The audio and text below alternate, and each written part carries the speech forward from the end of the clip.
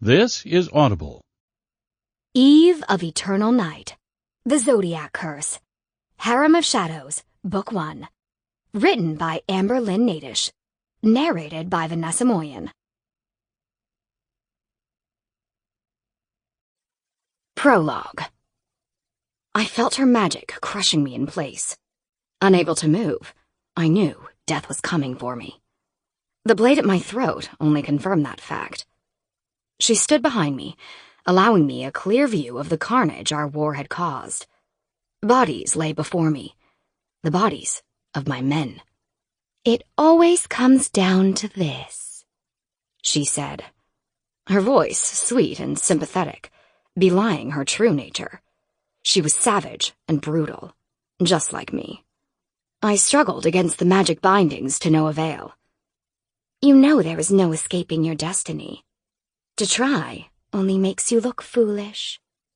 The dagger pressed harder against my skin, holding me still. "Until we meet again." Sadness overtook me as I stared into the vacant eyes of the men I loved, the men who had fought at my side, knowing that I had led them to their fate. Our fate. Then, with a tremendous blow and a sharp bite of steel, darkness took me. I, too, was dead. Again. Chapter 1. The bass throbbed, reverberating right through me. Red plastic cups riddled the floor. They made a satisfying crunch whenever I stepped on one, but not satisfying enough to distract me from the stench of stale beer and sweat that permeated the air. It was just like every other college party I'd been to, the Groundhog Day rite of passage for any co-ed. I wondered if I'd miss it when I graduated. Then I looked over at some idiot crushing a can against his forehead and knew I wouldn't. Like, really, really wouldn't. I managed to find a spot somewhere off to the side of the humping masses, not wanting to be caught up in the middle of the dance floor. I was good with not being felt up, some freshman looking at me like he was doing me a favor while he grabbed my ass. I didn't want to get arrested again, like last time. I didn't want Jim to have to come bail me out. Jim didn't enjoy that. Said it made him look bad, and how could I be so selfish, and did I want him to be in the papers again? In truth, I didn't give a shit. Jim, or Dad, as he insisted I call him, only cared about himself. He'd made that incredibly plain when he left Mom. Sometimes I wondered why I bothered trying to fit in a place where I couldn't. Why I tried to blend in at a school full of kids that had seen my face in the paper since they were 5 years old, thanks to my A-list actress mother and my attorney to the rich and famous father. It was a pipe dream that I clung to for irrational reasons. But I still couldn't let it go. So I stood against the wall of that party with my cup of skunked beer and pretended to enjoy myself. I drank and drank until my shoulders loosened and a smile spread across my face. I even laughed at some asshat when he got totally shut down by a sorority chick. I had to give it to the girl. She laid a verbal beatdown on him that would have made a lesser man cry. Unfortunately for me, my laughter drew his attention. And the one thing boys hated more than being rebuffed was being humiliated about it. His narrowed eyes met mine across the undulating crowd, and he stormed toward me, tossing bodies out of his way as he did. I hadn't realized how massive he was until he was towering over me, caging me in against the wall at my back. "Something funny?" I put the edge of the cup to my lips and took a long drink. To the casual observer, of which I was certain we had many, it would have looked like one big fuck you to the Hulk before me. In reality, it was merely a stalling tactic to buy myself time to think of a way out. Yeah, I could have played the "do you know who my father is" card, but I loathed it. Unless it was a matter of life or death, I wouldn't slap that one down on the table. Maybe not even then. "You hear me talking to you, bitch?" Ah, yes. My favorite word. I pulled the cup away from my mouth and looked at it for a moment before chucking its contents right in his face. Smart? No. Warranted? Absolutely. My name's Eve, not bitch, and I heard you just fine. If your feelings got hurt because I laughed at you, then maybe you should up your game a bit with the ladies. That line was lame as hell. Anger, the likes of which I had only ever seen in my father's eyes, flared in those of the frat boy before me. I don't know if he was drunk or high or crazy as hell, but I watched in slow motion as his hand cocked back to hit me. I focused on the size of his fist as it came flying toward my face. I wondered how much it would hurt when it connected. It's a reflex to flinch when something comes flying at your face, and that moment was no exception. My eyes slammed shut just before his punch would have landed. When it didn't, I dared to peek through my lashes to see why. Half expecting to find the woman-beater staring down at me with a smile, just like he'd taught me a lesson, I was shocked to find him lying on the ground, face down in some questionable fluid. Looked like someone had taught him one instead. I hope I didn't steal your thunder, a male voice said from beside me. I pulled my eyes away from the body on the ground to find a tall, lithe guy standing there, smiling like his life depended on it. The twinkle in his baby blues told me just how much he'd enjoyed what he'd done. I had to give the boy credit. I would not have expected him to lay that guy out without breaking a sweat. I was just playing with him, I replied, my eyes drifting back to the unconscious kid on the floor. It's more fun to wait until the last second to strike. The hero's grin grew. Couldn't agree more. I think I like your style. His shaggy brown hair hung in his eyes as he bent closer to me. You got a name? Sure do. Silence. His smile widened. You need another beer? I need one that doesn't taste like rat piss. Can you manage that? Do I get to know your name if I can? I rolled his deal around in my mind for a second before agreeing. Sure. He winked at me before he disappeared in the crowd, headed toward the back of the house where the kitchen was. For a moment, I wondered if he really didn't know who I was, or if he was just good at playing dumb. I'd fallen for that trick before, and it ended in a nasty case of blackmail and a whole lot of legal intervention. I'd take a hard pass on that. I looked toward the front door, wondering if I could make it out before he returned with a drink. Possibly roofied to the hilt with my luck. That was so not the party I was interested in having. With that in mind, I headed through the crowd, wrestling to get through them as they danced and debauched their way into the 1 a.m. hour. I was almost to the foyer when a gentle hand landed on my arm and turned me around. Baby Blues held up a bottle of imported beer and smiled. Gonna need that name now, he said, full of confidence.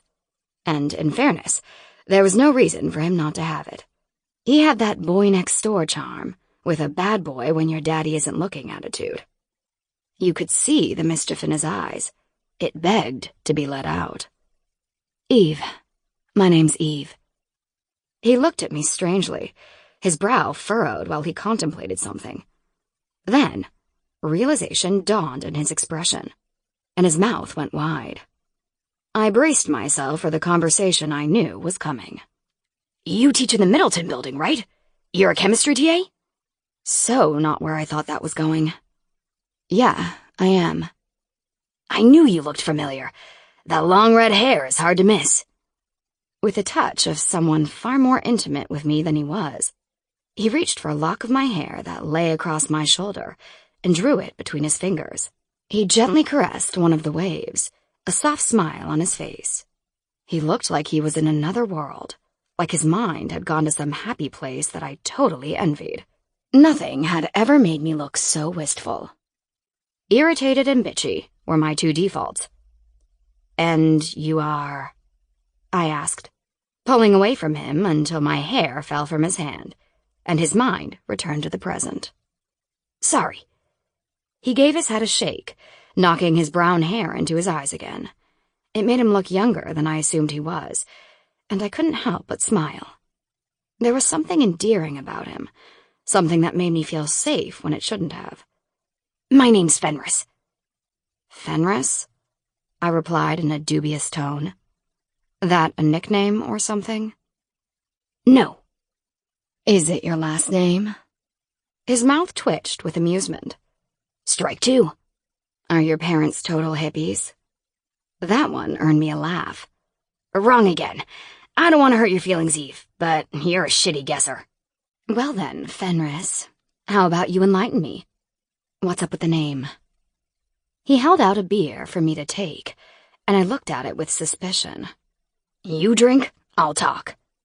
You first, I said, nodding at the bottle. For the first time since I'd met the curious Fenris, his smile fell away completely. I didn't mess with it, he said, sounding wounded. I would never do that. Then you won't mind taking a wicked big swig of it, will you? I leaned closer to him, giving him the same wink he'd given me earlier. A girl can never be too careful, you know. I guess not, he said, putting the bottle to his lips. He looked down the length of it at me with a little heat in his eyes before tipping his head back to do away with half the beer. If he'd roofied it, he was going to black out in no time at all. Feel better now? I grabbed the bottle from his hand and took a drink. Much. Good. Silence. More silence. So, he said, rubbing the back of his neck. You go out much?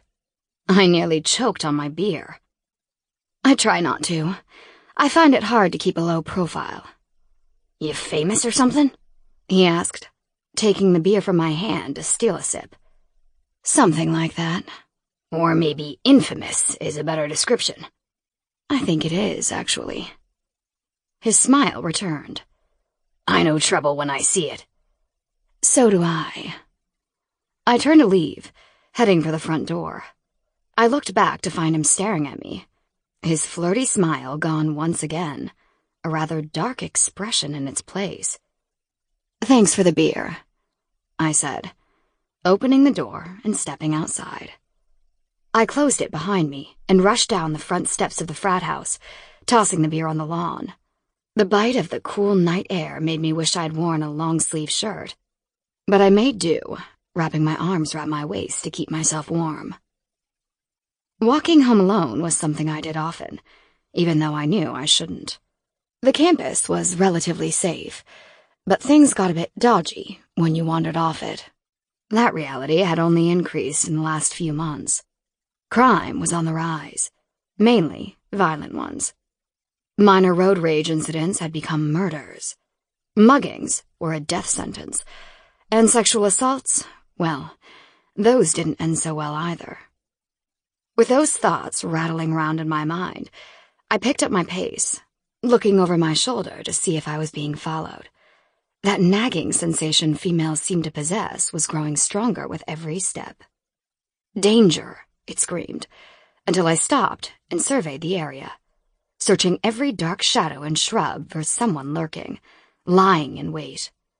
But I found nothing at all. Nothing more than a stray cat in a trash can and a worn-out flag flapping against one of the brick frat houses. Maybe I was more intoxicated than I thought. I took a deep breath before continuing on. Standing in place seemed a shitty plan for staying safe. I was almost through Greek Road to the edge of campus and my apartment that lay a couple of blocks beyond, when that feeling again could not be ignored. Like following a homing beacon, I turned to look down a narrow path between the final two frat houses. The second my mind processed the bloody scene, I took off running, fumbling with my phone as I did. But my fingers were too cold and tight with adrenaline to dial. By the time I reached my apartment, my breath was coming in ragged gasps, and my heart thundered in my chest. I locked the doors behind me, for fear I'd been followed, and shook my hands until I could successfully call the cops. I had to tell them about the body, and the 5 murderers. Chapter 2. I woke up in a cold sweat the next day, wondering if it had all been a dream. My phone was lying next to me in the bed, and I snatched it up, looking for messages from the campus or city police. When I saw none, I scrolled like a madwoman through the local news to see the reports on the crime I'd witnessed. But after 5 minutes, I didn't find a single one. It was as if it hadn't happened at all. As if I hadn't seen a dead body between those two frat houses. They didn't find it, I said under my breath, dropping my phone to my lap. How did nobody find it? Maybe nobody took my call seriously. Fucking campus police. It was Friday morning, which meant students would be buzzing around on their way to class. If the dead guy was still there, then someone was bound to find him. Yes, he was tucked away between buildings, but that wasn't enough to keep it secret forever. With that in mind, I threw on a hoodie over last night's clothes and tucked my phone in my pocket. I needed to see with my own eyes that the body was really gone. Unfortunately, I didn't make it far. Just as I was heading out the door, my phone started buzzing. An unknown campus number flashed on the screen, and I picked it up immediately, wondering if it was the police finally following up. Hello? Eve Carmichael? This is she. This is Sarah Medley, from the dean's office. Oh, shit. He would like to meet with you. Now. Confusion overtook me. What's this about? The dean will explain when you get here. She hung up with no further explanation. I sighed hard, opening the door to my apartment. The dean and I had a rather strained relationship, especially after my father withdrew a sizable donation, a 7-figure one, he'd promised the school. I'd apparently fallen out of the dean's favor after that, not surprisingly. I felt like he'd gone out of his way to make my life miserable from that point on, but he was smart and kept it under the radar. His office was only about 10 minutes away from my apartment, on the other side of campus from Greek Row, and the murder I'd witnessed. Thoughts of what I'd seen last night, or thought I'd seen, consumed me as I made my way over to see the dean. Once there, though, I tried to focus on whatever bullshit he was up to. Sarah looked up from her computer to scowl at me and jerk her head toward the dean's office. I didn't bother acknowledging her in return. I just walked by and opened the dean's door without knocking. You called? I said, the annoyance in my voice plain. Without being offered a seat, I plopped down in the club chair facing his desk and folded my arms across my stomach. Ms. Carmichael, there's been a complaint, a report filed with the campus police involving you. I thought it best, given your father's love of retribution, to speak with you directly. I sat up a little straighter in my chair. Was this about what I'd seen? What kind of complaint? Were you at a party last night in Greek Row? Yes. Why do you ask? Just answer the question, Ms. Carmichael. And implicate myself in whatever crime you think I've committed? Without a lawyer present? I think not. Why don't you just tell me what you suspect I've done, and I'll tell you if I did it. With a dramatic exhale, the dean leaned forward, propping his elbows on his grand mahogany desk. I couldn't help but stare at his thinning gray hair. You have been accused of knocking out Christopher Martin, the backup quarterback. I must have gawked at him, blinking repeatedly until a giggle erupted, escaping my lips. Then it grew to a roar of laughter, which, judging by the crease in the dean's brow and the tight set of his features, wasn't appreciated. You think I knocked that asshole out? I think it is the complaint he brought to the police. I also think he has witnesses. Then those witnesses were drunk or high, because I sure as hell didn't pummel that kid. Don't get me wrong, I wanted to, since he was set to lay me out flat. But I didn't get the pleasure. Someone else stepped in and did it on my behalf. And just who was the knight in shining armor that saved you from this alleged attack? The one who knocked Chris unconscious? I opened my mouth to say Fenris's name, but nothing came out. Then I slammed it shut. Something deep within me stirred at the thought of giving him up to save my own ass. Something dark and wild that balked at being disloyal to the guy who had helped me. No way was I telling the dean his name. I'd go down for that crime instead. I didn't get a name, I said, feigning boredom. He punched that asshole, and I left. I find your story rather convenient, Miss Carmichael. That's funny, because I was just thinking that it wasn't convenient at all. I stood up from the worn black leather seat and threw my bag over my shoulder. Are we done here, sir? I asked, heading toward the door. His answer really didn't matter to me, and we both knew it. His evidence of my involvement in the crime was sketchy at best. It wouldn't hold up in a court of law. Of that, I was sure. My dad was an asshole, but he was also the best damn lawyer in New England. Not exactly, the dean replied, getting up out of his seat to follow me. I recently checked in with your academic advisor, and he says he hasn't seen you in over a year. I ground to a halt. He also said that you're impossible to work with, and that he'd be glad to be rid of you when you graduate. While I understand his sentiments and share them, you cannot go without someone advising you your senior year. So I have taken the liberty of setting you up with our newest hire. You're due in his office in 15 minutes. I turned back to find him staring at me, a smug smile tugging at his lips. Good luck with that, Miss Carmichael. You'll need it. I could hear the dismissal in his tone, so I didn't bother arguing. Instead, I opened the door and left, closing it a little too firmly behind me. The glass pane rattled loudly enough to scare poor Sarah at her desk. I flashed her a smile as I walked past and continued out of the office. As I made my way to the building's main exit, I considered the dean's words about my new advisor. I hated the idea of having to go there, or do anything he wanted me to, really. But those offices were just on the near side of Greek Row, and I still needed to see for myself if there was any sign of a crime scene where I was sure there'd been one the previous night. I could drop in quickly to meet my new advisor, make him wish he wasn't, then be on my way. Easy peasy. With a smile on my face, I strode through the grassy area of campus where kids hung around and studied, killed time, or avoided going to class altogether. The haunting sound of a violin danced through the air, and it almost made me want to stop and listen. Almost. But I had an advisor to torment and a body to find. I pushed the double doors to the Macmillan Administrative Building open and took the stairs to the second floor. The halls were empty as I made my way to the main office where the advisors were stationed. One quick inquiry at the front desk, and I was ushered back to an unoccupied office and told to wait. Mr. Christensen would be with me momentarily.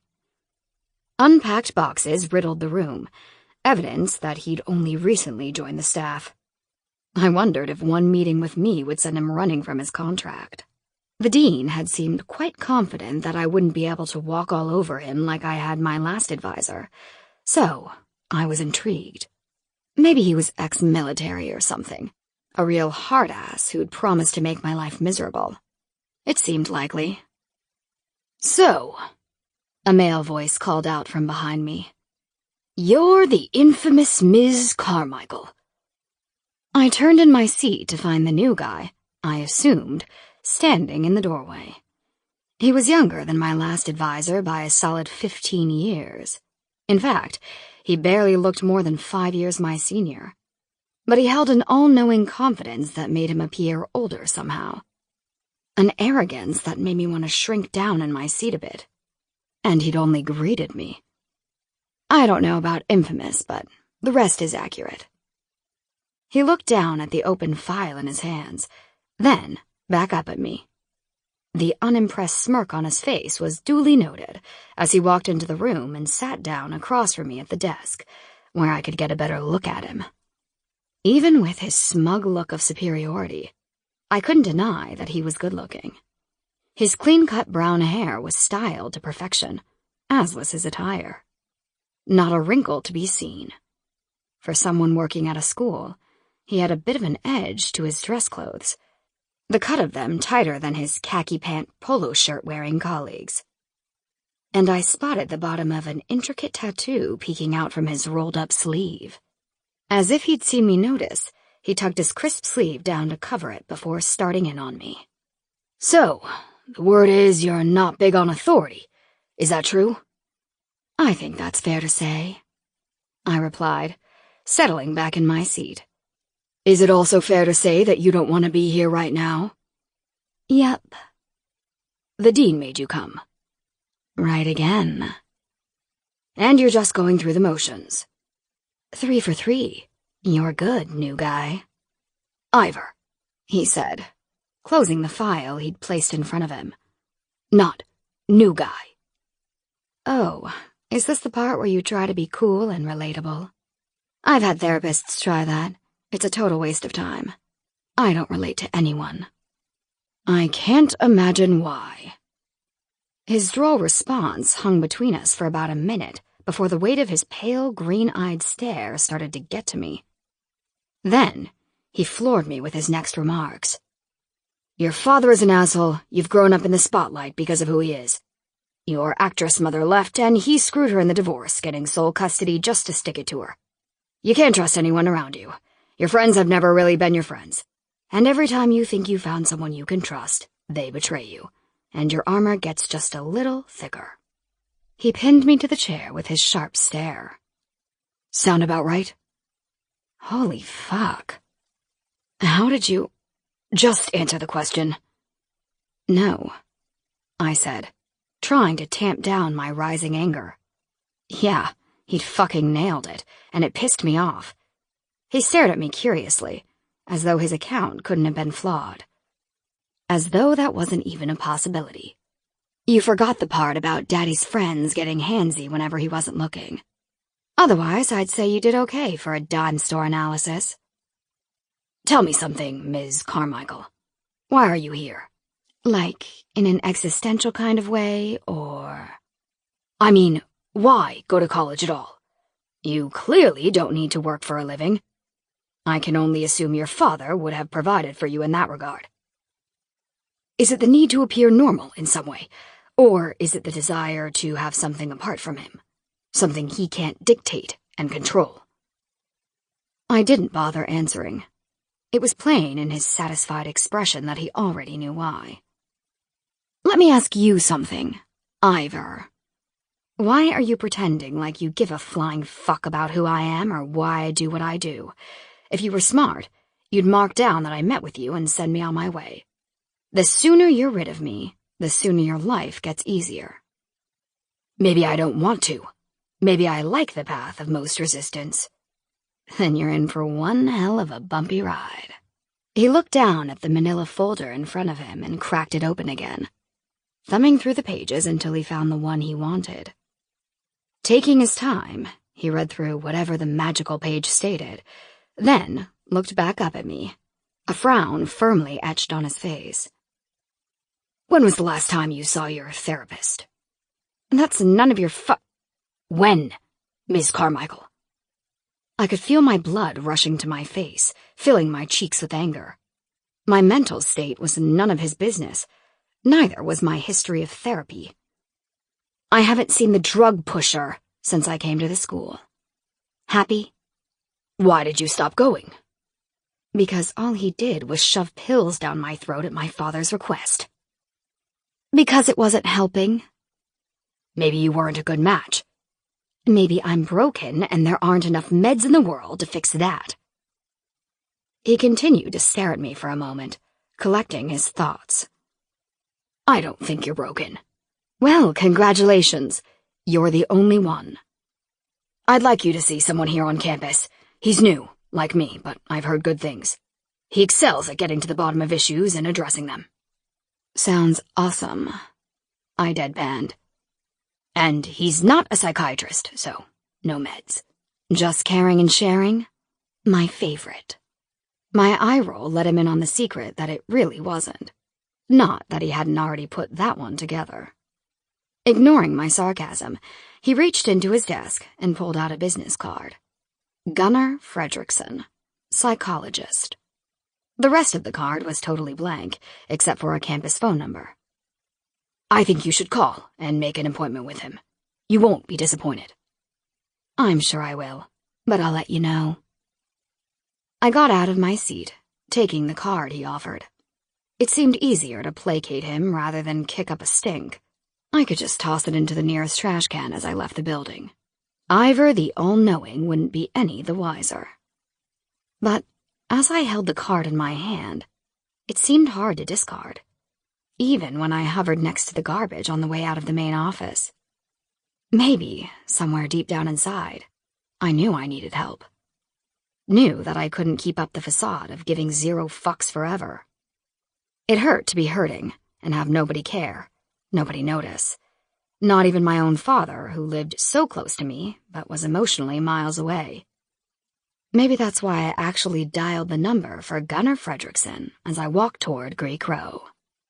Maybe I liked the idea of no longer feeling broken.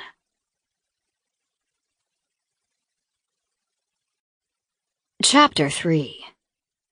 The overly perky receptionist at the Student Medical Center was all too happy to schedule me an appointment with their new therapist. And did I know that I was his first appointment?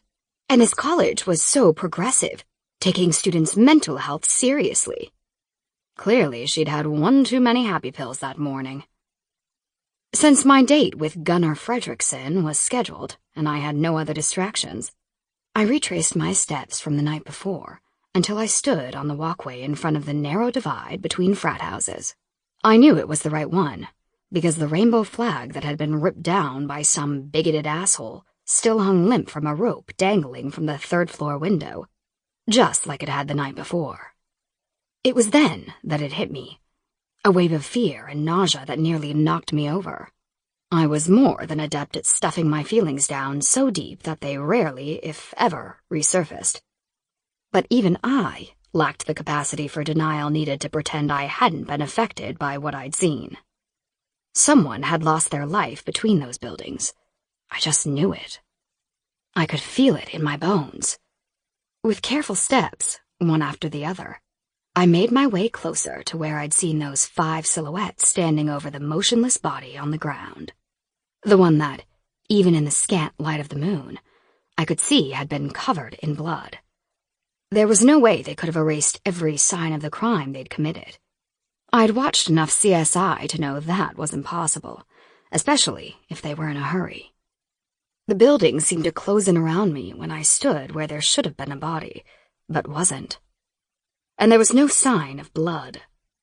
I scoured the textured brick exteriors to see if I could find even a single drop of it, but there was nothing. That feeling of nausea rolled in my stomach, but for a different reason this time. This time, I wondered if I was losing my mind. Again.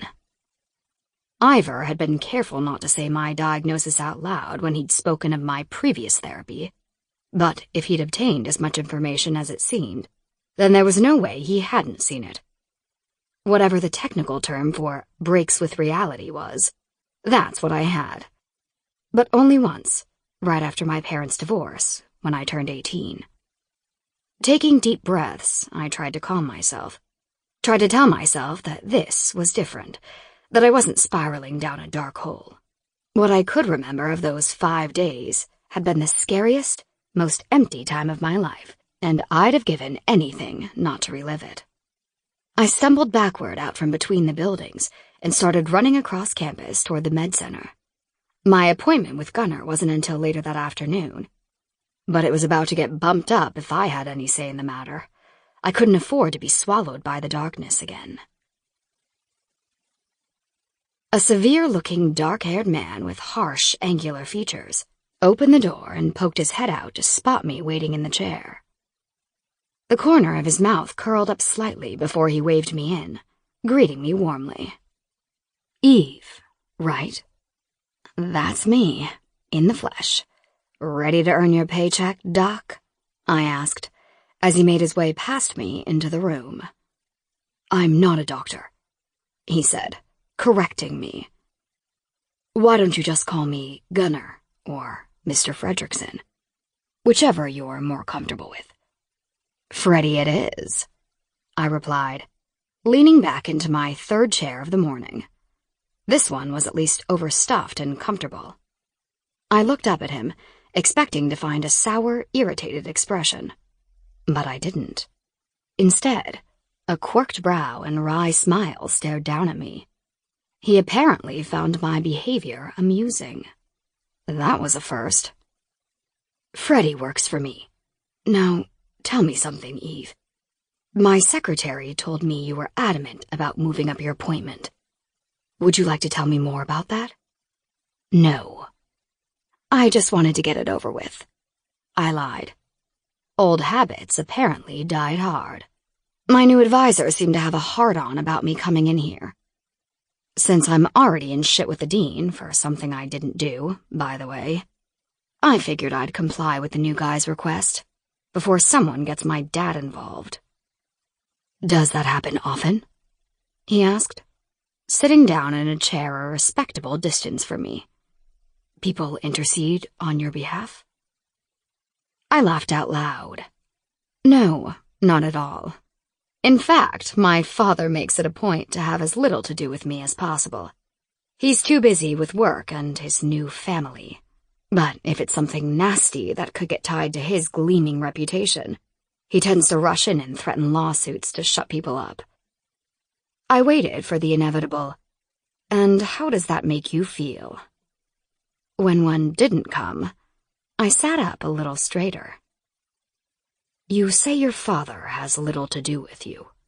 Let's explore that a bit. There's nothing to explore. It's really quite simple. I'm a reminder of a relationship gone south, a blemish on his perfect record. Sounds like a great guy. I pulled my gaze up from the hole in my jeans I'd been picking at and leveled it on Freddie.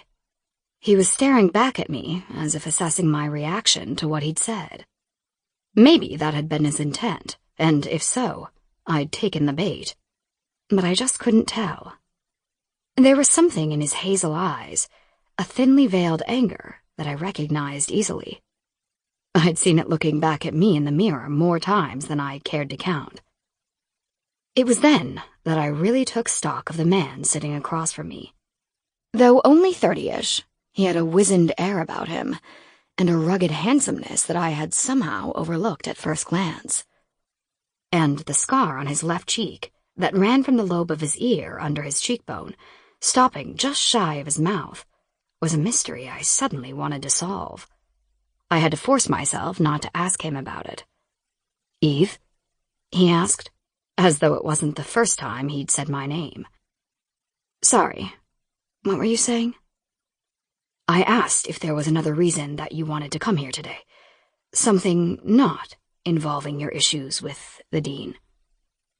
I stifled my knee-jerk response of, no, and instead considered telling him what had me so on edge. Telling him what I'd seen the night before, or thought I'd seen. It was risky, knowing that it would likely dredge up my past, which I locked away a long time ago. But for whatever reason, for the first time in as long as I could remember, I felt like I wanted to tell someone my secrets. Wanted to have someone else share the burden they'd become.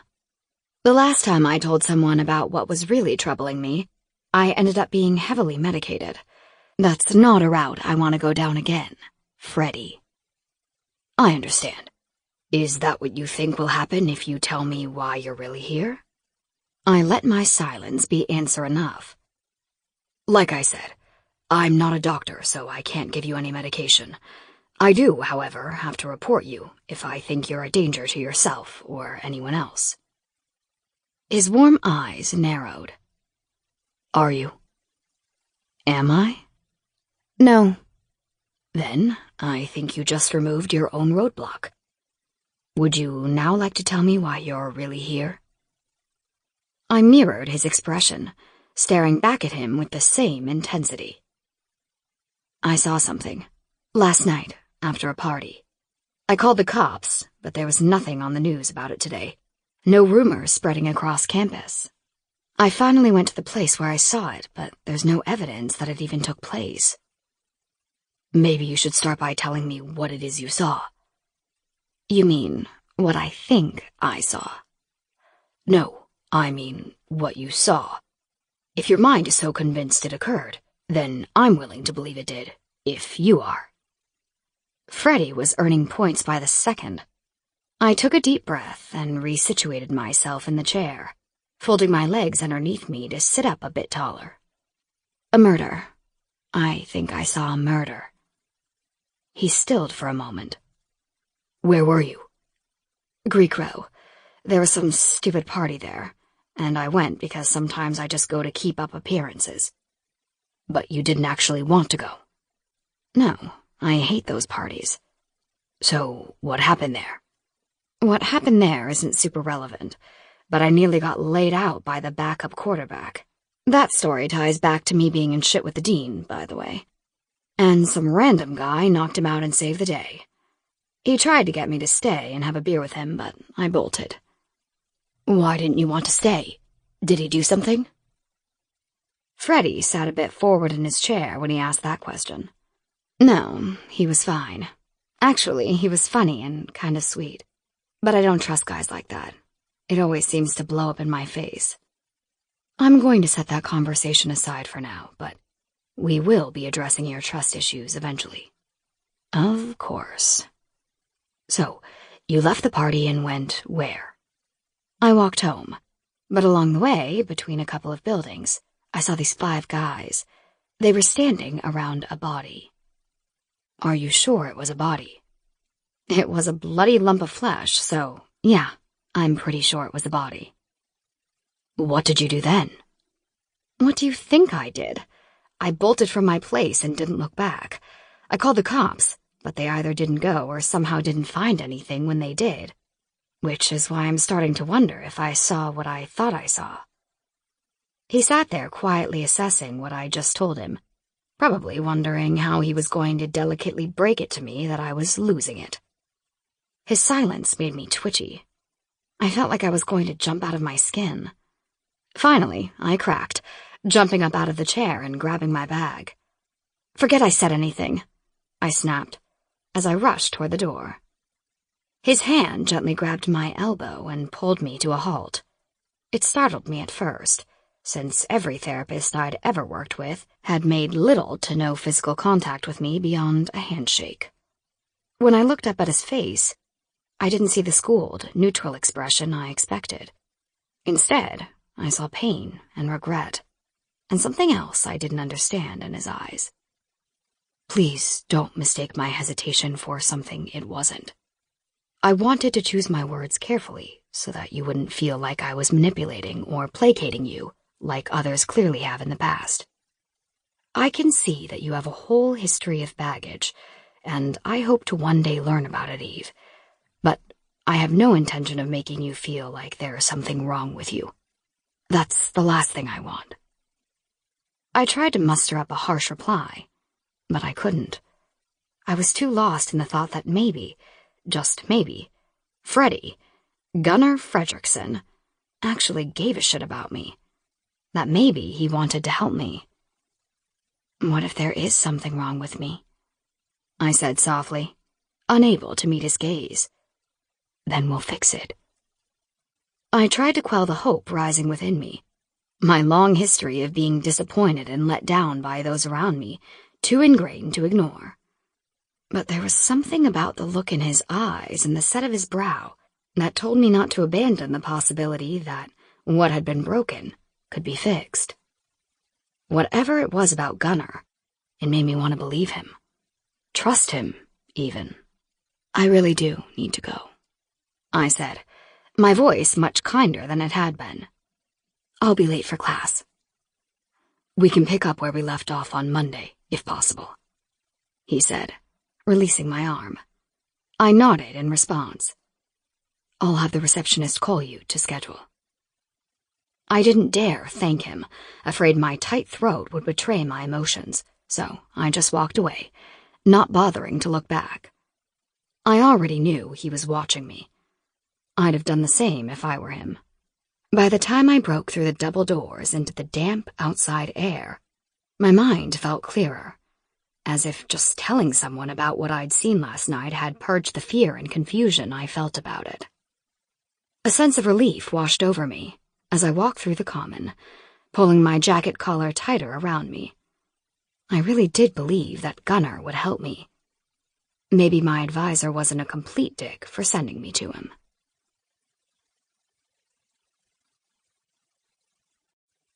Chapter 4.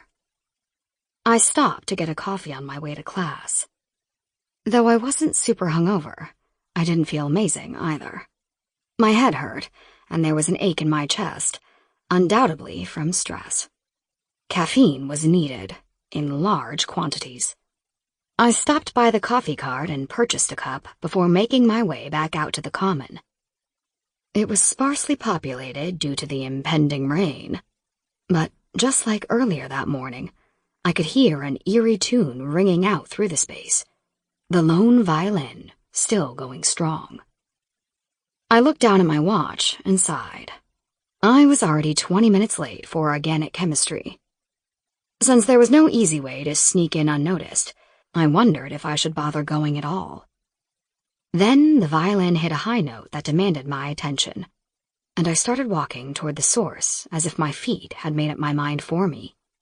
On the far side of the knoll, leaning against a massive oak tree, stood the musician whose melodies had called to me. I found a beach a small distance away and sat down to drink my coffee and enjoy the music. I hoped I wasn't overly conspicuous, not wanting to look like a total creeper. But the moment the man behind the music looked over at me and smiled, I knew I'd been busted. Why it bothered me as much as it did, I had no idea. I held a steel-gray gaze for as long as I could, before I took out my phone and mindlessly flipped through my emails, hoping to make myself look disinterested. After a couple of minutes, I hazarded a glance up toward him. It was met with an amused grin. He pushed his tall, athletic frame off the tree and started toward me, still playing as he did. Uninvited, he sat down next to me on the bench and continued to play until the song was finished. Then, he just stared. "Isn't the moisture bad for your instrument?" I asked, before taking a sip of coffee. It was so hot that it burned the roof of my mouth, and I winced in pain. "Careful," he said, still smiling. "Caffeine can be dangerous." Clearly. And yes, the damp is bad for my violin, but I don't care. Why play something beautiful if you have to stay indoors to do it? Where's the inspiration in that? I shrugged, not really knowing what to say. "Well, thanks for the song," I said, getting up. "But I'm late for class." "Or are you right on time?" he asked, leaning forward a touch so his dark blonde hair hung in his eyes. "Philosophy major, I take it?" He splayed his arms wide as if to say, "In the flesh." "I'm a student of life." "Well, I'm a student of chemistry, and sitting around out here doesn't really help me learn that, so..." I feel like there's a line in there somewhere, something about the chemistry between us, but that would be too easy, wouldn't it? Too childish. "It definitely would," I said, collecting my bag from the bench. "You get points for not saying it." "Would I get points for buying you breakfast to go along with that coffee? Somewhere that doesn't involve a cafeteria or ladies in hairnets?" I stared at him, doing nothing to hide my dubious expression. He stood there, violin in hand, and waited for my decision. No pressure, no agenda. "Do you know who I am?" I asked. "Does anyone really know who anyone is?" he replied with a grin. When I didn't laugh, he attempted to make himself look serious and tried again. "No, I don't know who you are." Silence. "Do you know who I am?" "You're the weirdo playing violin by himself in the middle of campus." "You say weirdo. I say eccentric man of mystery. If you prefer that." He took a step back from me, his grin returning. "I can see that you are not quite ready to let go of your demanding schedule, latte girl, so I will leave you to join the rat race alone." He turned to walk back to his tree and the violin case lying next to it. Perhaps another time, when you're ready to throw caution to the wind and really live." He didn't look back at me, having politely dared me to go out with him. The open-ended invite was so bizarre that it almost made me want to take him up on it, if for no other reason than to let him know that he didn't have the upper hand in this scenario. But I didn't, of course. I wasn't ready to be that kind of headline. "Hey, weirdo," I called after him. He stopped, but didn't turn around. "You got a name, or should I just refer to you as eccentric man of mystery?" I saw his shoulders shake with laughter. "I like that, but I prefer Steon. It suits me better." "Maybe I'll see you around, Steon." "I'm sure you will, latte girl." I didn't bother to tell him my name. I liked the idea of him not knowing it. I relished the anonymity. With coffee in hand, I made my way to class, sneaking in the side entrance when the professor had his back to the class. While he droned on about something that would normally have been of interest to me, my mind wandered over the events of the past 12 hours, trying to sift through all that had occurred. Then, my mind landed on the body in Greek Row, and it froze. As if zooming in on the memory, like a picture on my phone, it tried to dissect the image, looking for anything to help discern what had really happened last night. Maybe it hadn't really been a murder at all. Maybe it had just been a bunch of guys standing around their buddy who'd hurt himself, possibly knocked himself unconscious somehow. The more I thought about it, the more plausible it seemed, except for the blood I was sure I'd seen. The blood altogether missing from the scene. I shook my head, chiding myself under my breath. I needed to stop watching the news. Immediately. The sensationalized journalism was creating a sense of paranoia in me that I didn't need help with. As soon as class ended, I spotted Charlie collecting her stuff from the front table. I threw my backpack over my shoulder and made my way over. Charlie was about the only person on campus I considered a friend, but the jury was still out on whether or not she felt the same. She was a bona fide genius, the kind that lacked the social skills to function in the real world. She was going to be a brilliant chemist, probably the one to finally cure cancer or come up with some other award-winning discovery. But she needed to be tucked away in a lab for her own good. Peopling was never going to be her thing. "Charlie," I called to her. She turned around and gave an awkward wave. "You came in late today," she said by way of greeting. I laughed and shook my head. "Guilty as charged." She frowned, her full lips pulling down at the corners. "That's not a chargeable offense, Eve." And thank God for that. She stared at me blankly, most likely trying to sort out how God, if there was one because there was no scientific proof to support religion, had anything to do with it. Her deep brown eyes were pensive, and her brow furrowed as she concocted a response. Her wild black curls were clipped back in an unintendedly asymmetrical way, as though she'd just thrown it in to keep her hair out of the way. All function, no fashion. It was sad, really, because Charlie, under all her nerdy glory, was quite stunning. Her warm brown skin was flawless, and her features were large and well-balanced. But nobody ever noticed her beauty. Her general awkwardness and disinterest made it hard. "So, anyway, can I borrow your notes from today and give them back to you later?" She fished them out of her bag and handed them over. "I'll be in the lab all afternoon. You can bring them there." "Perfect. Thanks, Charlie." "Don't lose them, and don't write over them, and don't give them to anyone else." "Got it. I won't." She stared at me for a moment, weighing whether or not she was sold on my reply. "Why were you late today?" I let out a sigh. "That's an incredibly loaded question, Charlie. Let's just say my morning started off in the dean's office and went downhill from there." "Are you on probation or something?" "Or something. Let's just leave it at that." "Eve, you'll lose your TA position," she warned, as though I needed the reminder.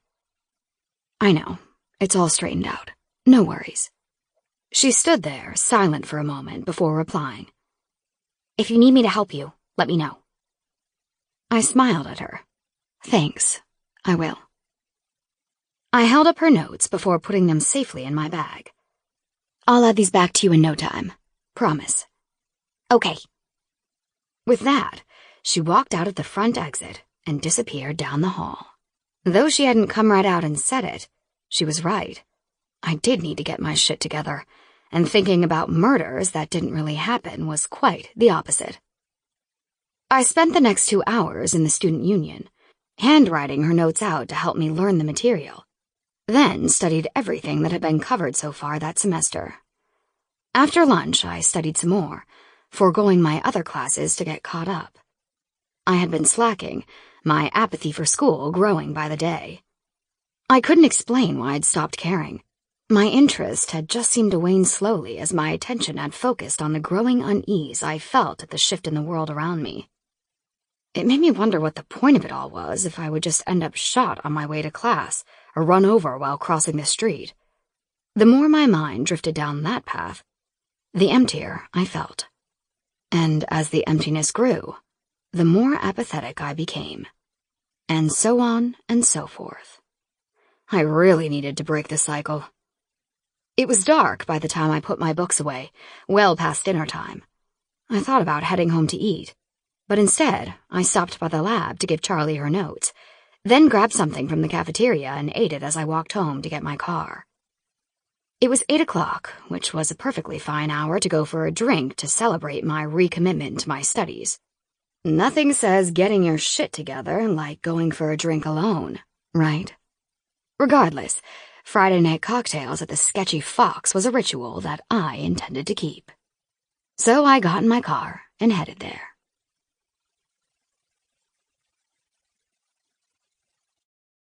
Chapter 5. Friday night at the Sketchy Fox was usually pretty crowded, but that particular evening it was packed. I'd barely managed to snag a seat at the bar before the mob stormed in. When I asked Cheryl, the over-the-hill bartender who never skimmed on a pour, what was going on, she said they had some new band playing. Apparently, said band had one hell of a following. It was downright claustrophobic in there. I sipped my tequila, leaning my elbow on the bar so I could face the tiny stage at the far end of the place. I loved listening to live music there, loved blending in with the seedier element that frequented it. Nobody there ever knew who I was, or gave a fuck if they did. It was far from the college scene, which I found refreshing. It was my happy place, where I retreated to go when life got a bit too real. "You need another one, honey?" Cheryl asked, eyeing the guy who had sat down next to me. "Yeah, that'd be great." She disappeared behind the bar to retrieve my bottle, then popped back up to set it down in front of me. She didn't ask me for money. She always let me run a tab because she knew I was good for it. Cheryl was about the only person in there that I knew was aware of my identity, or my father's at least. But she kept that tidbit to herself. Cheryl was good people. With a fresh tequila in hand, I turned around in my seat to assess whomever Cheryl had been giving side-eye. I needed to see if moving was in my best interest. But before I could get a good look, someone else bumped into me from behind, knocking me forward into my drink. I managed to catch it before it spilled everywhere, but it took some effort. The guy beside me clearly noticed and had a good chuckle at my expense. When I tried to wheel around on the asshole that had caused the near miss, I found it difficult to move. His body was too close for me to easily maneuver in my chair, and his hand was planted on the bar, caging me in a bit. Though every alarm in my girl brain was going off, I looked up to see Cheryl coming over, smiling at the douchebag. And Cheryl never smiled. "What can I get you, G?" she asked, her tone like honey instead of its normal rasp. "You know what I like, Cheryl." I could practically hear the wink in his voice as he spoke those words. She gave a quick reply. I thought I heard her say his name, but I couldn't be sure. Garrick? Galdrick? I just couldn't tell. I was too surprised by Cheryl's behavior to pay attention. Knowing she was smitten with him was somewhat comforting. but I was still unnerved by the fact that the old girl had actually flirted with him. He was either an angel among men or one shady sexpot. It was a toss-up, really, knowing Cheryl. I reached over and grabbed his wrist to pry his hand off the bar and give myself some space. When it didn't even budge, I knew things were about to get interesting. "Do you mind?" I asked, trying to look over my shoulder at him. Imagine my surprise when I turned my face right into his. Sharp angles and shadows and ice-blue eyes greeted me with an ominous expression. I pressed my body closer to the bar to put some space between us. He laughed in response. "Don't worry, I don't bite. At least, not without asking first." "Charming," I replied, trying to slither out of my seat and under his arm. My attempt was weak at best, and basically just made me look like I'd fallen off my chair. As I stood in the narrow space between the bar stools, Prince Charming's arm still penning me in, I finally got a good look at him. Cheryl's behavior suddenly made perfect sense. Everything about him was rugged perfection, from his rocker garb to the 5 o'clock shadow on his face. Olive skin and short black hair made his eyes stand out even more than I'd originally noticed. And his full lips, they made it hard to look away. "See something you like?" he asked, those full lips curling up at one corner. "I see someone in my way," I replied, but it lacked the bite I'd hoped for. It sounded way too breathy for my own good. Bad boys had been my weakness before everything had gone to shit with my family. Since then, I'd only dabbled in them. At least with the bad boy, I knew what I was getting and could plan accordingly. It was the wolves in sheep's clothing I had a hard time with. "I see someone who doesn't quite look like she fits in around here." He made a point to look me up and down slowly before smiling wide. "Should I get a few more tattoos?" I asked, finally finding my sarcastic tone. I pointed at his neck, where an intricate pattern wound along until it met the stubble on his jaw. "Would that help? Or maybe there's a secret handshake or something I should know?" "There's definitely something you should know," he said, leaning his head near my ear. "Unfortunately, I'm more of a shower than a teller." He lingered there for a second while I tried to remember to breathe. He was upping the ante by the second, and I had no intention of backing down. The fire in my belly, and somewhere a little lower than that, wouldn't let me. And when those 5 minutes are up, then what? I leaned in, using his tactics on him. His head dipped low, and the light scratch of his stubble on my ear nearly sent me over the edge. I needed to either jump him or run. There was no in-between. He was the type that dealt only in extremes. Then I'd show you again and again and again until you were properly educated. My breath caught in my throat as I tried to reply.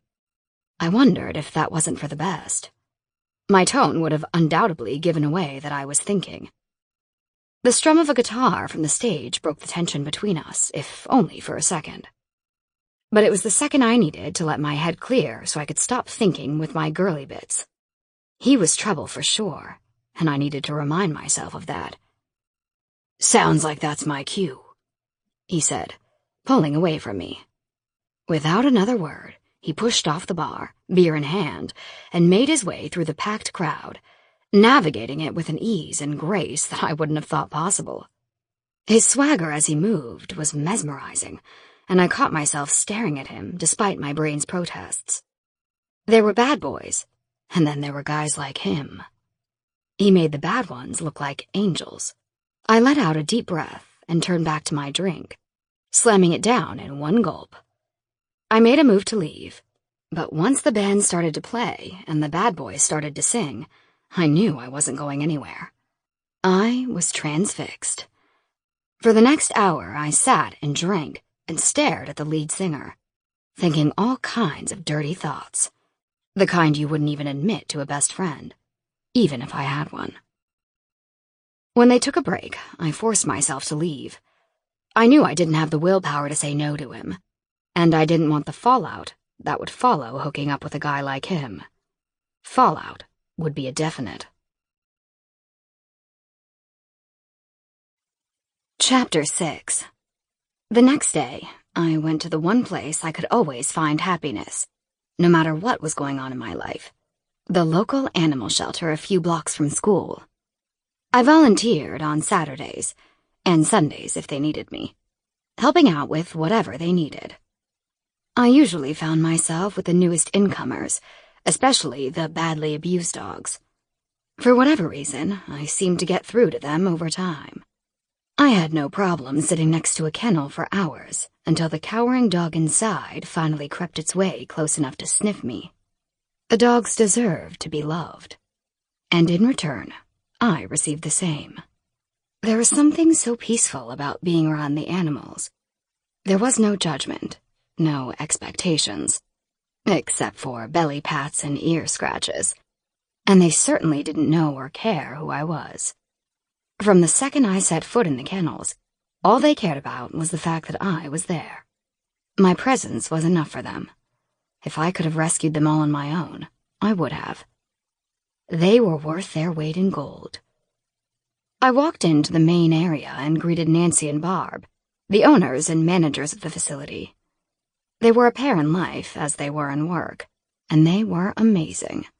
They, like the animals they cared for, didn't give a shit about who I was.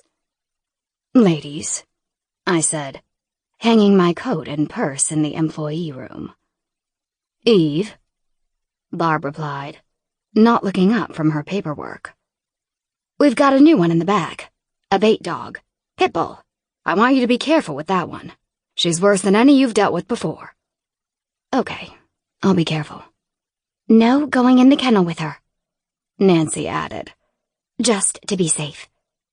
Got it. Without another word, I made my way through the kennel area to the room in the back that housed the newcomers and the dogs that needed to be separated from the main housing area.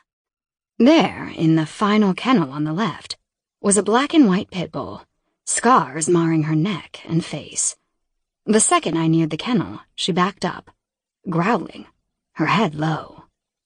"Hey, girl," I said, bending down to appear less threatening. "What's your name?"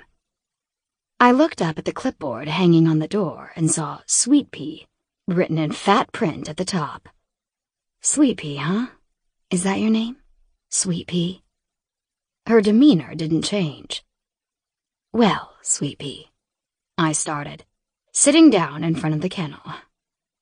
"I should probably break this to you gently, but I'm not going to because you're the kind of dog who's been through the ringer, and girls like us need to stick together. Here's the deal. I'm not leaving here until you come sniff me. If you want me to go, you'd better just come over here and do it." I looked up at her, cowering in the corner of her kennel, and smiled. Guess it's gonna be a long day. 4 hours and a sore ass later, I heard the click of nails on concrete coming from inside Sweet Pea's kennel. I didn't want to look up and spook her, so ever so slowly, I slid my hand back toward the chain and kept my gaze pinned on the far side of the room. Her approach was slow and cautious, and I knew if I made the wrong move, we'd be right back at square one again. 20 minutes later, I felt the press of a cold muzzle against my finger. 3 sniffs. A snort. Then she ran back into the depths of her kennel. I turned to look at her, sitting with her head a little higher, not a growl to be heard. "Good girl," I cooed at her softly. I remained seated for a few more minutes before slowly standing up, stretching as I did. I felt like an 80-year-old. "I'll see you tomorrow, Sweet Pea. Maybe I'll bring you a special treat next time." I gave her a tiny wave, which made her duck her head, then walked away. It wasn't a breakthrough, but it was progress nonetheless, and with a dog like her, that was huge. I knew what it was like to be her, to be fragile and scared and uncertain, to feel like everyone around you would use or harm you. We were kindred spirits, even if Sweet Pea didn't know it. And as I walked out of the shelter, I vowed to return the next day and pick up where we'd left off, to work hard to help rehabilitate her so that maybe one day she could have the life I strive to. Chapter 7. Sweet Pea and I had a breakthrough on Sunday after hours of me waiting her out. I'd gone to bed that night ecstatic with our progress. I'd even woken up in a good mood, which was rare for me at the best of times, and lately even more so. I bounced into the kitchen to make coffee and found a buzzkill waiting for me on my phone. A text from Ivor, my advisor. It was gruff and to the point. 9 o'clock, my office. So off to his office I went. "You summoned me?" I flopped down in the chair across from his desk and scowled, letting him know exactly how much I enjoyed being dragged in there on a Monday morning. His angry expression told me how happy he was about it as well. "I've had a chance to follow up with some of your instructors since we last met," he said, reaching behind his desk to open a drawer. He pulled out the same manila folder and dropped it on his desk. It landed with a loud thwack that grabbed my attention. The file had to be heavy to make that much noise. I leaned forward in my seat, reaching for the file, but Ivor snatched it away to open it. Power move number 1. "Over half of them said your attendance rate is under 50%. So, I'm still passing." "For now," he said, looking over at me through his lashes. "Tell me something, Eve. Do you like your TA position in the chemistry department? Like teaching in general?" "Well, I don't do it for the money. That's for damn sure." He closed the folder and pushed it aside, focusing all his attention on me. The strain in his jaw told me I was getting to him, which made me feel a bit better. Like we were more on even ground. I hated feeling powerless. "That's not an answer." "It's an answer, just not the one you wanted." "Humor me." I let out a put-upon sigh. "Yes, I like teaching for the chemistry department. Okay? Then I have to question why your behavior in your other classes is so reckless. You do realize that if your grades fall, you won't be allowed to TA any longer, don't you?" "I do enough to keep that from happening." "You were, but it seems you're dropping dangerously near the point of no longer sustaining that balancing act. Care to tell me why?" I shrugged and sat back in my seat. After a moment of silence, he either got annoyed or realized I wasn't going to answer him. "Here's what I know from your file. I know you're incredibly smart, maybe too smart in some ways, but this attitude of yours, it serves no one but yourself. And I could make an argument that, at this point, it's not even serving you. So why don't you cut the shit and tell me why?" His change in demeanor startled me for a second. He'd gone from calm and calculated to harsh and aggressive in a heartbeat. I wondered if my advisor didn't have a little pent-up rage of his own that needed to be let out. I'd have preferred it not to be unleashed on me. "This isn't part of our deal," I said, standing up. I snatched my bag off the floor and started for the door, but Ivor was there to stop me. His distance was still respectable, but his presence felt hostile in a way as he loomed above me. "Listen, you sent me to that therapist friend of yours, and I went. I'm hashing out my issues with him, which means I won't be doing the same with you. Got it?"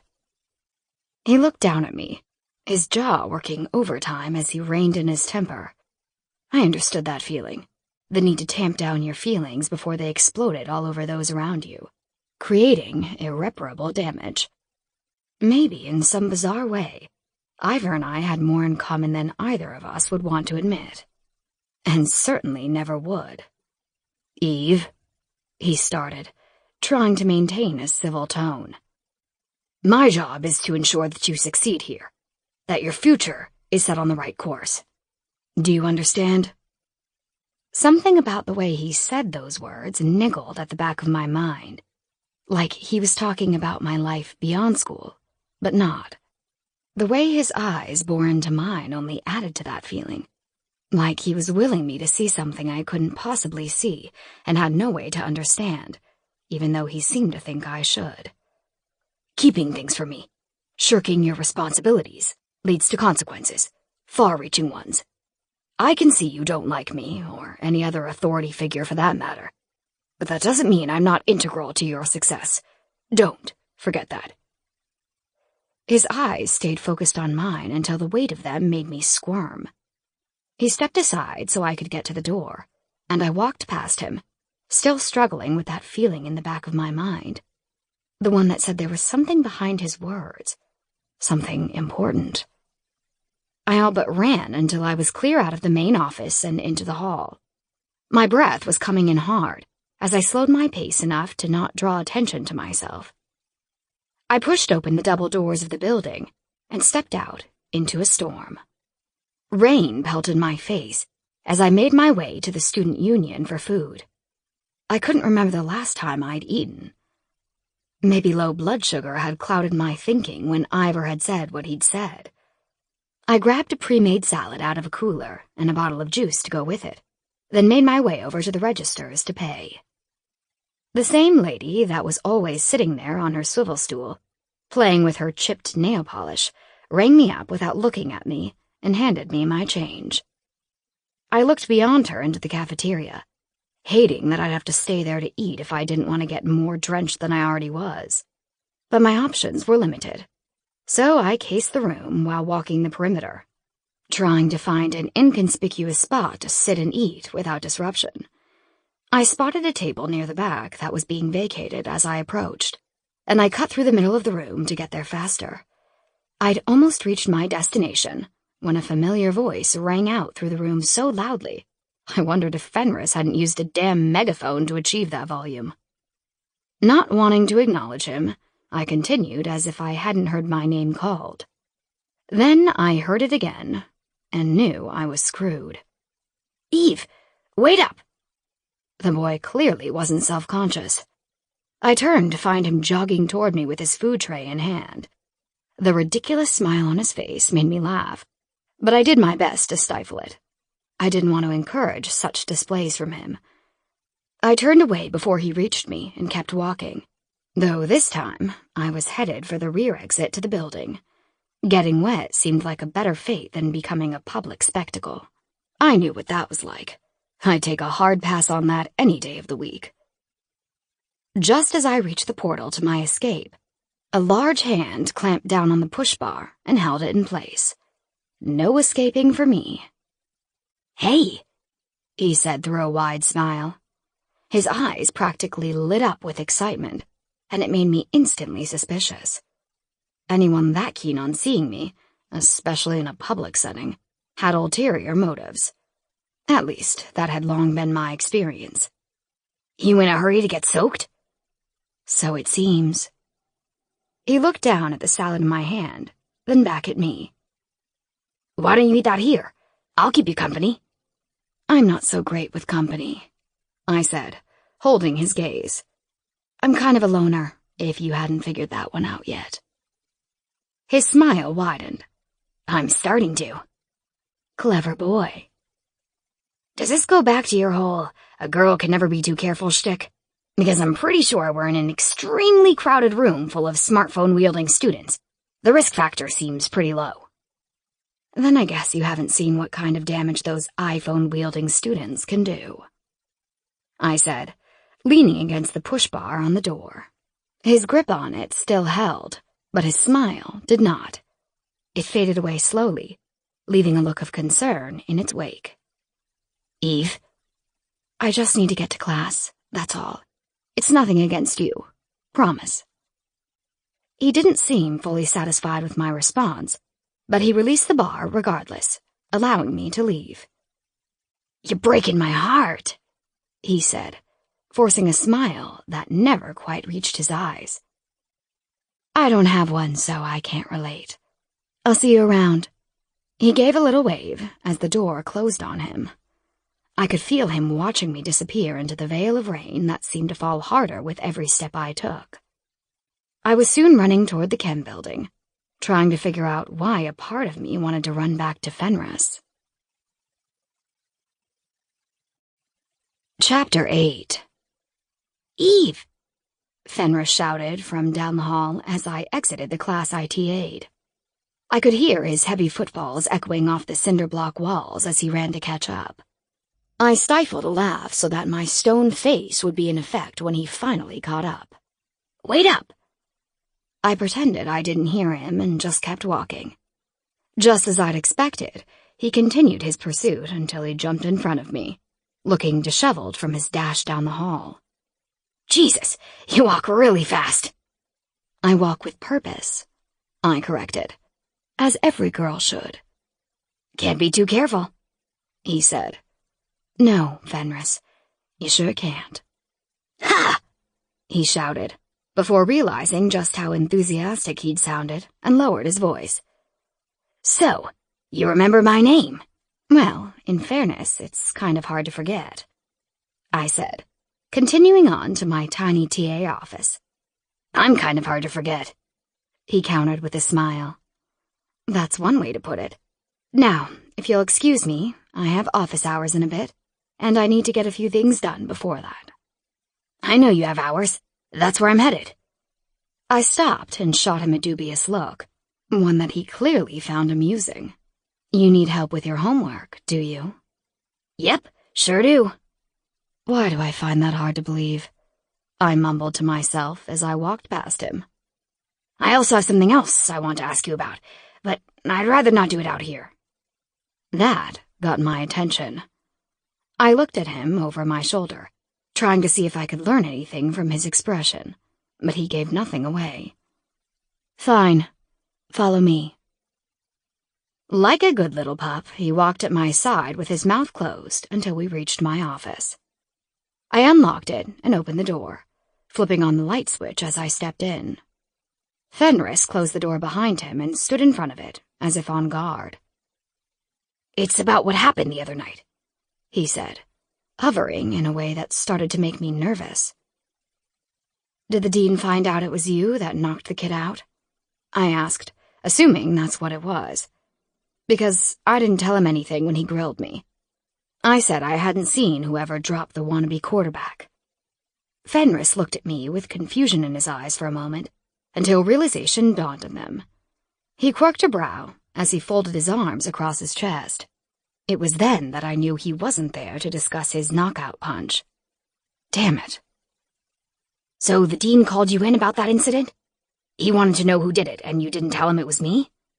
"He actually brought me down there to accuse me of doing it, but—" "You didn't tell him because you didn't want me to get in trouble." The boy couldn't have looked more pleased if he tried. "I didn't tell him because I hate him with the fire of 1,000 suns, and would never give him any help intentionally. Also, I don't know your last name." He made a face at me that screamed, "Nice try," and took a step deeper into the room. "I'm pretty sure this school isn't crawling with students named Fenris. I think my first name would have sufficed." I shrugged, not wanting to get into it, because the truth was, I didn't fully understand why I hadn't turned him in. It would have gotten the dean off my back, a benefit not easily outweighed. But for some reason I couldn't explain to myself, let alone the eager-looking guy standing before me. The idea of handing him over for his crime had just felt wrong. Whether it was because he'd done it to protect me or some other reason, I didn't know. All I knew was the thought of it felt like a betrayal. "You want to know why I think you didn't do it?" he asked, taking another step closer. "Not really." "I think you like me." "I like that you knocked a guy out for me." He shook his head. "I think you actually like me, regardless of my right cross. I think you didn't want to bail on the party that night, that you really wanted to stay and get to know me." "And by get to know you, you mean sleep with you?" His approach came to a grinding halt. No, I don't."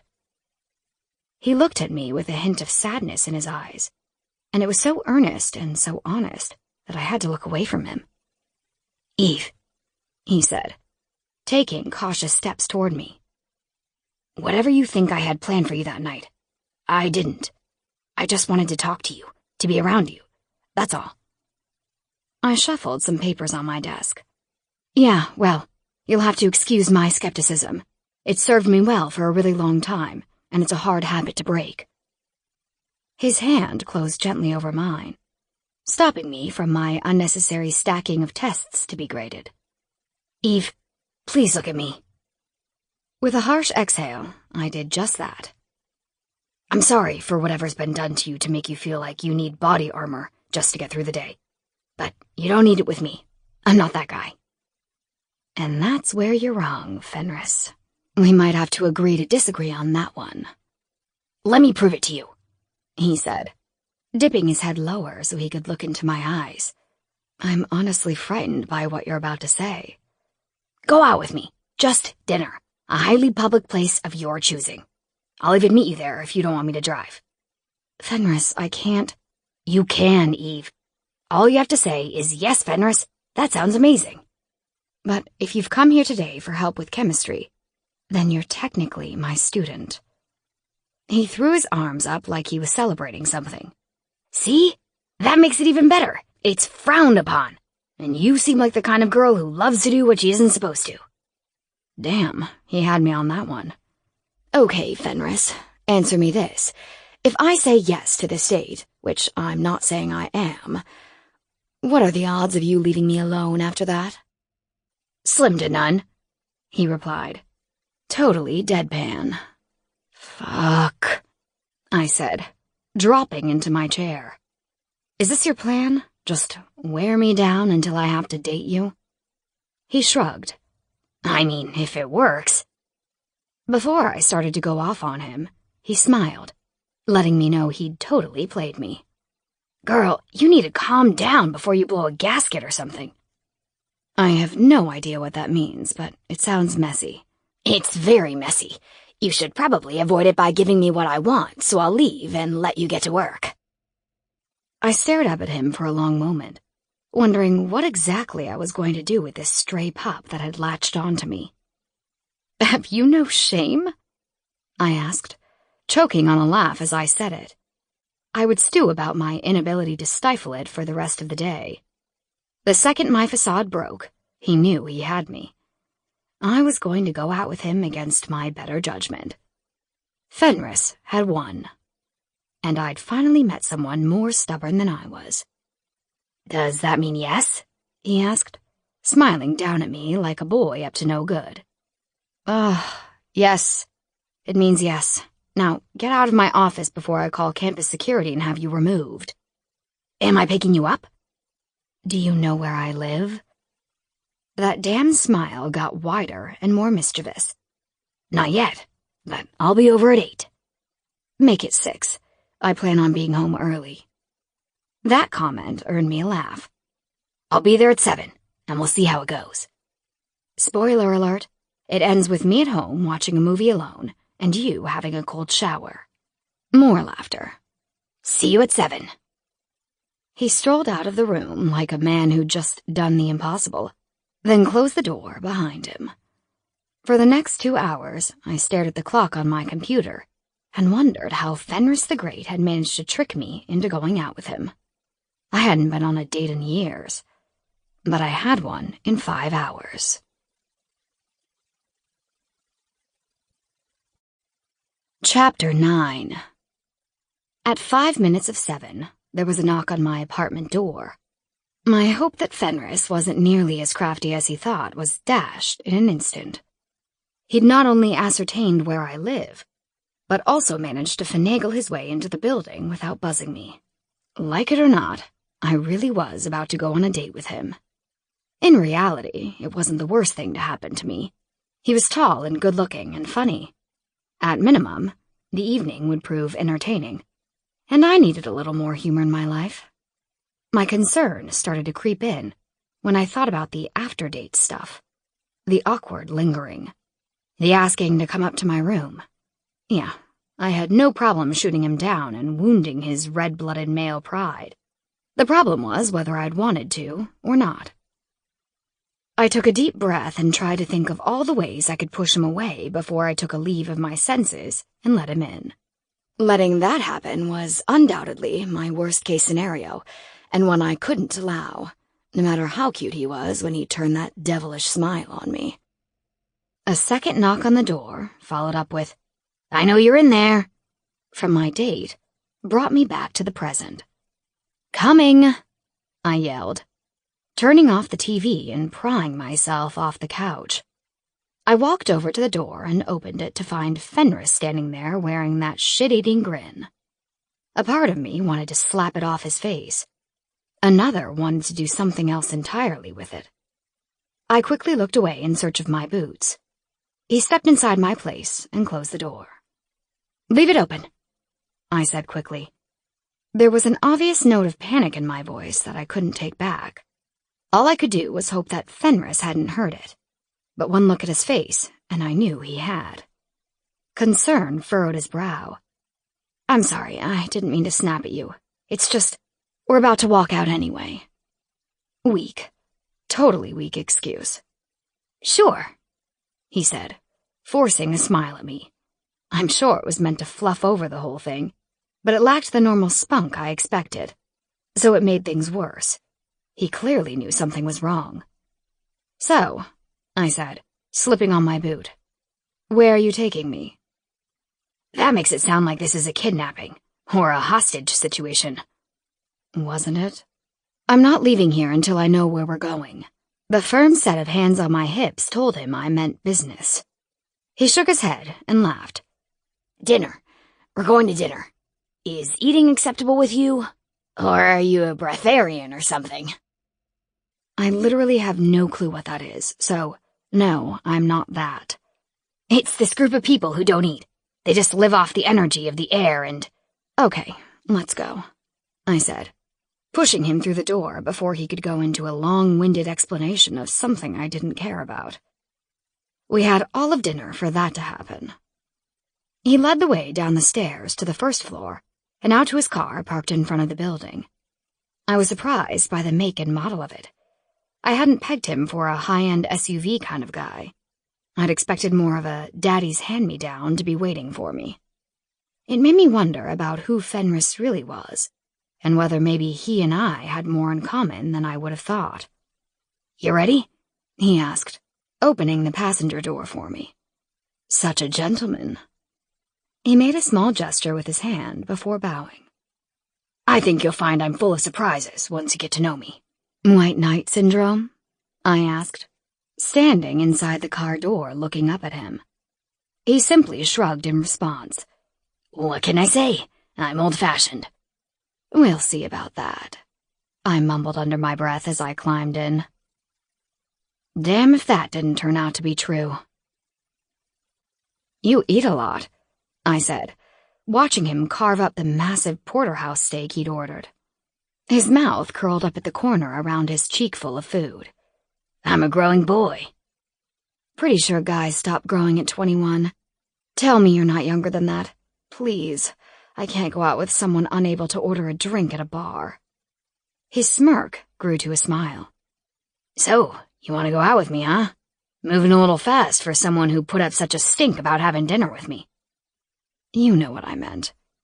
"Do I?" he asked, his eyes alight with mischief.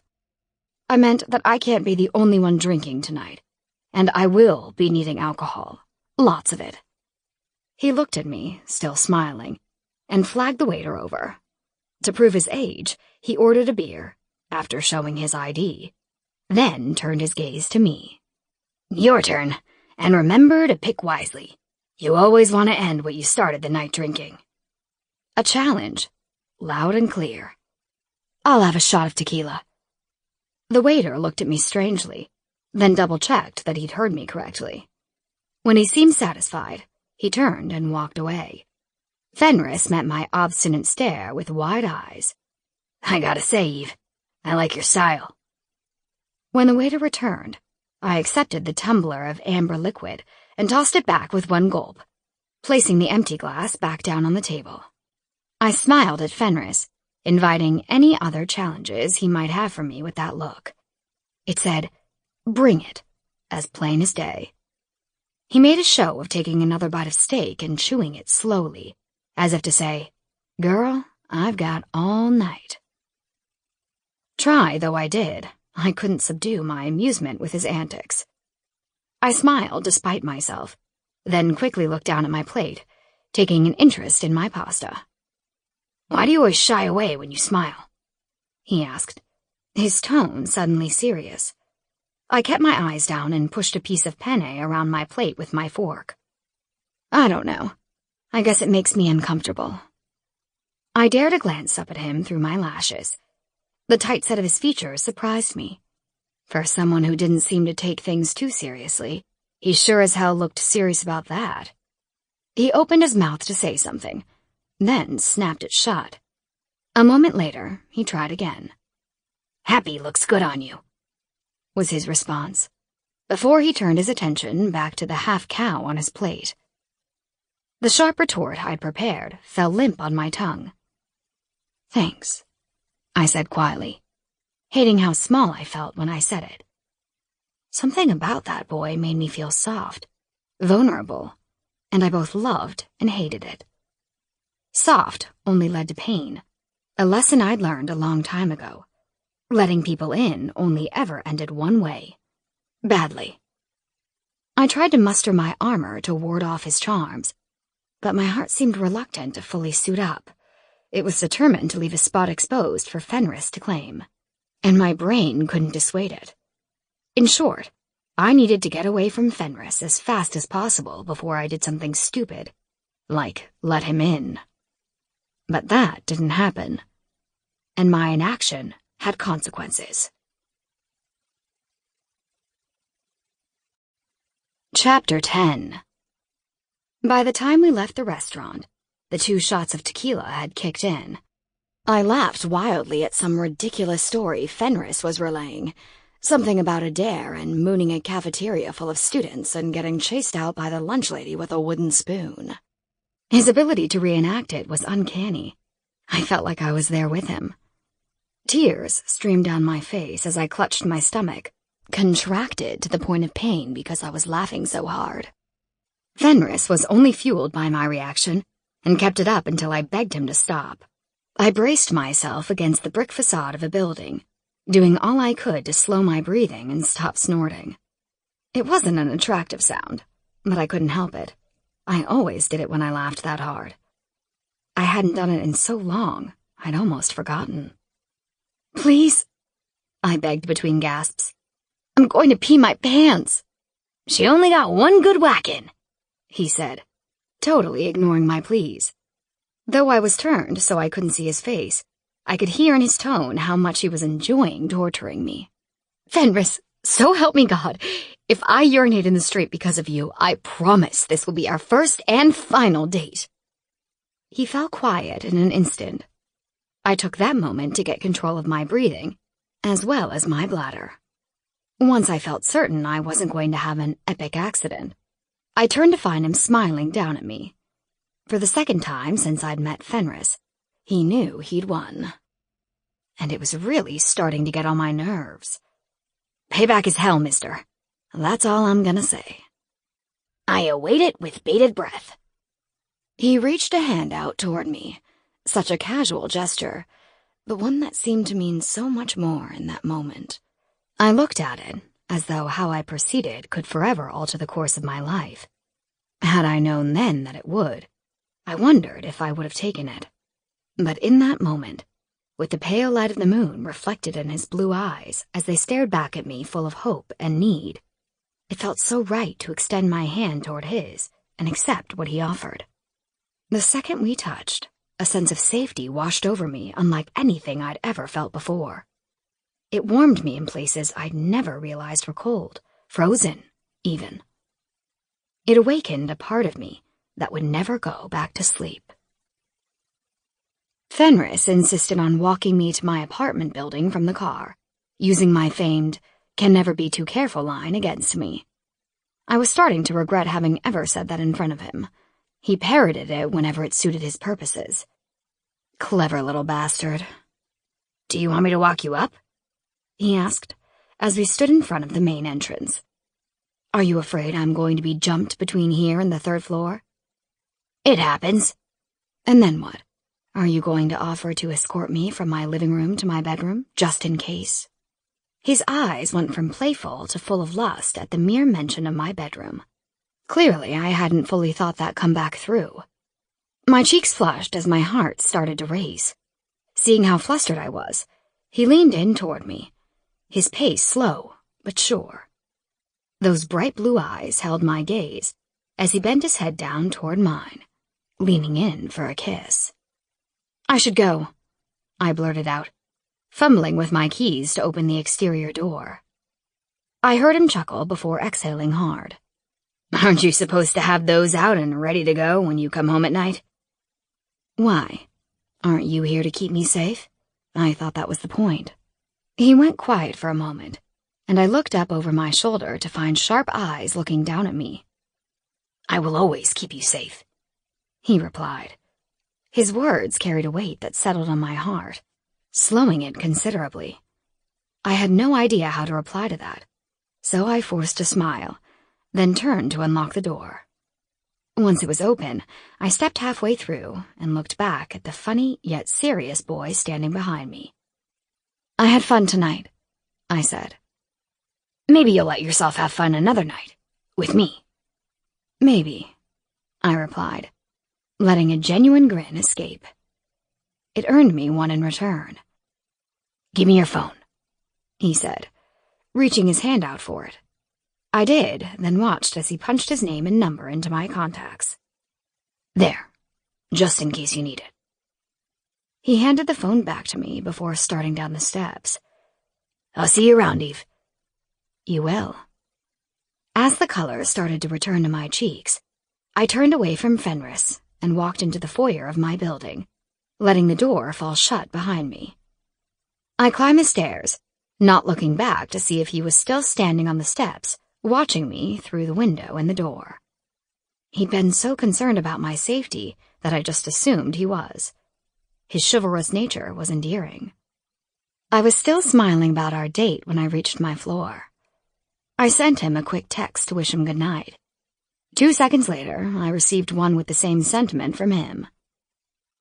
I unlocked my apartment door to find it brightly lit, just as I'd left it. I always kept the lights on when I knew I'd be coming home late.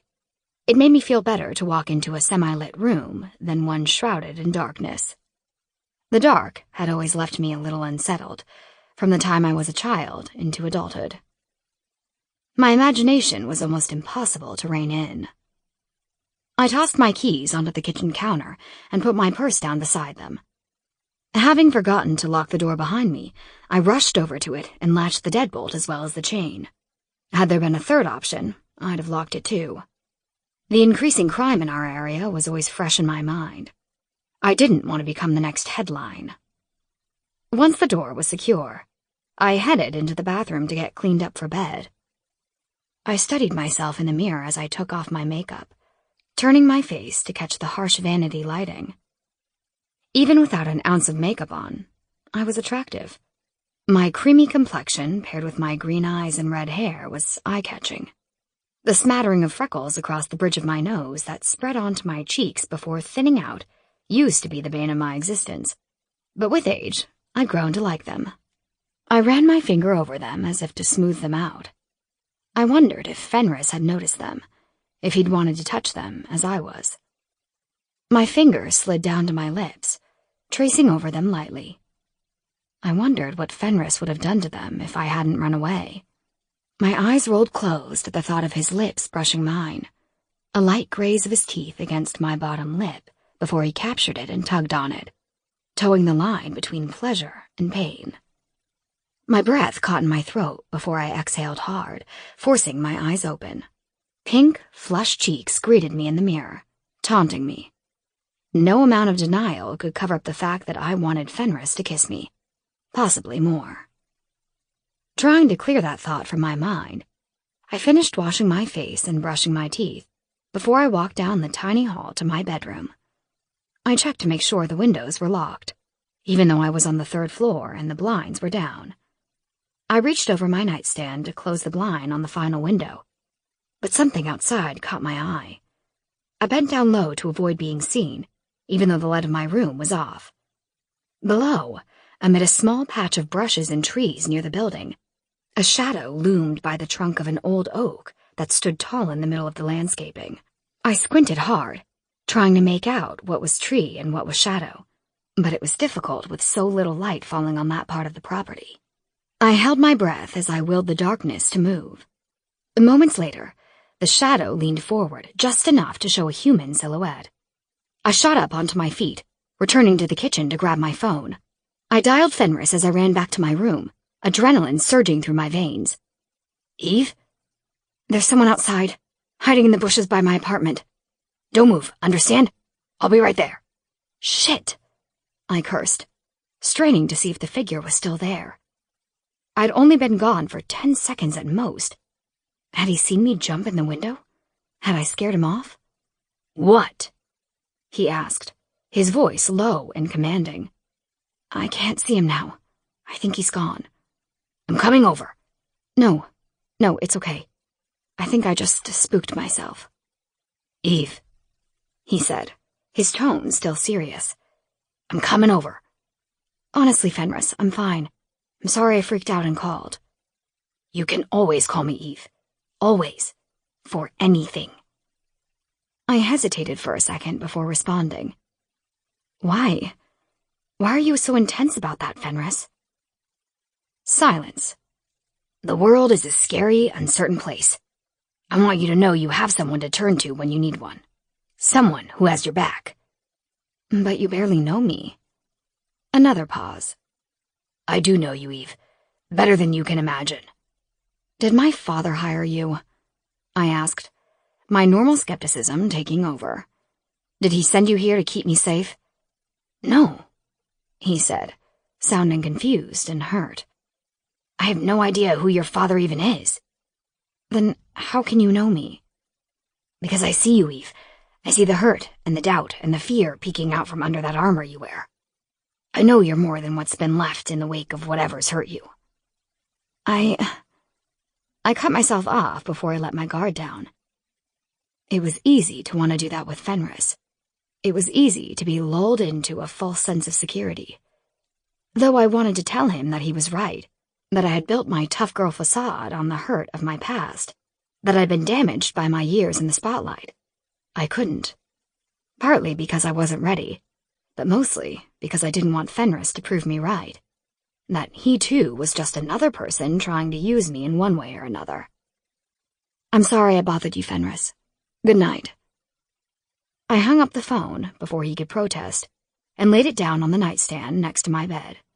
For the next few minutes, I stared at the darkness below and wondered if I had really seen the shadow move, or if it had been fatigue and tequila and my overactive imagination at work. I really needed to stop obsessing over the news so much. It did nothing for my state of mind. Crime wasn't exactly around every corner. Unless it was. Especially around the corner of a Greek row building, where a body had lain lifeless and murderers had loomed. With that memory dredged up, I crawled into bed and tucked my phone in next to me. I lay there for hours, hoping sleep would eventually take me and quiet my mind. But it didn't. Sleep was as evasive as the answers surrounding the murder that wasn't. The crime that had never happened. At 5 a.m, I got up and called the student med center. I needed to meet with Gunnar ASAP. Chapter 11.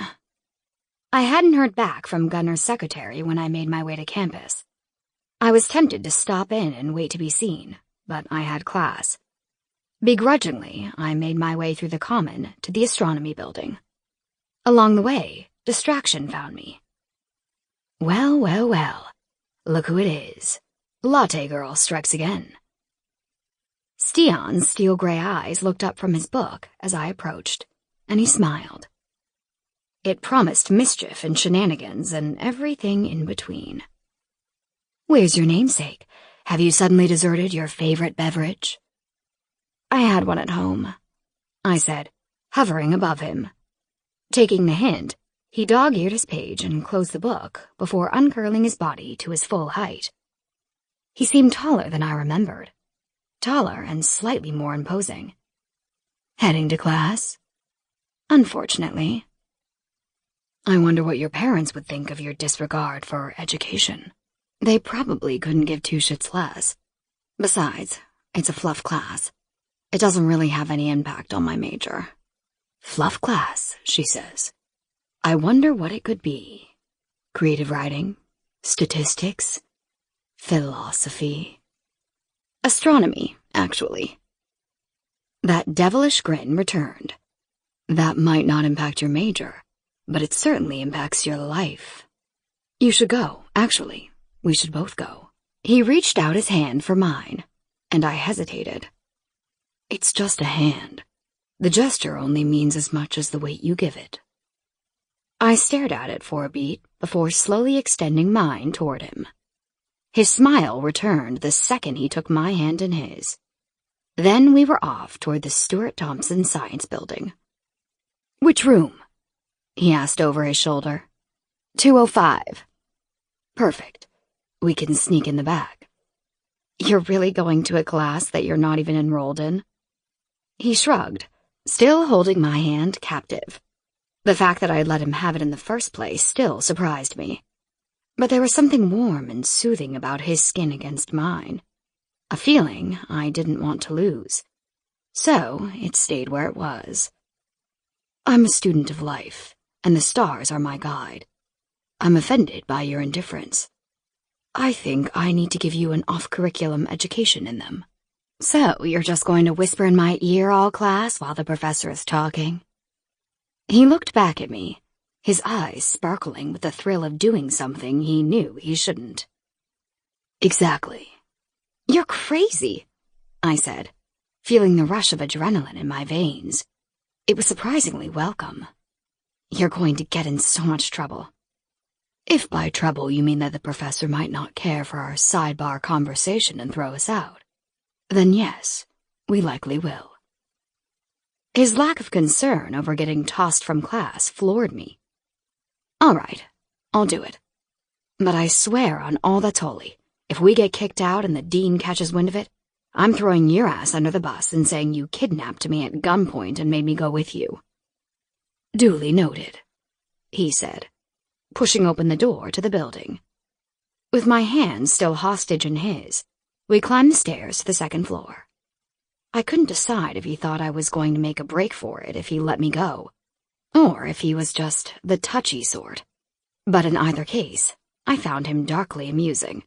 So I let him have his way. He stopped at the rear entrance to the auditorium-style classroom, giving me one last chance to bail on his little mission. The challenge in his eyes as he stared at me was enough to make me follow through. I didn't back down from much. Not if I could help it. Backing down from his stunt wasn't going to happen. Period. He eased the door open and walked down the narrow passage leading to the back row. Because the seating was higher there, we could still be seen sneaking in, but thankfully the lights had been dimmed so the class could see the pictures on the projection screen.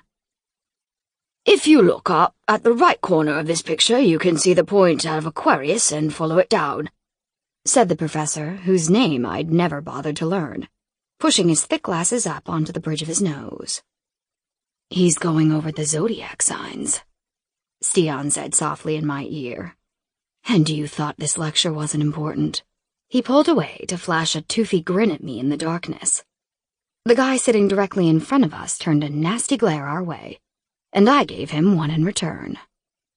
What did you expect sitting in the back row? I said to him. He muttered something about me buying my way through school as he turned around. I gave the back of his chair a boot, knocking him forward. Seconds later, he slid down a few seats in his row. Good call, kid. Good call. You have quite a way with people, Stian mused in my ear. Generally speaking, I can't stand them. If I actually valued another's opinion of me, I might be wounded by such a statement. I'm here, aren't I? True. Now the professor is going to go into all the technical jargon regarding this particular constellation, which is boring as all hell. I'm going to give you a little history on Aquarius instead. The actual history, and not some psychic flunky's version of it. When I didn't reply immediately, he stuck his face into mine to read my reaction. Great. Prattle on about the stars in 3, 2... He flashed me a mildly irritated face before settling back in his chair, leaning close to speak into my ear. It's been long said throughout history that all the zodiac constellations are more than conglomerations of stars in the sky, that they have a purpose far beyond that. The great astronomers have theorized over centuries about how and why they came to be. Some believed that the gods put them there for navigating the earth. Others told tales of wronged lovers and punished soldiers, and myriad other stories that could explain the likeliness in the sky, but there was never really a way to prove why they existed. I nestled back into my seat and let the wistful, faraway sound of his voice lull me. There was something so wild but peaceful about Stian, something that spoke to a place deep inside of me. Even the tenor of his voice seemed to put me at ease. Why do you think Aquarius is up there? I whispered. I like to think it's a portal to another dimension. I turned to him, laughing a little under my breath. Of course you do. Are you hoping to be beamed up there one day, Scotty? He didn't turn to look at me, didn't flash me a wry smile, or an admonishing glare. Instead, he just stared at the screen in front of the room with a reverence in his eyes that I couldn't understand, but had to appreciate. Yes, I am. But how? How could you live in the stars, even if it were possible? You'd die. It was then that he turned to face me, that same faraway, reverent look in his eyes. Would that bother you? To know that my soul had gone somewhere else? I said, clearly stalling. I had no clue what to say to that. I'd only just met him. I hadn't exactly put a lot of thought into what life would be like if he disappeared into the stars the next day. But when I did contemplate it, I realized that the answer was yes.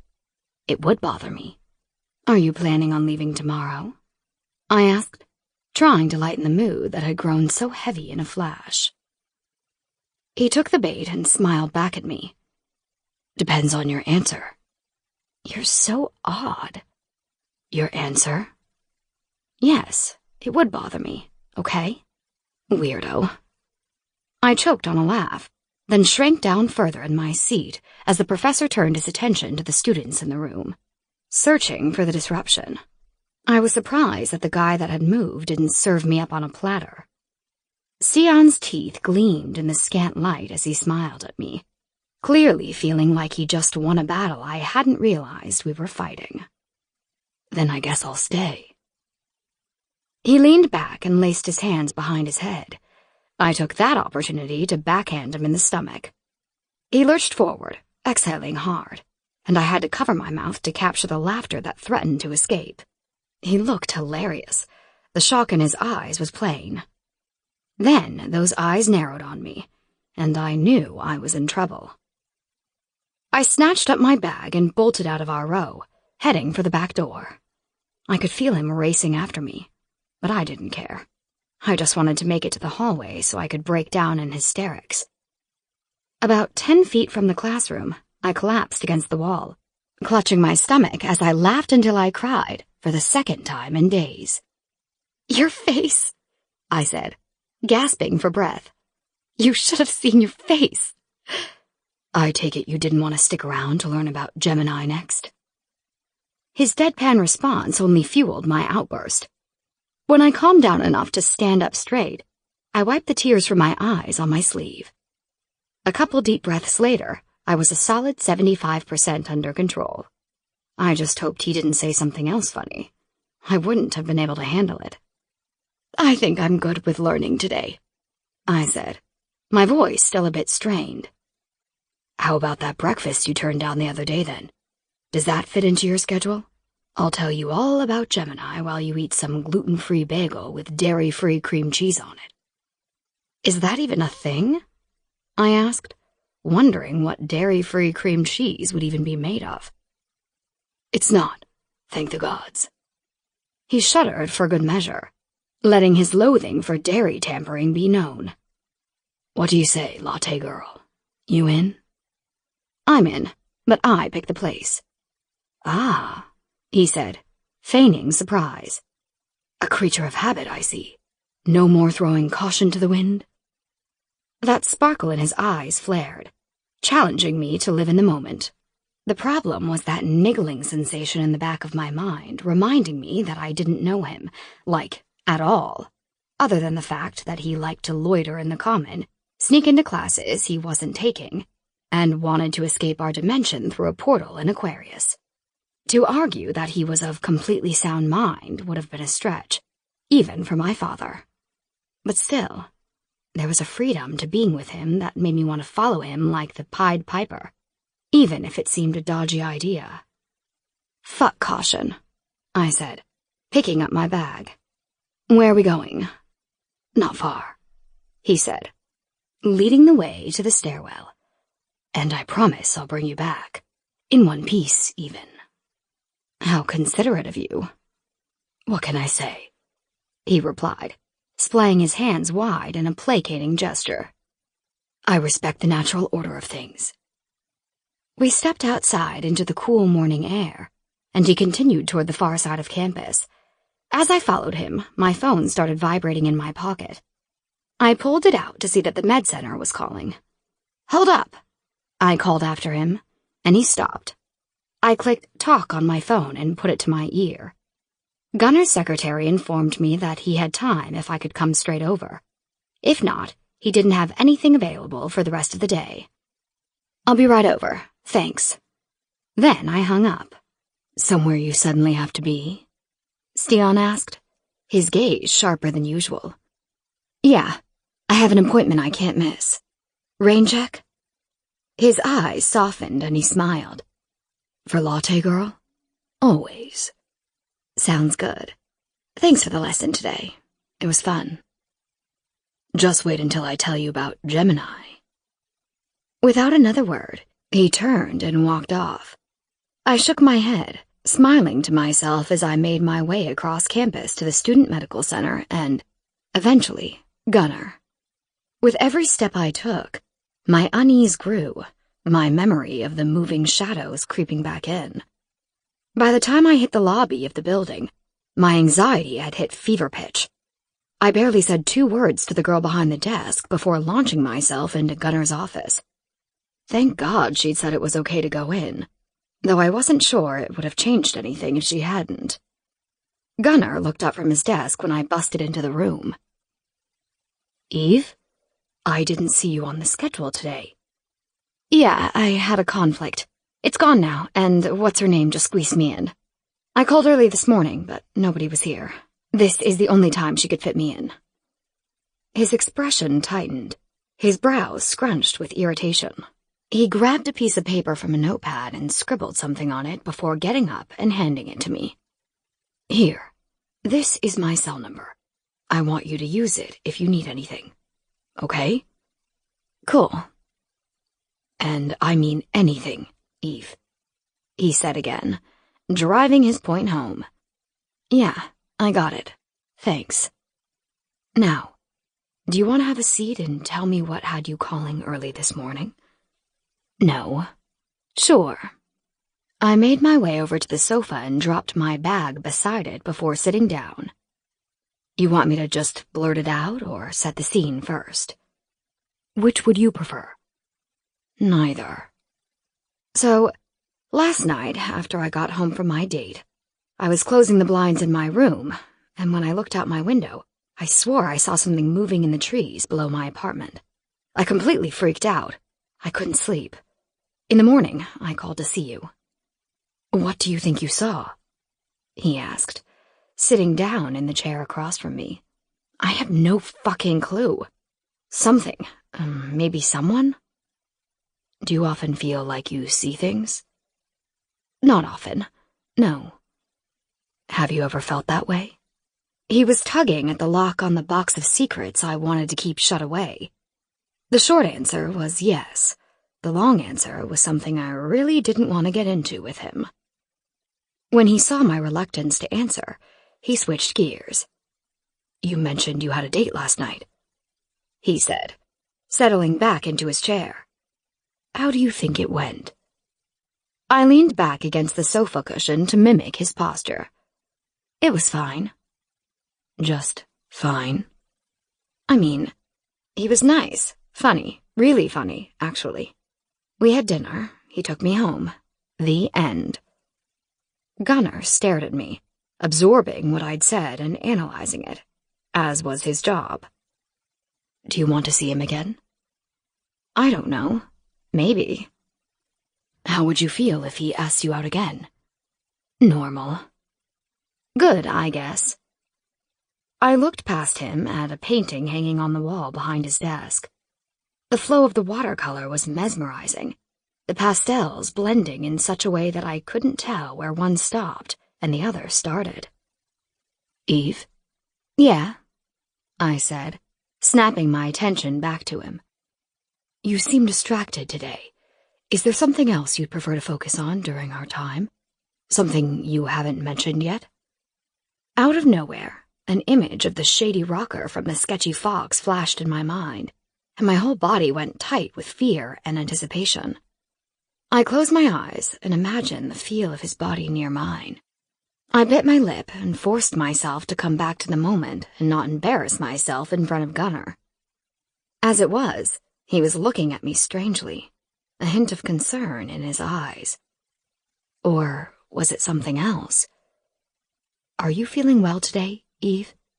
he asked, shifting forward in his seat to get a better look at me, or to get closer. "Yeah, sorry. I'm just a bit tired." "What were you saying?" I asked if there was something else you wanted to talk about today. "Want to? No, not really. Or maybe there's a hypothetical you'd like to discuss. Something going on with someone else? Someone other than you?" Though I could see what he was doing, allowing me a chance to discuss my problem without actually owning it, I appreciated the gesture nonetheless. The truth was, I had no idea what to make of any feelings I had for Fenris, or Stian, or the rocker for that matter, and some of those feelings were not necessarily healthy. I was out of my depth, my reactions to the three of them going against every policy I'd put in place over the years to keep myself safe. I was in desperate need of some sage advice from an objective party. Gunnar was the perfect sounding board. He always seemed to say the right thing, even when he pushed me. That was an art form as far as I was concerned. I'd never met someone who could do it without overstepping, and that never ended well. Let's say there's this girl, a friend of mine. She's potentially heading down a dangerous road with her life, and she knows it, but can't seem to stop herself. Why is the road dangerous? Because she's letting her guard down with people against her better judgment. Maybe that's okay, to let her guard down, to let someone in. Or maybe it's a train wreck waiting to happen. He leaned closer still. There's only one way to find out. The hard set of his features contrasted with the softness of his gaze. For a moment, I found myself a bit lost in it, drawn toward it. I shook my head, trying to break the trance I was in. What if she's drawn to 3 different guys, for completely different reasons, but she barely knows them? Gunnar sat up straighter, giving me more space. The only way to get to know someone better is to see them, learn more about them. I laughed at that. That might work for 2 of them, but the third? I don't think so.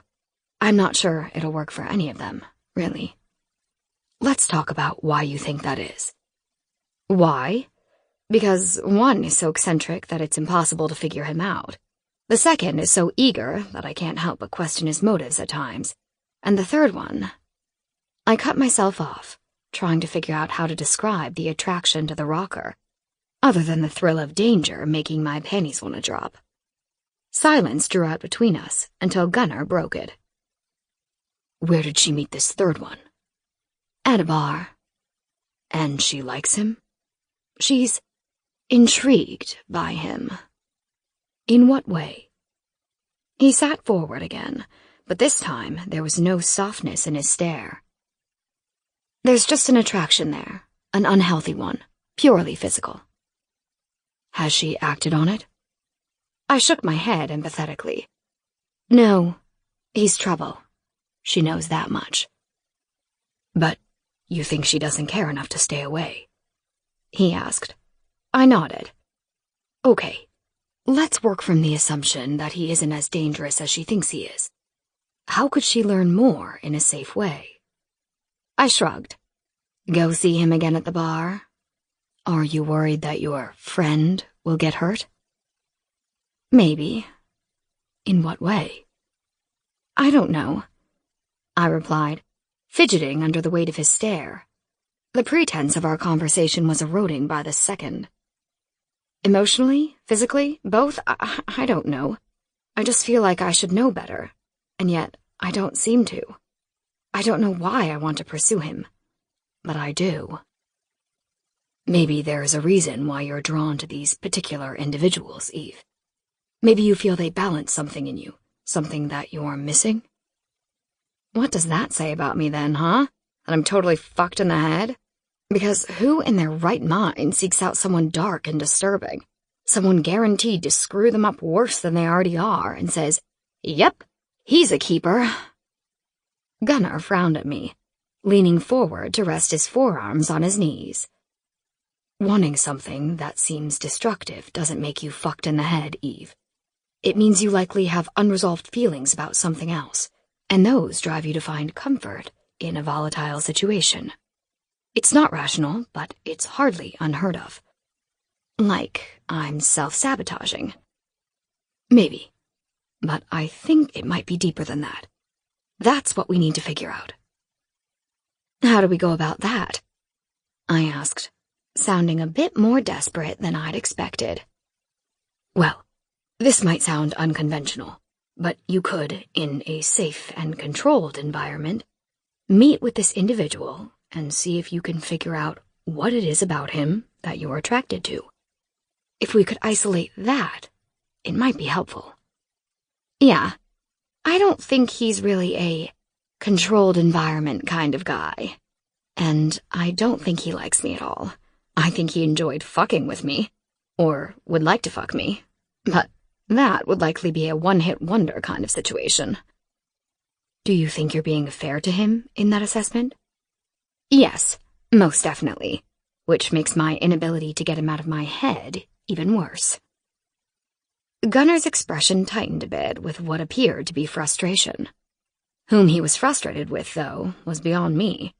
Maybe himself for not having a better way to deal with my problem.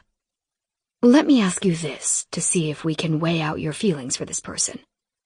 Would you risk your budding relationship with the boy you went on a date with to continue down this unknown path with the dangerous guy? Or possibly the enigmatic one? That was an excellent question. One I didn't have an answer for. I don't know. They're all just so different. It's like they appeal to completely different sides of me. I paused for a second, trying to really put thought behind my words. Do you think some of me is normal and the rest is damaged beyond repair? No, Eve. I don't think anyone is damaged beyond repair. You clearly haven't met my father, I muttered under my breath. Do you want to talk about him? Hell no, I replied, practically jumping out of my seat. I'll talk about the sketchy dude all day long, but my dad? No way. Push me on that and I'll walk out that door and never come back. We don't have to talk about him if you're not ready to. Ready? It has nothing to do with ready. It has everything to do with not wanting to waste my time. I understand, he said, letting silence hang between us. I squirmed as I stood, hating the growing quiet more and more with every passing second. Just about the time I wanted to jump out of my own skin, Gunnar spoke. His words shocked the hell out of me. I know it's not my job to influence your choices, Eve. I'm a listening ear and sounding board for your thought process, so you can take this as an off-the-record kind of statement if you want to. But your feelings about your father seem to influence every aspect of your life, and your desire to run from that truth is only going to cause you more hurt, not the opposite. Whether you choose the bad boy or the eager one or the eccentric one doesn't really matter. What matters is that you are in full control of your decision-making skills when you choose. If not, you're still letting your father rule your life. I stared at him with wide eyes, uncertain as to whether I should be in awe or furious at what he just said. He'd way overstepped his role as my therapist, but I couldn't shake the feeling that he'd done so because he was worried I would do something dumb because of my daddy issues. Any choice could be driven by them, if I were being honest. Fenris represented normalcy, the kind I'd never had growing up. A stand-up guy who wanted to protect me. Bad Boy, on the other hand, represented everything my father hated, and that fact brought me joy just thinking about it. And Stian? He was freedom from consequence. Pure and simple. "Time's up for today," Gunnar said, getting up out of his seat. His announcement startled me from my thoughts. I checked my phone for the time, realizing it was 5 past the hour. I collected my belongings and made my way to the door with Gunnar right behind me. I paused before opening it, causing him to nearly bump into me. Instead of backing up, he hovered close to me. And there was something comforting about having him at my back. Familiar, even. "We never did figure out the Shadow Man thing," I said, looking over my shoulder at him. "Do you think that means something?" "Yes," he said, reaching around me to open the door. "I do." He said nothing else, so I made my way out, tossing a wave over my shoulder.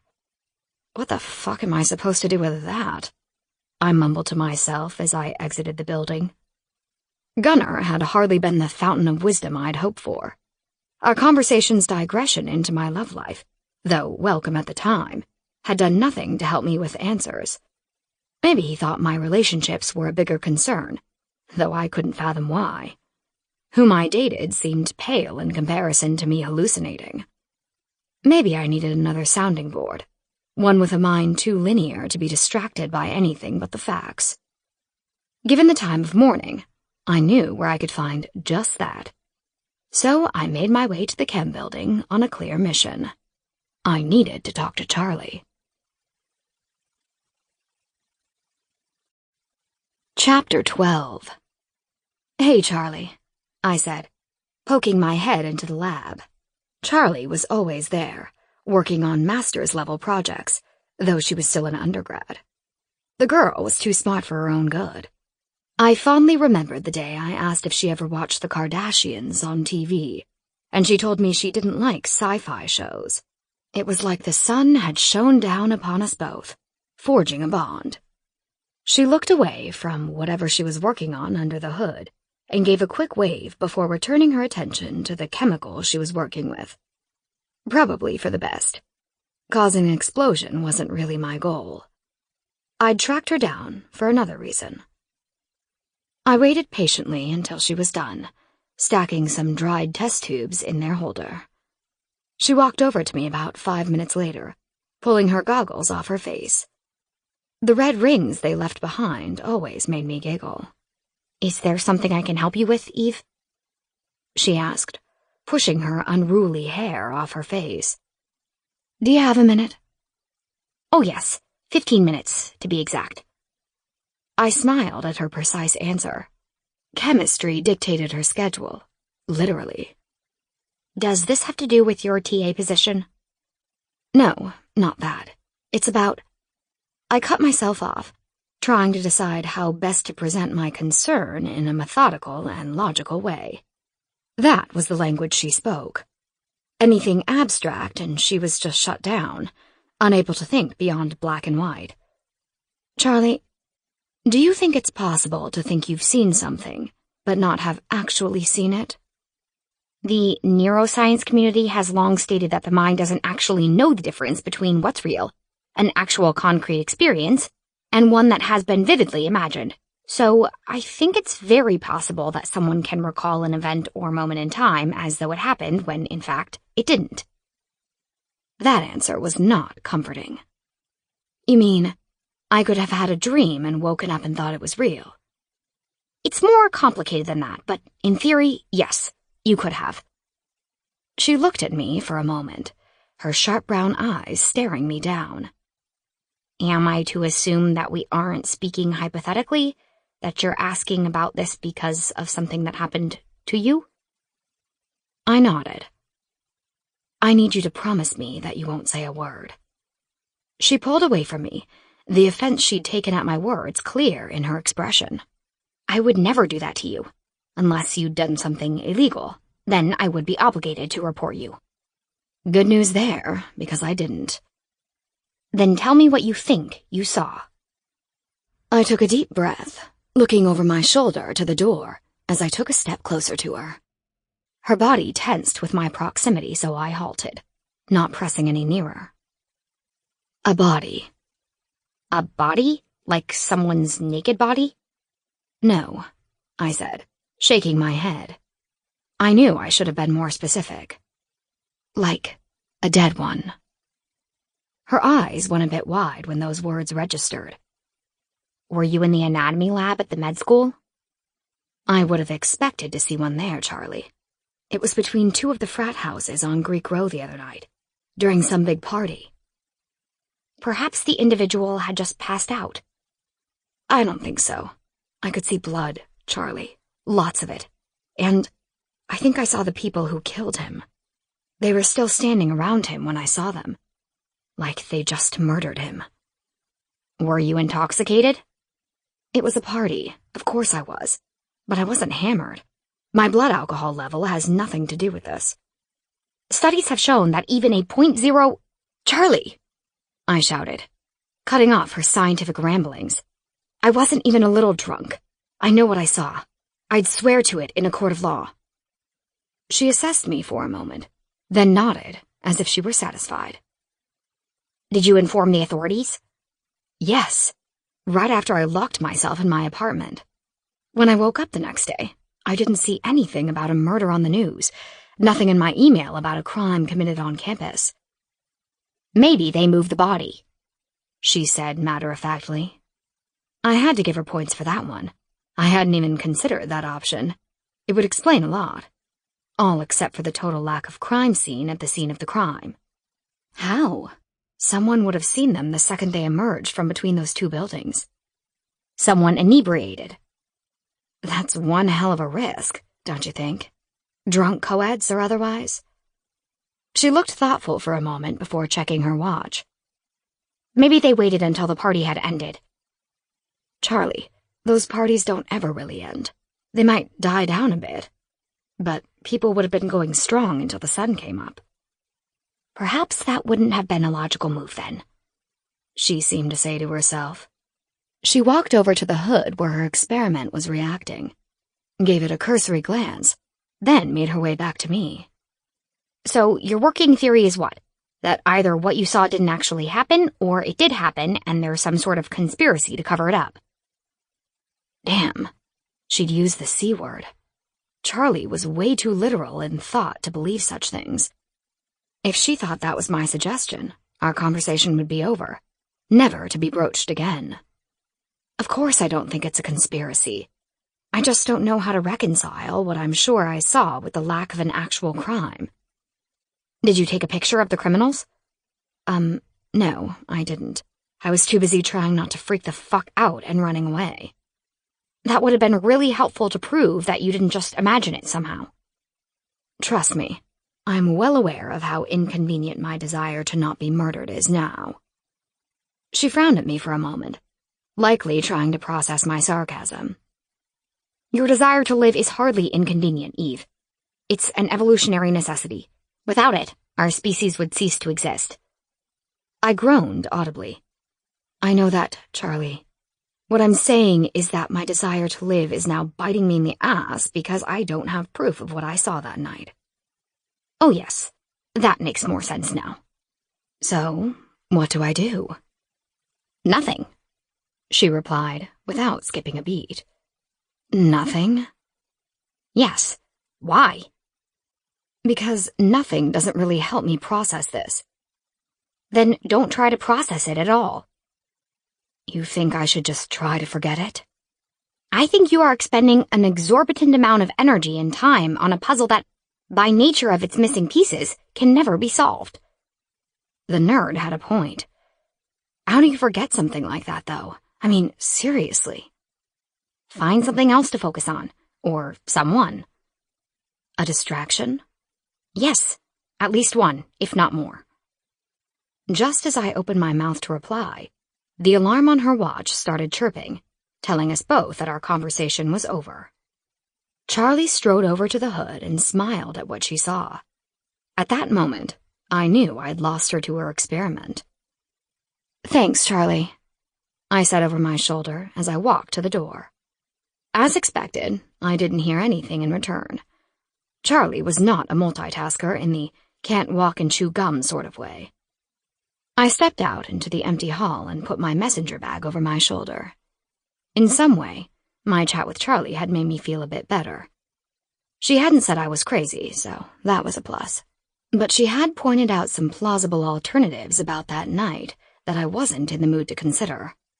Her idea to try and forget was an inviting one, to say the least. But I knew the second I closed my eyes, the image of those 5 men hovering over the body would likely come to me, and I would know no peace. If I had any chance of relying on distractions to help myself forget, I was going to need a whole shitload of them. Copious amounts. Boatloads, even. Then I pushed open the main entrance to the building that faced out into the common area, and saw one walking toward me. Chapter 13. "Eve!" Fenris called, jogging the few yards separating us to join me. "Hey," I replied, smiling back at him. His boyish charm was undeniable. "So, I had fun last night." "You had fun torturing me with laughter." He grinned. "I really did. I'd like to do it again sometime." "Was that your attempt at asking me on a second date?" "Yep." I shook my head as I laughed. "Maybe, but right now I have papers to grade and classes to go to." "What are you doing tonight?" "No clue.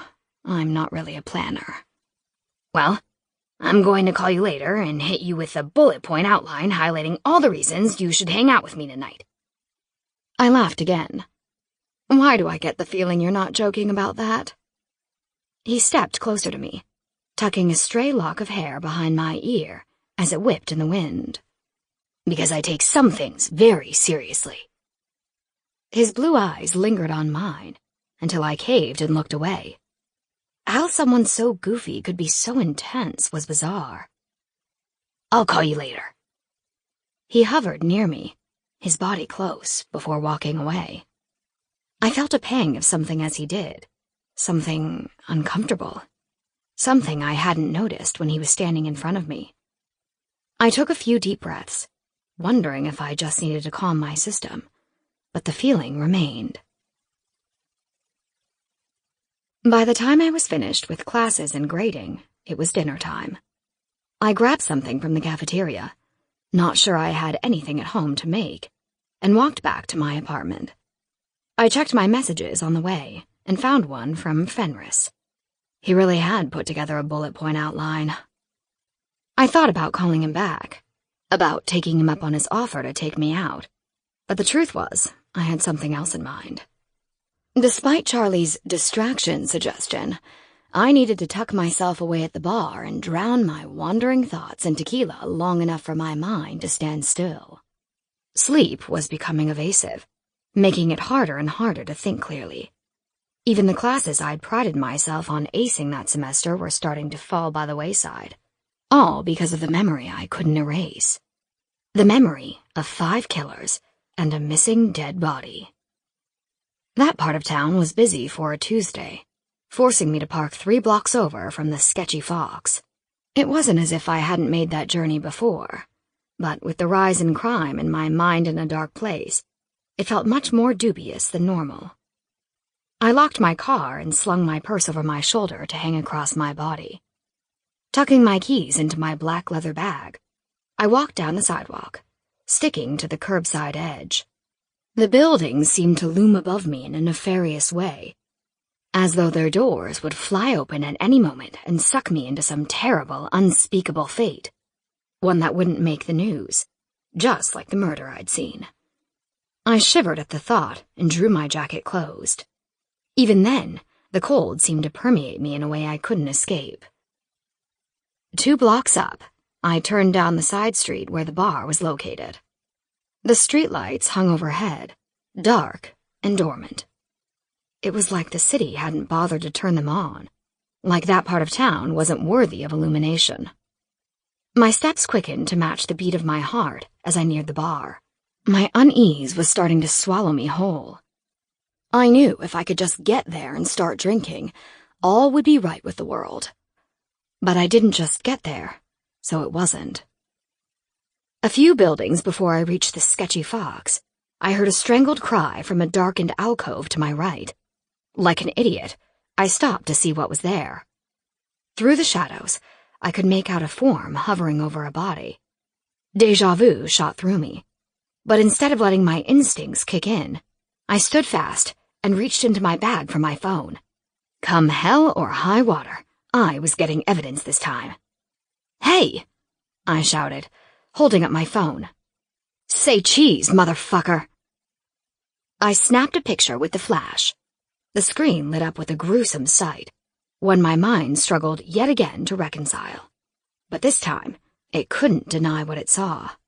It had to own that a corpse lay at a man's feet, covered in blood.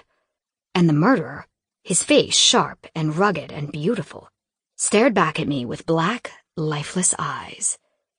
My phone crashed to the ground. I was in a dead sprint for the bar before I thought that maybe I should have tried to collect my evidence first. But the man had lunged out of the darkness at me, and I'd freaked, which was understandable given the situation. My feet slapped hard against the concrete, and my arms pumped wildly at my sides. I was so close, only 15 yards or so, until I could find sanctuary amid the misfits of the city. But I could feel the cold brush of something on the back of my neck, and I wondered if it was already too late, if I was already slated to die. I looked back over my shoulder, expecting to see my killer smiling back at me. But there was no one there. When I turned to face forward again, I slammed into someone standing in front of the bar who hadn't been there 2 seconds before. I stumbled backward, preparing to fall on my ass, but strong hands caught me by my leather jacket and hauled me upright. Instinctively, I swatted at his hold, my adrenaline clouding my judgment. Everything in that moment was a threat, even the person trying to help me. "Latte girl?" he said, drawing my attention to his face. His brow was creased with worry and confusion. "What are you doing here?" "Did you see him?" I gasped, still trying to catch my breath. "Did you see the guy chasing me?" "I just came out for a smoke," he said, holding up his cigarettes. "Next thing I knew, you crashed into me like a freight train." "Come with me," I said, grabbing him by the hand. I dragged him back down the sidewalk toward the alcove where I'd seen the body. He followed behind me without question, which might have seemed odd if it were anyone else. But Sion was odd, to say the least, so he said nothing at all. When we reached the building, I stepped carefully toward where the victim's body had been. But even in the scant light of the moon, I could see that it was gone.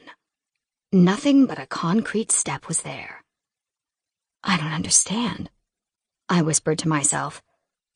"I'm always up for an adventure, but I don't really see the appeal of this one," he said, amusement in his tone.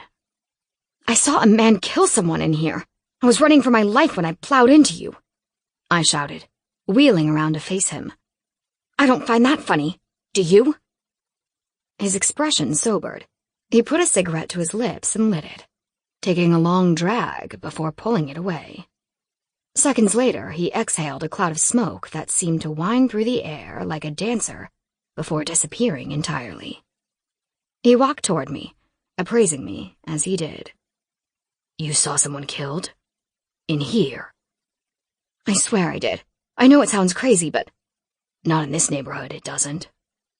"I know I saw it." Realization dawned on me hard. I had taken a picture of the crime. I had proof this time. My phone! I exclaimed, darting past Stian to where I'd dropped it. I searched everywhere, wondering if the murderer or I had kicked it somewhere when we'd taken off. But all I'd managed to find was a single Swarovski crystal that had broken off the case. Feeling dejected, I crumpled down onto the curb and buried my head in my hands. It's gone. I dropped it and now it's gone. Then I shot back up, panic surging through me. What if he took it? What if he can crack my security code? He could find me. He knows I saw him. Shh, Stian said, gently grabbing my arm to stop my flailing. Even if he did take your phone, he's not going to get through your code, okay? His serious stare seemed to calm my agitation. He loomed before me for a moment before pulling me down to sit beside him on the curb. He said nothing, just continued to smoke. After a while, he offered me a drag, and I gladly took it. The burning in my throat felt good, made me feel alive. You're sure you got a picture of the crime? He asked, his voice calm and normal, as if he weren't asking about evidence of a murder. I did. I saw the murder in the flash. A pause. What did he look like? Beautiful. Terrifying. Can you describe him beyond that? Yeah, but why? To whom? He pulled out a pad of paper from his back pocket. Got a pen in that massive bag of yours? He asked with a wry smile. Something about it seemed to calm me, if only a little. I reached in and rummaged around until I found one and handed it over to him. For the next 10 minutes or so, Stian asked me pointed questions about the killer's features.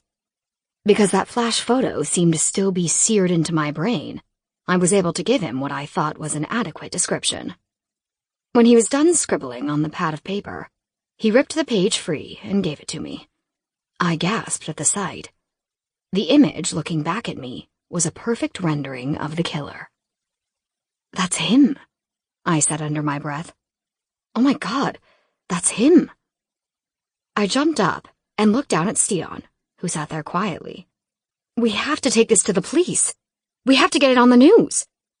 There's nothing we can do, other than this picture of someone you may or may not have seen. We have no proof. The cops will take your statement and do nothing.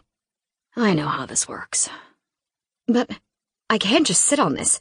I know what I saw. And you can't prove it. Proof is what matters, not truth. He tucked the notepad away in his pocket, then stood up to face me. Even standing on the road below the curb, he was still taller than me. His gray eyes peered into mine in the darkness, trying to read something in them that I wasn't sure he could see. Come have a drink with me, he said, still staring into what little soul I still had left. Or maybe 3. I choked on a laugh. I think tonight is a 5-drink minimum for sure.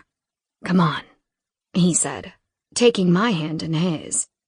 The warmth of it soothed me, releasing the vice strangling my heart. Breathing felt easier with every inhalation, and my pulse slowed to a non-coronary event level. His thumb stroked my wrist, practically coaxing my blood to slow. What's your poison? Tequila. Top shelf shit. He looked down the street at the bar, then back to me. I'm not sure this place has top shelf, but we can hope. It does. I'm a regular at the Sketchy Fox. His sly smile reminded me of one. Well, well, latte girl. You really are full of surprises. I smiled back. Eve. My name is Eve. Eve, he repeated, his voice wistful as he spoke. I like that. He stepped up onto the curb and led me toward the bar. With every step I took away from the crime scene, it started to fade from my mind, until I could just barely grasp the memory if I tried really hard. Why are you here? I asked him, letting my lazy gaze drift up to his face. He looked down at me and laughed, shaking his head. Simple, he said, pulling the door open. I'm here for the band. We found spots at the bar and he quickly excused himself, heading down the hall toward the bathrooms, cell phone in hand. Cheryl spotted me and made her way over, bottle of tequila at the ready. "You're a bit early tonight, aren't you?" Cheryl plopped a tumbler down in front of me and poured my drink. "It's been a rough week. I needed to take the edge off." She looked at me with the shrewdness of a woman who'd lived a tough life and seen things I hoped never to see. "Taking the edge off wouldn't involve a certain leather-clad singer, would it?" Her sharp eyes narrowed at me. "One who loves pretty girls sitting alone at the bar?" "I'm not alone," I said, then looked at the spot Stian had vacated moments earlier. I peered down the hall, but didn't see him. "You look pretty damn alone to me," she replied, "and I know what lonely girls do around guys like him." I scoffed and took a swig of my tequila. "That guy's a piece of work." "A damn fine one to look at," she said with a wry smile. "But you should believe me when I tell you, you ain't woman enough to handle someone like Godric, no matter how much you think you are. He'd eat you up and spit you out so fast your head would spin." "I can handle myself," I told her, taking another drink. "Oh, I'm sure you can. But he's not one you want to underestimate. You're the kind of girl who grew up around white-collar crime. Ain't nothing white-collar about him."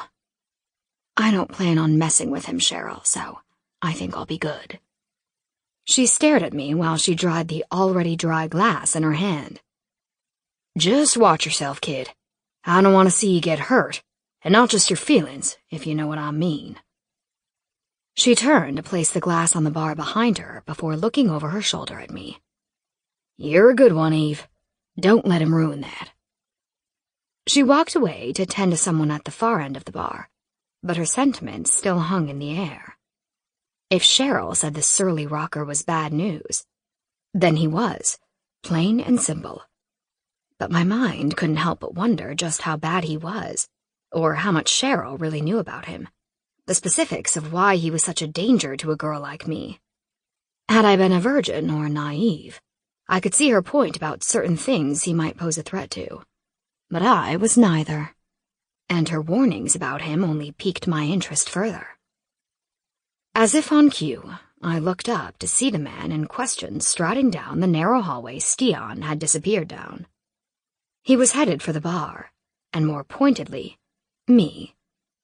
I held my ground against his approach, acting indifferent when I felt anything but. Something about being around him made me feel alive, the heady combination of fear and lust and adrenaline coursing through me like a freight train. My chest tightened when his eyes met mine, and I knew in that instant that Cheryl's words no longer carried any weight. I was going to play with fire, even knowing I'd get burned.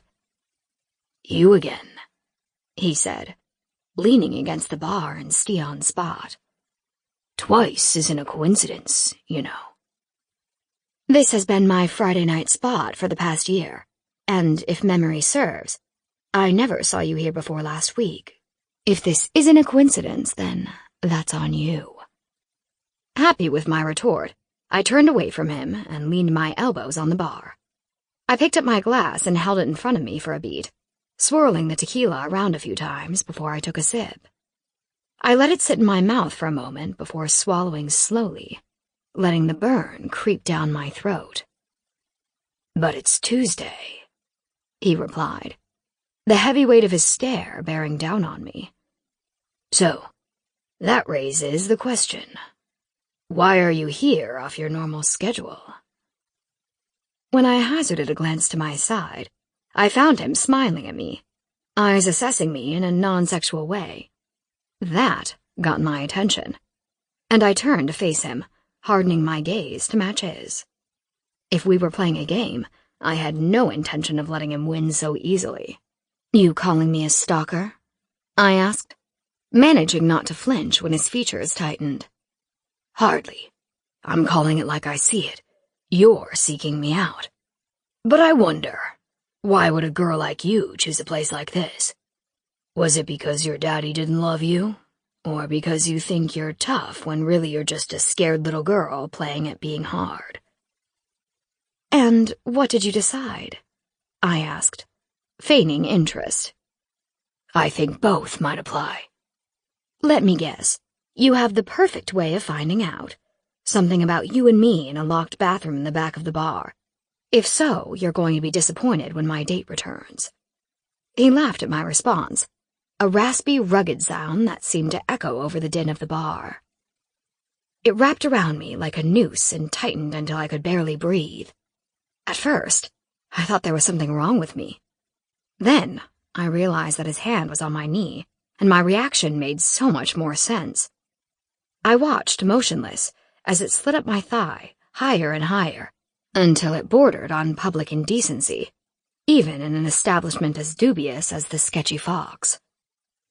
You were saying, he said, prompting me to continue when he could clearly see I was flustered. He'd called my bluff with a single pass of his hand. Maybe Cheryl had been right. Maybe I was beyond out of my league toying with this one. I was a kitten. He was a lion. Stop touching me, I said, my words barely audible over the music in the bar. I hoped it disguised just how breathy and wanton I sounded. His hand lay firmly planted on my thigh. I hate to tell you this, but you don't look, or sound, like that's really what you want, he said, leaning closer to me. I know what you like. A vision of him leaning over me, his face shrouded in shadow, laughing, flashed through my mind. Panic shot through me, and my heart pounded against my ribs, my fight-or-flight response in overdrive for the second time that evening. But there was a part of me, something buried deep inside, that wondered if there wasn't a third F response that might have been applicable in that moment, if fight, flight, or fuck wasn't a thing. Because, even though I was scared as hell, I really didn't want him to stop. I swallowed hard against my tightening throat, moving my leg out from under his grip. I turned back to the bar to find Cheryl there, her eyes glued to me. She was looking for something, a sign that I needed her help, most likely. I shook my head at her, then slammed my drink. With a turn of the stool and a hop down, I walked toward the exit. I didn't bother to look back at the wild ride watching me leave. He'd made his point, and I had way too much pride to let him see how much his win bothered me. I was sure he was having a good laugh at my expense regardless. The cool night air helped calm me a bit as I walked to my car. Stupid, I thought, letting my hormones dictate my decisions. Those assholes had left me in a pickle more times than I could count. And that was before my life had gone to shit. Now, they had me walking up the street I'd fled down to escape a murder I was sure I'd witnessed, but was no longer so certain about. Seeing that alcove devoid of blood or a corpse made my head spin, my heart race, and my pace quicken. I needed to get home. As I walked, I wondered if I'd ever learned to leave well enough alone. I already knew the answer to that. Probably not, but I pondered it anyway.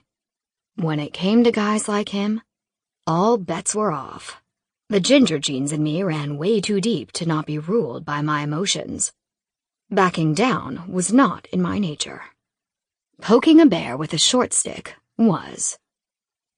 Once I reached my car, I realized I'd walked out on Stian. Just up and bolted without a word. For a second, I contemplated going back to the bar, but I shot that down. I knew I couldn't bear to see the look on the bad boy's face if I returned. It would only egg him on, make him think that I wanted him like he assumed I did. And it was that assumption that was making my blood boil. Or maybe it was the fact that it was correct. I drove off, hoping I'd see Stian the next day on campus. I owed him an apology of epic proportions, not only for bailing on him, but also for my behavior in the street. I still didn't have an explanation for that, and I was really starting to wonder if my mind had conjured up the whole thing. I hadn't imagined my missing phone, though. That was real enough. But in that neighborhood, a cell phone on the sidewalk would have been scooped up in a heartbeat. No surprise there. The tequila had started to kick in just as I arrived home, and I hoped it would bring sleep with it. But when I laid my head down, all I could see were flashes of what I thought I'd seen that night in the storefront alcove. Dark black eyes boring through me, calling to me. I woke up several times that night to check the locks on my door and windows. I couldn't shake the feeling that I was being stalked somehow.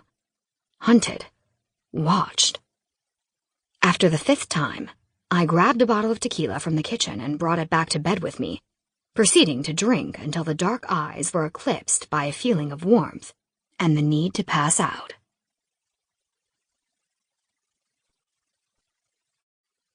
Chapter 14.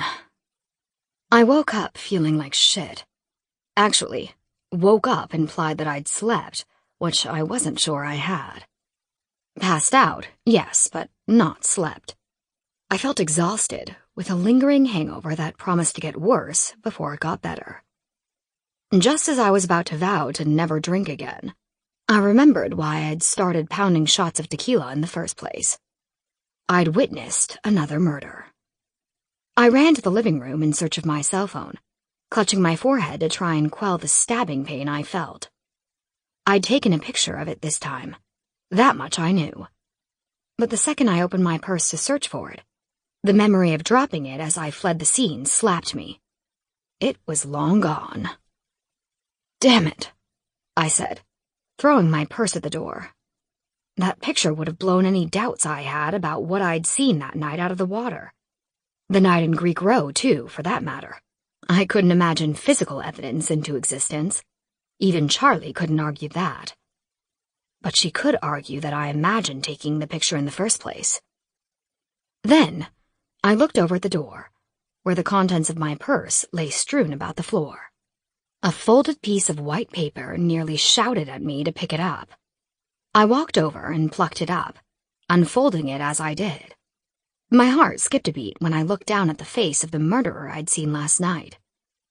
Panic crept in around me. I dropped the sketch to the floor like it had burned me, and I tugged at the collar of my t-shirt, trying to breathe. I suddenly needed to get out of my apartment, far away from that sketch. I needed to be in a large space with lots of people, lots of potential witnesses. I ran to my room, threw on a hoodie over my shirt, and pulled on some jeans. A pair of sneakers later, I was ready to go. It was later in the morning than I'd realized. Hangovers will do that. So I had class in 20 minutes. As I made my way to campus, I realized that losing my phone posed more of an issue than not having the evidence I needed, or the potential for the murderer to track me. It also meant that I didn't have a phone. I had a break after teaching, which would give me enough time to run to the store to get a new one. With that plan in mind, I made my way to the chemistry building, reeking of booze and cigarettes. I threw my things down on the desk and started to unpack, until something in the back of the room caught my eye. A familiar face was smiling at me when I looked up at him. Fenris. My day was about to get a whole lot more interesting. He started toward me, and I looked down to dig through my backpack, looking for my teaching textbook. "Hey," he said, sidling up next to me. "You're not in this class," I said, not looking up at him. "I am now. I had my schedule changed." "Fenris, you do know we have stalking laws in this state, right?" "Yep, I'm well versed in them." I craned my head to stare at him. The mischievous grin on his face told me he'd gotten me yet again. "You shouldn't flatter yourself so much, Eve. I just switched because the other TA is the worst." "Charlie." "Yeah, I could see how you two wouldn't be a good match." "So I had this period free and got switched over." "Great. Take a seat then." I stared at him, hoping his satisfaction with his schedule change would eventually fall from his expression. But it did no such thing. He just stared back, the twinkle in his eyes making me more flustered by the second. Just about the time I thought I'd snap, he made his way back to his seat. I took a deep breath and let it out with a harsh blow. My day was off to a banner start. That felt like the longest hour of my life. For some reason, everyone and their cousin had questions, both during and after class. The more my head throbbed and begged for aspirin, the more they wanted to know about Fisher Productions and carbon bonds, and I don't even know what else because I just stopped listening. I caught Fenris leaning against the wall by the door, laughing to himself, laughing at my personal hell. For a minute, I seriously considered walking over and kneeing him in the balls. Once the mob of eager beavers filed out, leaving him and me alone, he sauntered over. "Rough night, huh?" I stiffened at his words. "You have no idea." He gently placed an arm on my forearm and drew my focus away from the papers on my desk. "Do you want to talk about it?" I shook my head. "Not really. I've got to go." "Anywhere in particular?" "Somewhere to get a new cell phone. I lost mine last night." "Want me to take you? I have some time before I need to be back here." My mouth opened to argue that I didn't need any company, then snapped it shut. I thought about how much fun I'd had with Fenris the other night, how hard he'd made me laugh, how normal I felt around him. And if there was anything I needed in that moment, other than a cell phone, it was normalcy. And a sense of security, as thoughts of the previous night and the dark-eyed murderer pressed against my mind. Fenris saw my hesitation and turned up the wattage on his smile. "Sure, that'd be great. I left my car at home this morning, so it would save me a trek back there to get it. Thanks." "No problem," he replied, hitching his bag up on his shoulder. "Shall we?" I shook my head and laughed at him as I zipped mine shut. "Don't make me regret this, Fenris." "As if that were even possible." If I was being honest with myself, I didn't regret letting him take me. Getting a phone turned into lunch, then a matinee when I should have been in class. It was so comfortable being around him, like slipping into a well-worn leather jacket you'd had for years. You felt more complete with it on. Being around him just felt right.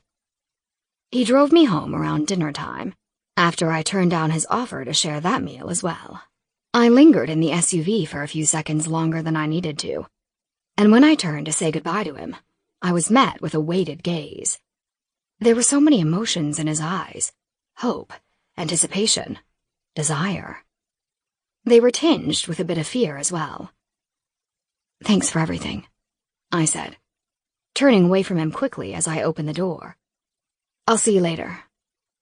He reached across the car and caught my arm before I could get all the way out of the vehicle.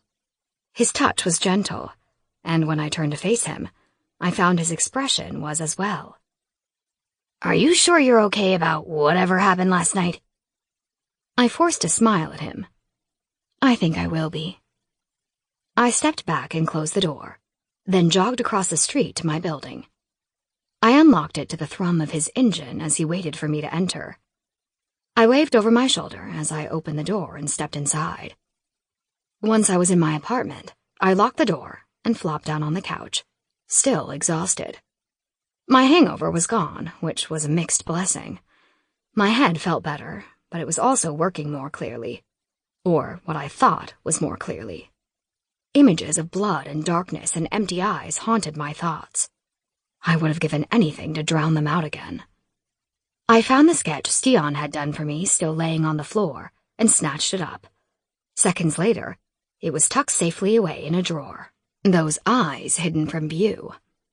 Unfortunately for me, they were already seared into my mind.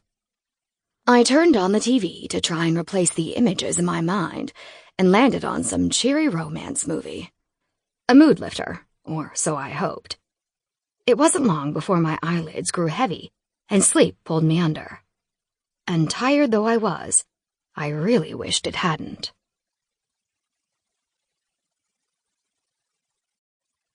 Chapter 15.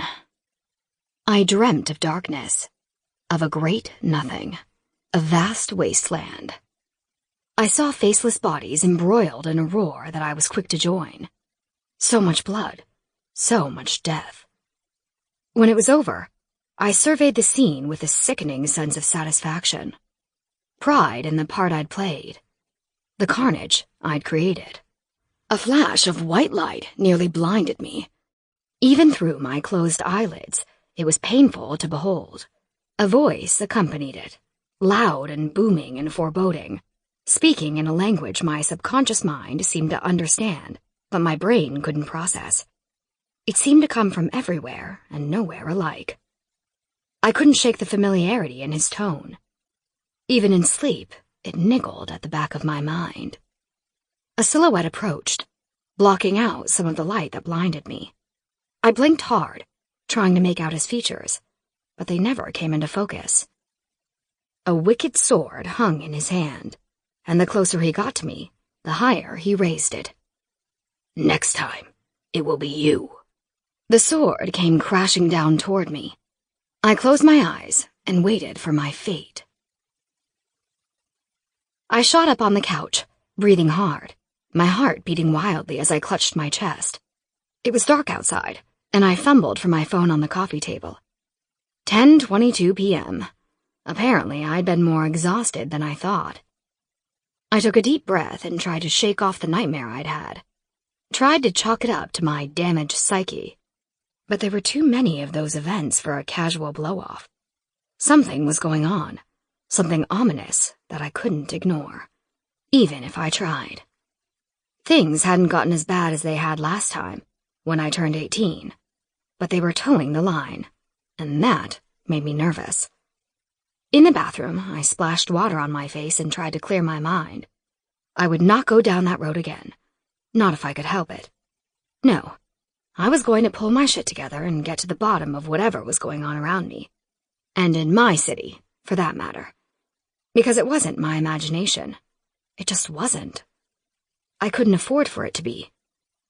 I'd stayed away from any kind of prescription drug since those days, knowing that it was that or spend the rest of my years in some sort of drug-induced numb zone where things weren't really any better.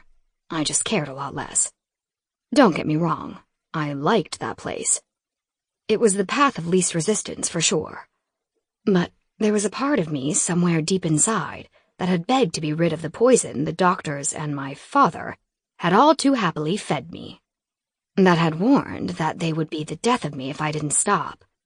So one day, 3 months after my first episode, I woke up and threw them all out. The withdrawals were a special kind of hell that I wouldn't wish on anyone. But I managed to get through them. My father never even noticed. My mind snapped back from its trip down memory lane and focused on the reflection before me in the medicine cabinet. My skin was sallow.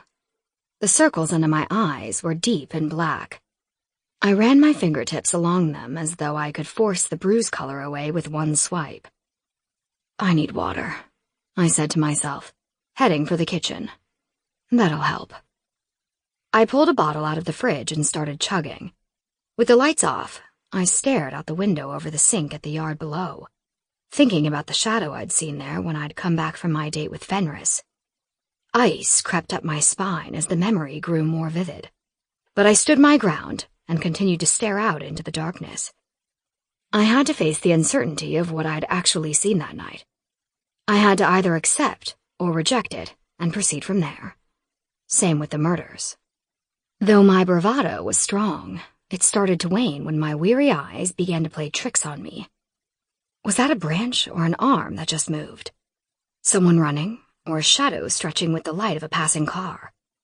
Before I knew it, I was curled up on the couch again, clutching my phone. Panic started to course through me, and I shut my eyes, hoping I could tamp it back down, keep it from erupting. In that moment, all I wanted to feel was safe. The one thing I'd never felt when everything was too much and the world was crumbling down around me. I closed my eyes and tried to think of thoughts that made me feel happy and safe, but none came to mind. Only the image of a person. Fenris. Around him, I felt secure, safe, protected. Before I could overthink it, I called him. "Hey, you," he said. The warmth in his voice wrapped around me, easing the tension in my shoulders a bit. "What's up? Everything okay?" "Yes," I replied, a little too hastily. "Totally fine. I was just having trouble sleeping, so I thought I'd see what you were up to. You know, try out my new phone." He laughed, but it sounded forced, like he saw right through me. And how do you like it? I mean, I can hear you, so that's a plus. Silence. Eve, are you sure you're okay? No. But telling him that I thought shadowy people were stalking me, and murderers were lurking around every corner, and, oh yeah, I might be having another break with reality, seemed like a conversation killer, so I kept all that to myself and tried to think of something else that would satisfy his curiosity without sending him running. If I'm being honest, no, not really. What's wrong? The note of tension in his voice was clear. And wasn't that the million-dollar question? Things are just really tense around here at the moment. I've had a couple of run-ins that have left me a bit shaken. Run-ins with what? He asked, his tone unchanged.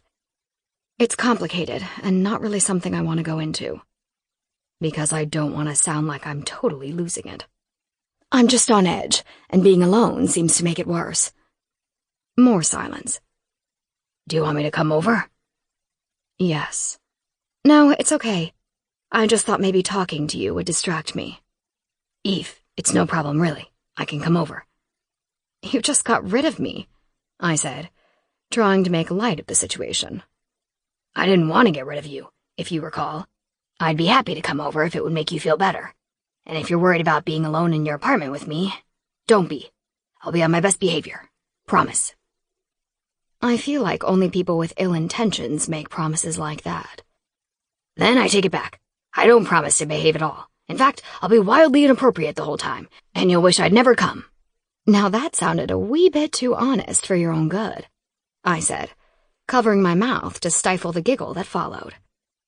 So I'm damned if I do and damned if I don't, huh? Maybe. Well then, maybe I should just go, he replied.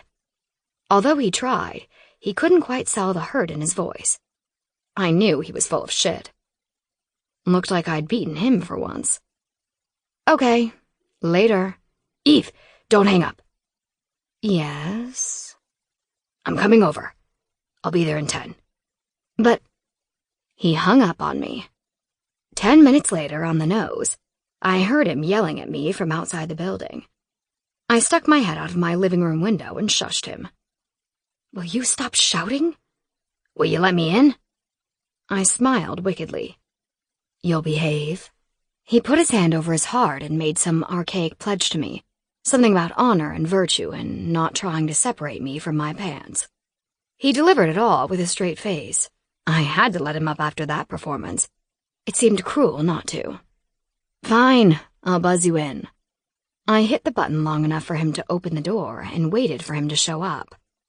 I opened my apartment door to him smiling like he'd just won some battle I hadn't even known we were having. He held a board game in his hands, one of those military strategy kinds that I hated. I think I should have left you outside, I said, standing in the entrance. Aw, come on. You're a nerd, I'm a nerd. I thought we could do nerdy things together. I'm not a nerd, I protested, letting him in. Right. That's why you're a chemistry TA. Got it. Totally not nerdy. Okay, smartass. What makes you so nerdalicious? He shifted his gaze to me through hooded eyelids. I'm smart. Really smart. And I'm going to kick your ass at this game. There was a husky tone to his voice that made my chest tighten. We'll see about that. For the record, he said, clearing the board after my complete and utter annihilation. You are the worst nerd ever. Were you even trying? I was, I shouted, throwing a plastic game piece at his head. It bounced off his forehead and fell into the box. It's like you have no idea how to fight a war, he muttered under his breath. Yeah, because I don't. I'm a chemistry nerd, remember? He groaned in response as he cleaned up the game. Once he finished, he turned his baby blues to me. So, what now? I looked at my phone. It was midnight already. Bedtime. He quirked a brow at me. And you told me to be on my best behavior. I'll have you know, Eve, I'm not that easy to get into bed. I felt my cheeks flush and hated them for it. I meant bedtime for me. Home for you. Ah, that makes more sense, he replied with a wink. He collected his game and made his way to the door. When he turned to say goodbye, he wore the serious expression I'd seen a few times before. It was then that I realized just how easy he was to read. He seemed incapable of hiding his emotions. We were complete opposites in that regard, but I found it refreshing. Eve, he said, his hand resting on the doorknob. If you feel better with me here, I could sleep on the couch, if that would give you peace of mind. You have class tomorrow at 8, I believe, and a test coming up soon that you should probably study for. Somehow I think if you stick around here, you'll talk me into a rematch, and neither one of us will get any sleep. Maybe, he said with a shy smile. He let go of the door and stepped toward me. Our bodies were close, too close, and I could feel warmth radiating off him. It was hard to stop myself from leaning into it. Fenris, I said softly. Eve. His tone perfectly matched my own. I can't do this. Do what? He asked, leaning in until the front of his jacket grazed my chest. I saw his hand rise until it touched my shoulder, and slowly traced a line down my arm. My breath caught in my throat, and my eyes slammed shut.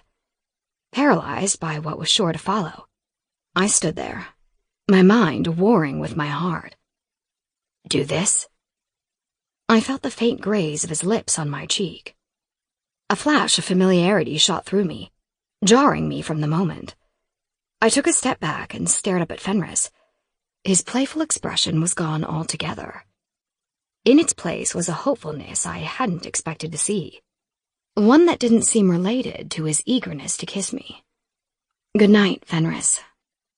His expression fell for a moment, but he righted it with a smirk and a mischievous stare. Good night, Eve. He walked back to the door and opened it. Please call me if you need me. I will. He hovered for a moment, looking at me like he was trying to read between the lines of my expression. Judging by the furrow of his brow, he hadn't succeeded. I'll see you around, Eve. He stepped out into the hall and disappeared down the steps. I locked my apartment and walked to the front window to watch him get into his car. He stopped in the middle of the street and looked up, his expression still pensive. But he waved when he saw me, his eyes brightening the second they landed on me. Then he got into his car and drove away. I couldn't understand why that made me feel so empty, why his leaving bothered me like it did. He'd offered to stay. If I hadn't wanted him to leave, then why had I pushed him out? My conflicting feelings were starting to hurt my head, so I went into the bathroom and got ready for bed, hoping sleep would solve my problems for me. But since sleep barely came, it never really had a chance. Chapter 16. I woke up after a couple of hours of interrupted sleep, feeling mostly human. I didn't know what the other part was, but I knew it wasn't good. Something half dead. If I didn't get an actual night's sleep soon, it wasn't going to be pretty, for anyone. As I dragged myself to the kitchen to make coffee, I heard my phone vibrating with an incoming call. I picked it up to find my least favorite student advisor calling. Yeah, I grunted. We need to meet, Ivor said, as if that were explanation enough. Why? To make sure you're on the right path, remember? It's about the same as the last time I saw you. No need to meet up. Silence. I'll see you tomorrow at 11 a.m. Don't be late. I don't have time for games. He hung up before I could deliver my sluggish but snappy retort. Asshole, I said, tossing my phone onto the counter. I made my way into the living room and plopped down on the couch to wait for the coffee. With my head rested back, I closed my eyes. In the haze between wake and sleep, which I currently lived in, I saw something, or someone. He stalked toward the forefront of my mind through a literal fog. I could see his silhouette, but not his face. With every step he took, I could feel my chest tighten. Slowly, he grew nearer until he was so close that his features began to come clear, like my blurry vision was starting to focus. He leaned toward me, his eyes breaking through the fog. They were black and angry and familiar, and I shot up on my couch screaming.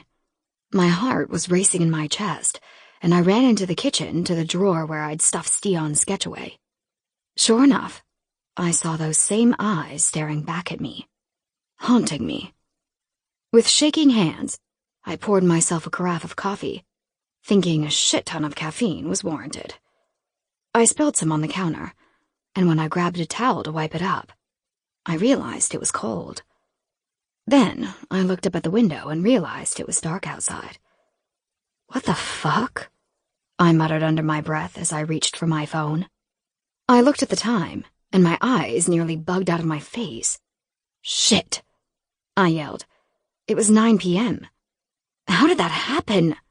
I knew I was tired, but that was ridiculous. I'd literally slept the day away. I checked my messages. 2 calls from Charlie, asking where I was. I'd missed my TA class, and 1 from Fenris, making sure everything was okay. His call had come only an hour earlier. I wondered if he'd be by to check on me if I didn't call him back. As much as I enjoyed being around him, and how easy it was to forget everything going on around me with him there, I wasn't up for his earnest interrogation.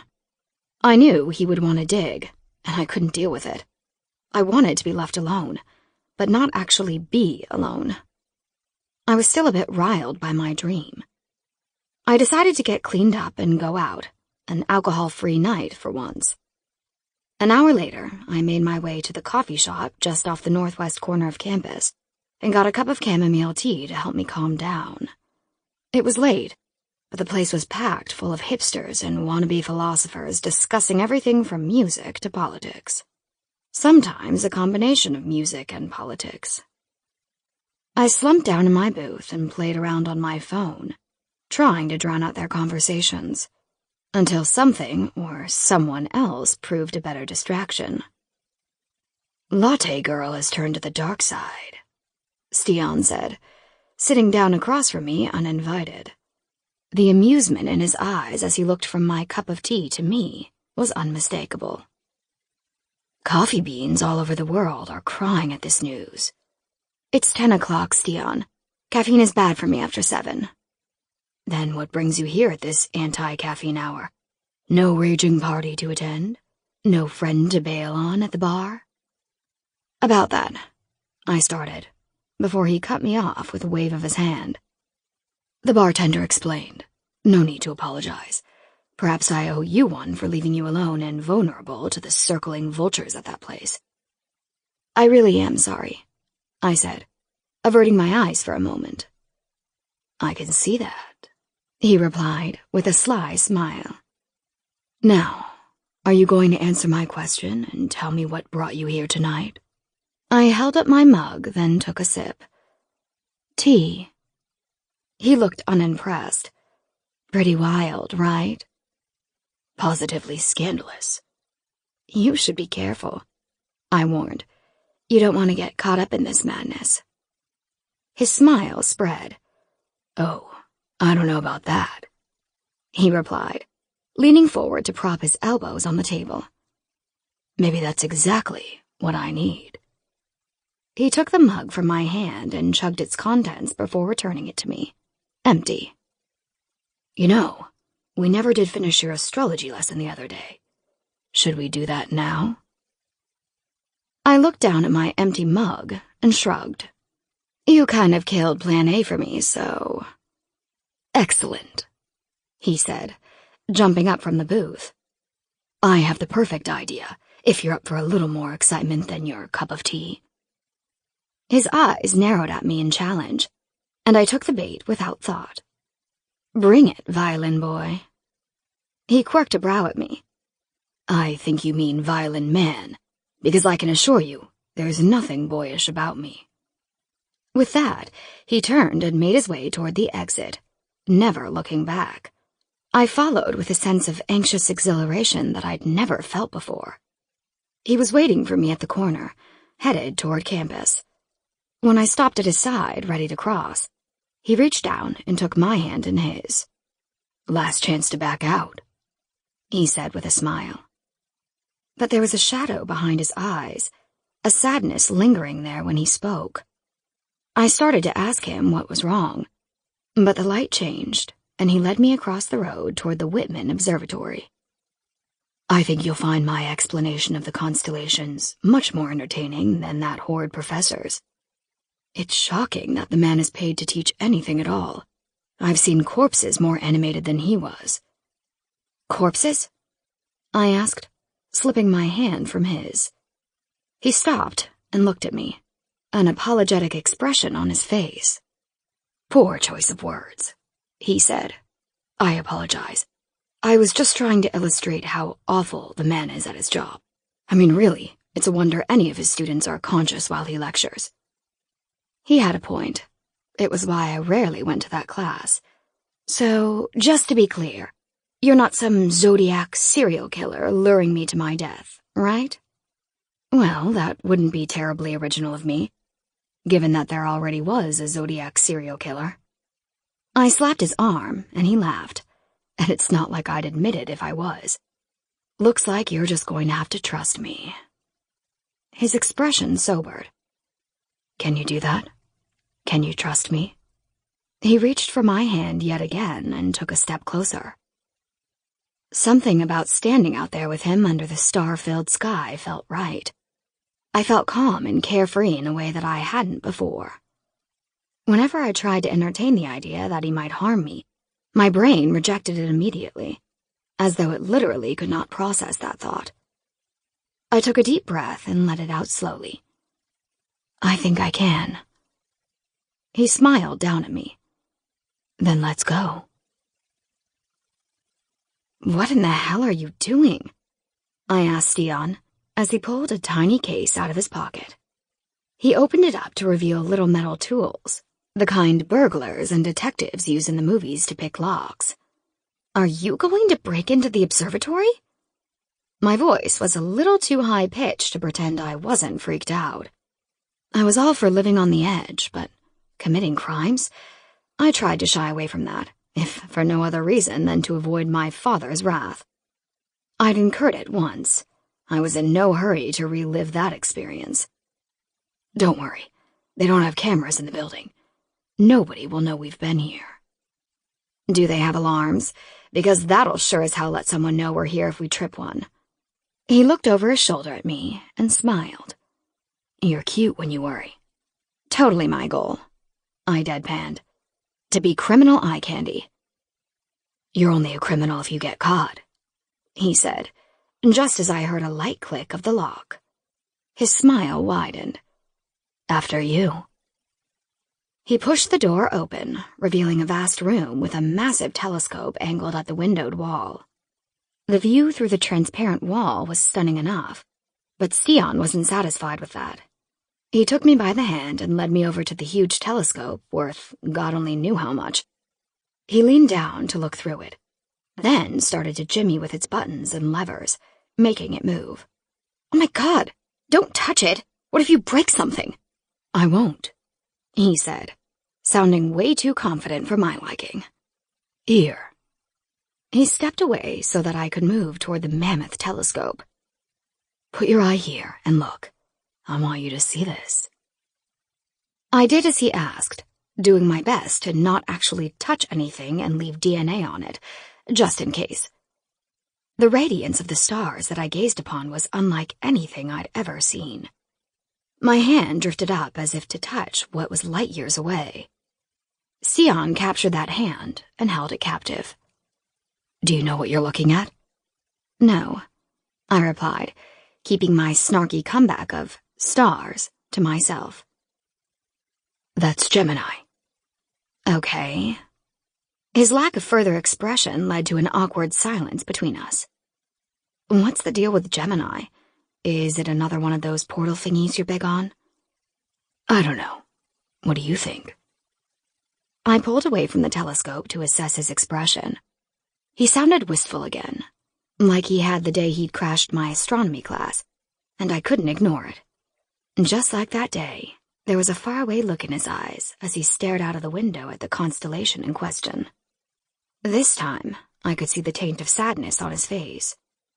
"Stian," I said, stepping toward him. "I want to know what you think when you see Gemini." He looked down at me, eyes so full of emotion that I could barely hold a stare. "I see unparalleled beauty and strength." His gaze didn't waver as he stepped closer to me, our bodies only inches apart.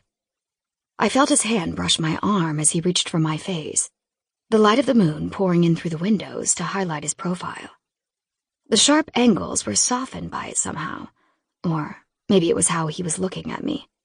Either way, I couldn't break my gaze.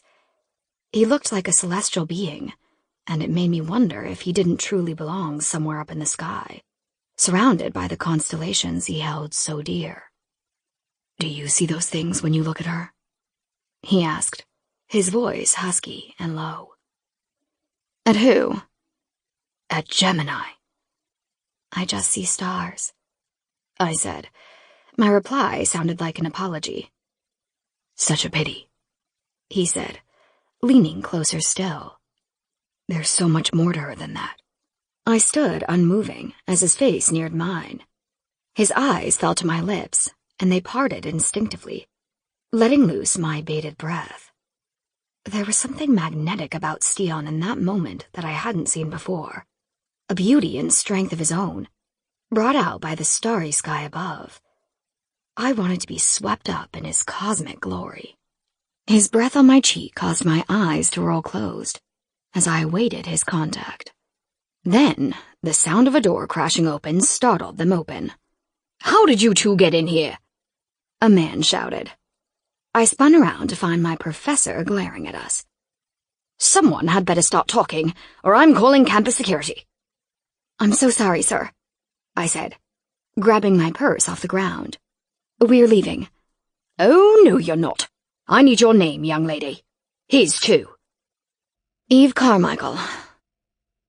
His expression sobered for a moment before his anger returned. "And you, young man?" Stian laughed. "Stian." "Last name?" "It's just Stian, like Sting. No last name necessary." "Okay," my professor said, reaching for his cell phone.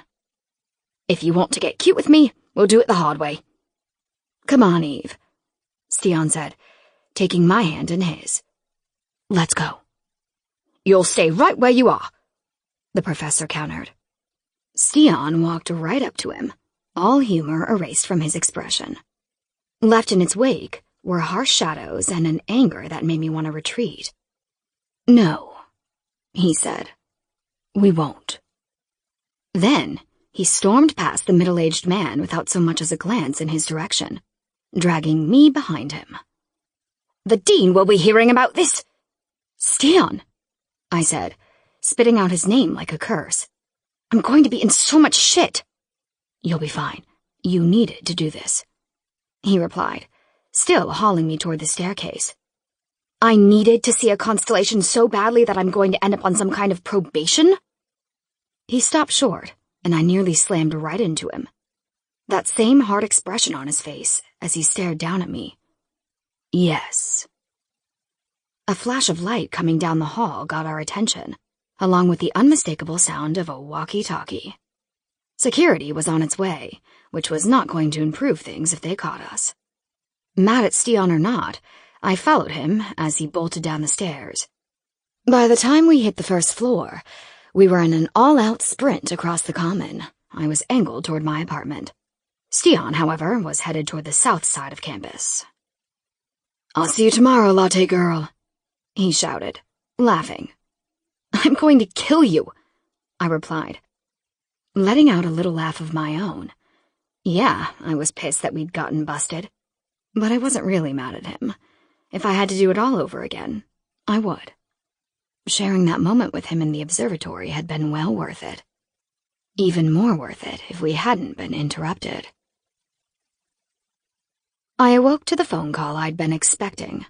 Sarah at the dean's office was the first line of defense in what promised to be an epic meeting with the big cheese himself.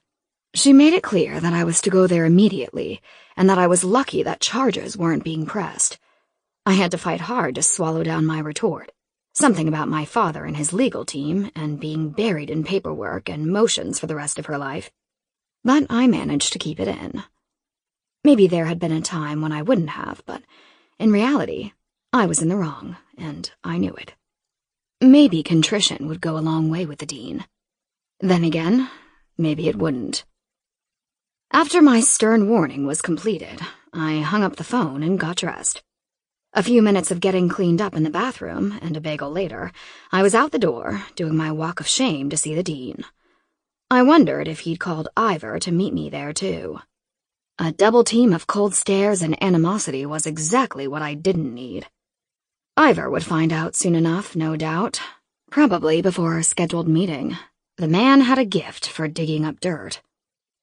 I walked through the main building to the dean's office, meeting Sarah's scowl with a bitchy smile. I vowed to be contrite with the dean, not his minion. She pointed toward his door as though I wasn't well acquainted with its location, and I blew right past her. I wanted to get our meeting over with. Whatever I had to say or do to get out of there was the order of the morning. "Breaking and entering is a felony, Miss Carmichael," the dean said by way of greeting. "Only if your intent was to commit a felony once inside," I replied, dropping my bag next to my usual chair and sitting down. I didn't touch anything in that room, and I had no intention, or means, for that matter, of stealing your uber-expensive telescope. He scowled at me, and I realized my mission to get out of there as quickly as possible was already fucked. "Semantics aside, you committed a crime on my campus last night." Technically, I didn't commit it. Someone else did. I just happened to be there. "Aiding and abetting is still a crime." I was just a bystander. No aiding and abetting for me. His irritation was evident in his creased brow. I was trying his already thin patience by the look of it. "So, you had an accomplice," he said, pushing his seat back to stand up. He walked around his desk and stepped in front of me. He hovered there, trying to assert his dominance over me, a weak attempt to intimidate the girl raised by the most vicious lawyer on the eastern seaboard. That implies I was involved, so no, I didn't. There was someone else there. Professor What's-His-Name knew that, though, so I'm assuming you do, too. "His name?" "You should know that as well." "All Professor Smith told me was the culprit's first name, and it appears to be a false one." "I don't know his last name, and his first name is the one I know him by, so I can't help you with that." "How do you know him?" he asked, taking a step back to better assess my reaction. I, of course, gave him nothing. "From around campus." The dean's grim expression slowly morphed into one of pure delight. Delight at something I couldn't figure out, which made me nervous. I prided myself on being a step ahead of him at every turn. This disadvantage was troubling. I knew his elation at my admission couldn't be a good sign. "That's interesting, Eve, because Sarah spent the better part of the morning searching for a scion in our records, and it seems that there is no student, currently enrolled or otherwise, by that name. First, middle, or last." When his smile widened, I knew the shock I felt at his words had bled into my expression. "So, I'll ask you once more, Ms. Carmichael. How do you know this individual?" "I'm telling the truth. I've seen him around campus. He's usually in the common playing his violin or lounging around reading a book." "Have you ever seen him coming or going from class?" "Well, no, but I just figured he's a slacker. Wouldn't be the only one on campus." "No, not with you here." "Listen, I don't want to sit around and argue about who he is or isn't. I don't know the answers, okay? Can I go now?" "If you'd like to be the one I report to the police about the break-in, then yes, feel free to leave." "You and I both know you're not going to do that, for obvious reasons." He assessed me for a moment before stepping back to lean against his desk. "Maybe you're right. Maybe I'm bluffing. But you should ask yourself something, Eve.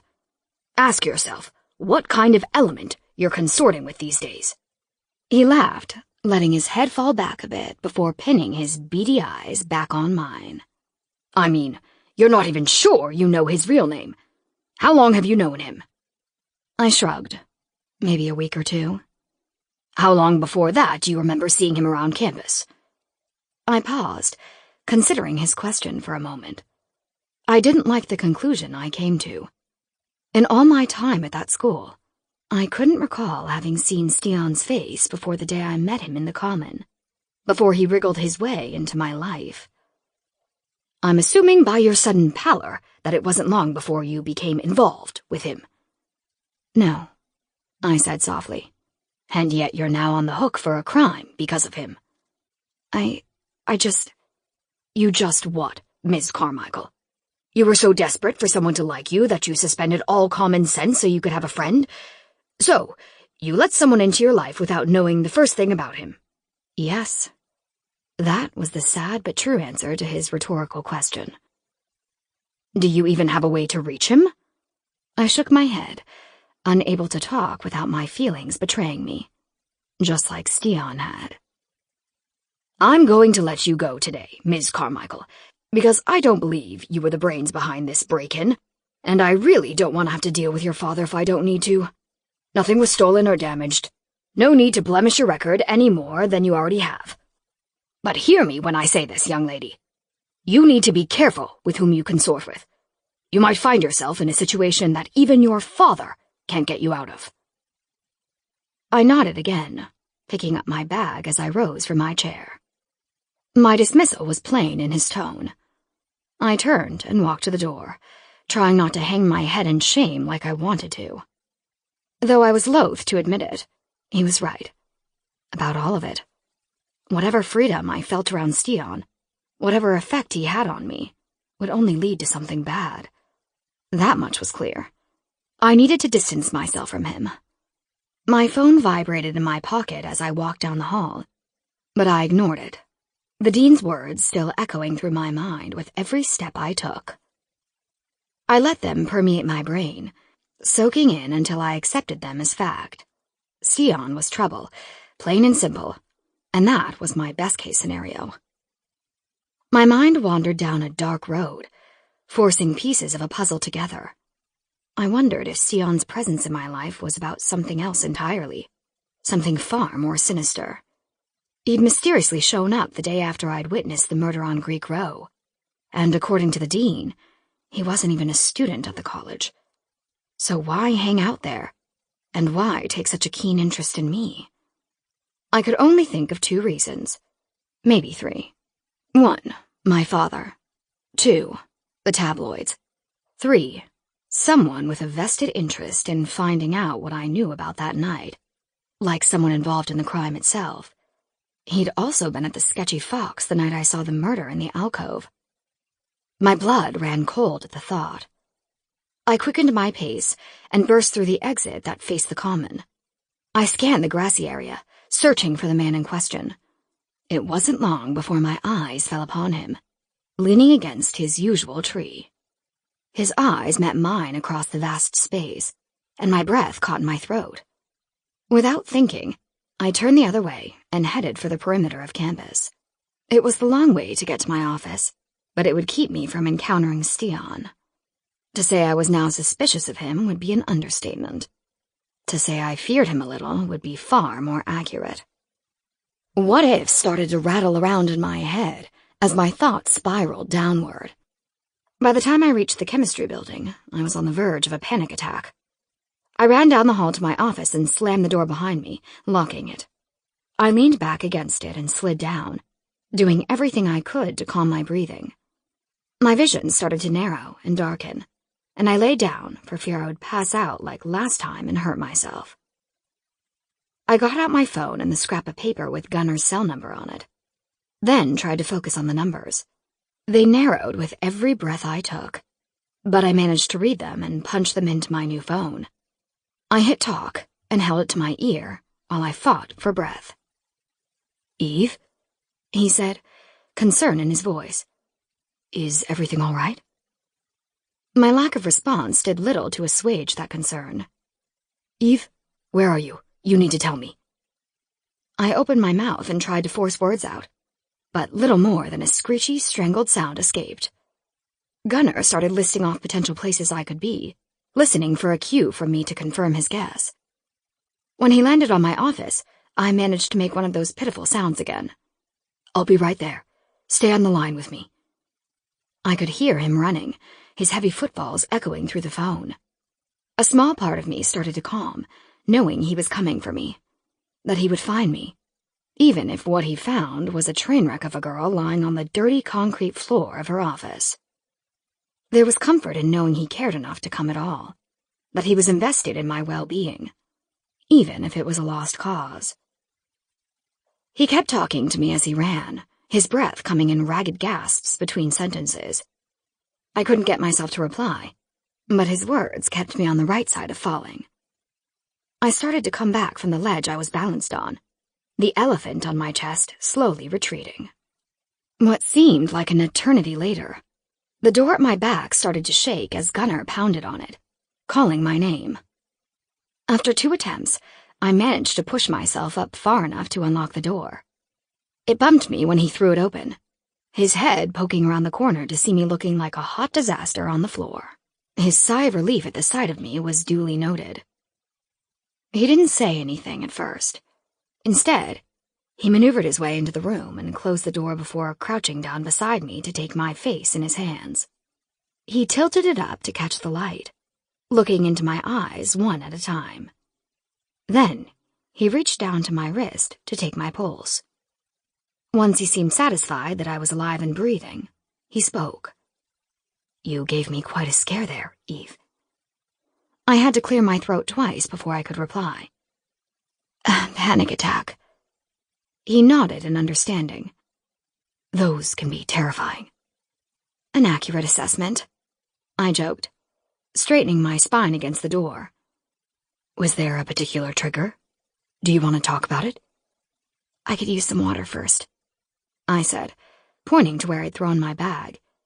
He unclipped my water bottle from it and handed it to me. After a few big sips, my throat felt better. "Thanks." "No problem." "No, I mean for everything. For coming." His expression softened as he sat down next to me. "I gave you my number for a reason." "Because you knew I was a time bomb waiting to go off?" He laughed at my morbid assessment. "No, Eve. I gave it to you because I wanted to help you. To be there if you ever needed something." "Looks like I needed something." "So, do you want to talk about it?" I shook my head. "Not really, but I probably should." He looked at me, his keen eyes assessing my demeanor, always observing. "It's a long story, but the short of it is that I may or may not have been with someone who broke into the observatory last night. We got caught and ran. The dean called me in this morning and grilled me on what happened, threatening to press charges if I didn't give up the guy I was with.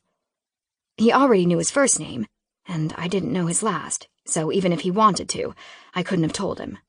The dean backed me into a corner, then made me look stupid when he told me that the guy, who I've been hanging out with, isn't even a student here.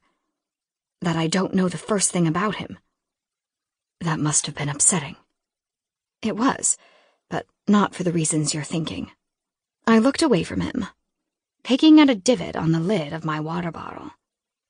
Aside from being made to feel like a complete idiot, the dean made me realize that this guy seemed to magically appear the day after the party when I saw... Gunnar looked at me expectantly. "Yes." "When I thought I saw that murder. So, now I have this super weird guy hanging around trying to get close to me. Don't you think that's a bit odd?" "Could be a coincidence. Or it could be something entirely different. He doesn't go to school here. He's not a student. He's just some random dude who keeps running into me." "You think he's related to that event, somehow?" "I think that's a pretty decent likelihood, don't you? What better way to find out what I know about that night than to get close to me and get the info from me? I'm too high profile to mess with in any other way. And though he could be some tabloid asshole trying to get compromising pics of me, again, I just don't get that vibe. But something is off about him. I'm just mad I didn't see it before. You thought he liked you? His question was gentle, but it still stung. Yes. We sat there in silence for a moment before Gunnar stood up, reaching a hand out to me. I looked at it, and then at him. It's just a gesture of help, Eve. It's okay to need help sometimes. We all do. With a sigh, I took what he offered. Once he hauled me up, I brushed the dirt off my jeans and straightened out my clothes. A swipe of my fingers under my eyes to wipe away the mascara undoubtedly smudged there, and I was good to go. At least, physically speaking. What now, Doc? He feigned anger at my use of that title. That depends on you. What would you like to do? We could go back to my office and talk more about this. Or, I started, acting like I was about to offer the best idea ever. We could forget this whole thing ever happened. We don't have to talk about it, but I can't pretend that it didn't happen. And I don't think that you should either. If you ever want to work past your issues, you will have to face this eventually. But how do I face the fact that I may or may not have some killer following me around campus? How do we therapy that one away? His calm expression darkened for a moment before returning, like a passing shadow had befallen his face, only to disappear. We can't, he replied, emphasizing the we. Calling the cops isn't an option. I have nothing to report to them. I know. The police aren't the answer. Neither is the dean. Which brings us back to square one. Not exactly. No, it really kinda does. Did you see him today? Yeah, right before I ran over here and flipped out. Describe him to me. I did as he asked and gave him Steon's description and likely whereabouts, providing he hadn't bailed when I took off running. When I finished, Gunnar didn't say a word. Instead, he opened the door to my office and stepped through it. So, now what? I asked. He looked over his shoulder at me and smiled. I've got a few minutes before my next appointment. I thought I might go out for a stroll around the common. Gunnar, Eve, do me a favor and stay here. Keep your door locked, and call me if anyone comes by, okay? Okay, but what are you going to do? Like, really do? I'm going to have a little chat with the campus loiterer. Do you think that's a good... I think I'm ex-military and can handle myself just fine, Eve. I won't make things worse for you. I promise. I stared at him, skepticism plain in my eyes. His eyes narrowed in response. Do you trust me? In a clinical sense, or... Yes, I trust you. Then do as I asked and stay here until you hear from me, okay? I nodded in response. Good. I'll message you shortly. He pulled the door shut behind him without another word, and I locked it just as he'd instructed. My feet carried me back to my desk, and I plopped down in my chair. I stared at the door Gunnar had just exited through, wondering what crazy-ass thing he was about to do. I had zero doubts that Gunnar could handle himself. His build alone spoke to that. But I couldn't help but wonder what the hell his game plan was. How he was going to make my little problem go away. Because even if he succeeded in making Steon leave me alone, I highly doubted he'd get any answers from him regarding why he was cozying up to me. No criminal would give that up, no matter how ex-military Gunnar was. Unless he was special ops and well-versed in torture. Then he might be able to make Steon talk. But there was no evidence to support that theory, so torturing the truth out of Steon probably wasn't going to happen. Not that I wanted it to. A traitorous part of my body cringed at the thought of harm coming to him. That sad little part that was as desperate for friendship as the dean had said. I wanted to rip that part out and stomp on it a few times. It needed to be taught a lesson, or reminded of one in case it had forgotten. Letting people in ended badly. Always. Chapter 17. I waited in my office for a call from Gunnar, but 20 minutes later, an appointment reminder on my phone beeped. alerting me that I needed to get over to Ivor's office. Tempting though it was to bail, I had a sneaking suspicion that avoiding him just wasn't a thing, that he'd show up on my doorstep if he had to, and I wanted to avoid that like the plague. After a few cleansing breaths, I made my way over to his office. The door was closed, but I could hear him talking to someone. Actually, it bordered on shouting. He was pissed about something. That much was clear. I stood outside his closed office door and listened from my side of the glass-pane divider. He sounded so angry. I pressed closer, eavesdropping on his one-sided conversation. "I'm aware that there's a problem," he said, doing nothing to hide his irritation. I could see his large silhouette stalk across his tiny office, phone in hand. "I know that too. What I don't know is what you expect me to do about it. I can't control her any more than you can." Silence. "You want me to force her somehow? That's an interesting plan. How exactly would you like me to accomplish that? Kidnap her? Take her hostage and interrogate her to see what she's figured out, if anything?" More silence. I could practically hear Ivor seething through the door. "You know this has to be handled delicately. It always does. One wrong step and everything is lost." The hair on the back of my neck was starting to stand on end, as if my survival instincts were aware of something my mind had yet to comprehend. As if my limbic system were begging me to get the hell out of there. But there I stayed. "If Stian burned his bridge, then I'll fix it. I always do.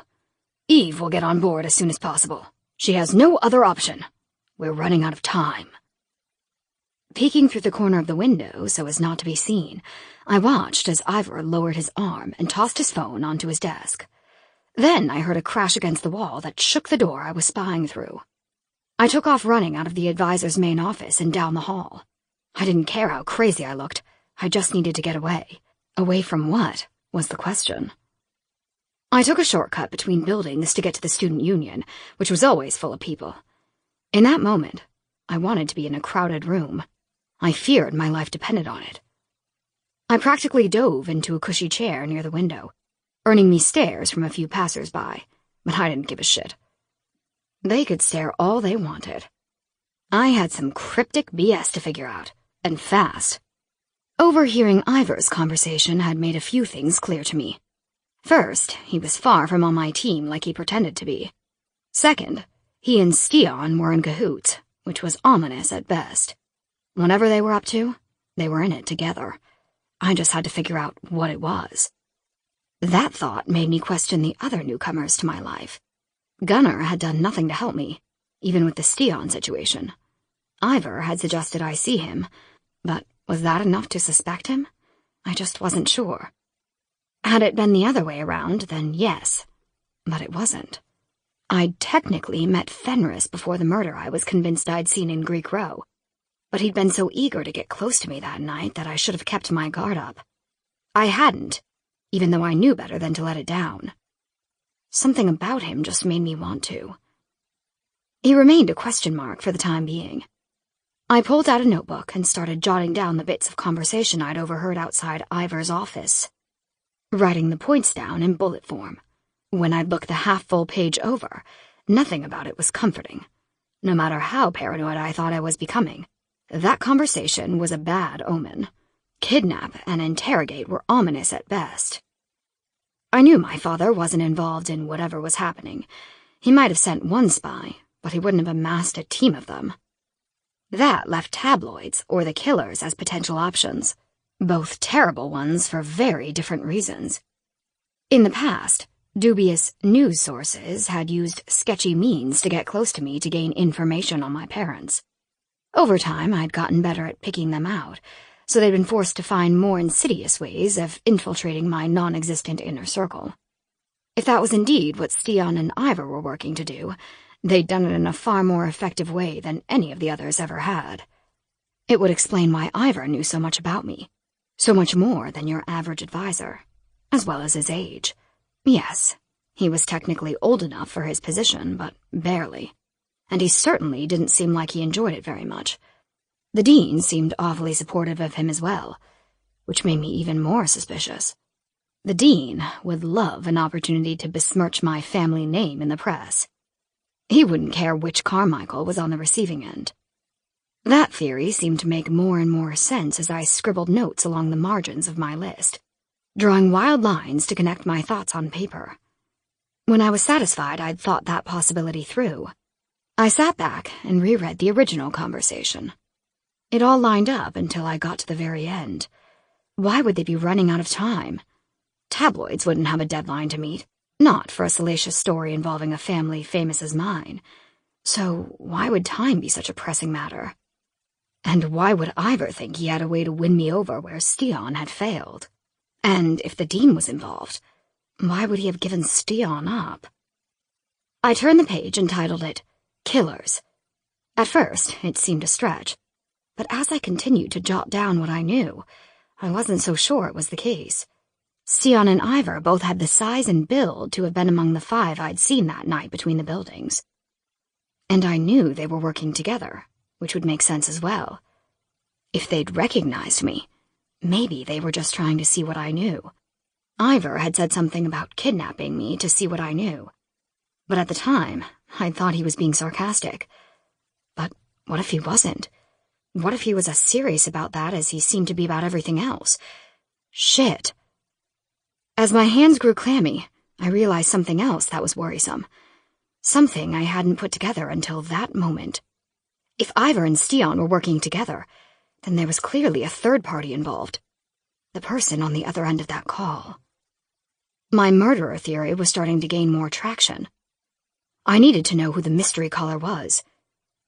The buzzing cell phone in my pocket startled me, and I stifled a scream with my hand as I jumped in my seat. I fished it out and looked to see who it was, expecting Gunner's name to flash on the screen. Instead, I saw Ivor's. I panicked, not sure what to do.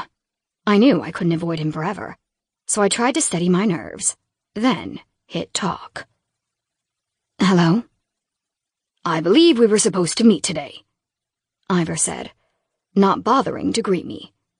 15 minutes ago, to be exact. Something came up, I said, trying to keep my voice steady. Meet me here in 10. No can do. I have to be somewhere. Where? He asked, his anger barely restrained. Somewhere off campus. You can't blow off our meeting, Eve. I have to report back to the dean, and I will not lie for you. Yeah, I know that. I'll, come in next week or something. Will that work for you? I heard a door close on the end of his line, his heavy footsteps as he left his office. Was he coming to look for me? Listen, I have to go. I'll call and schedule something later. I hung up without another word, then gathered my things. I bolted from the student union and kept running until I was well off campus, not sure where I was headed. I eventually ended up at the Sketchy Fox. It was the middle of the day, but the stools along the bar were almost full. I found one at the far end and sat down, dropping my backpack to the floor. To my surprise, Cheryl was already at work.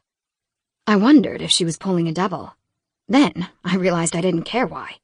I knew Cheryl would have my back if Stian, or anyone else trying to come after me, showed up.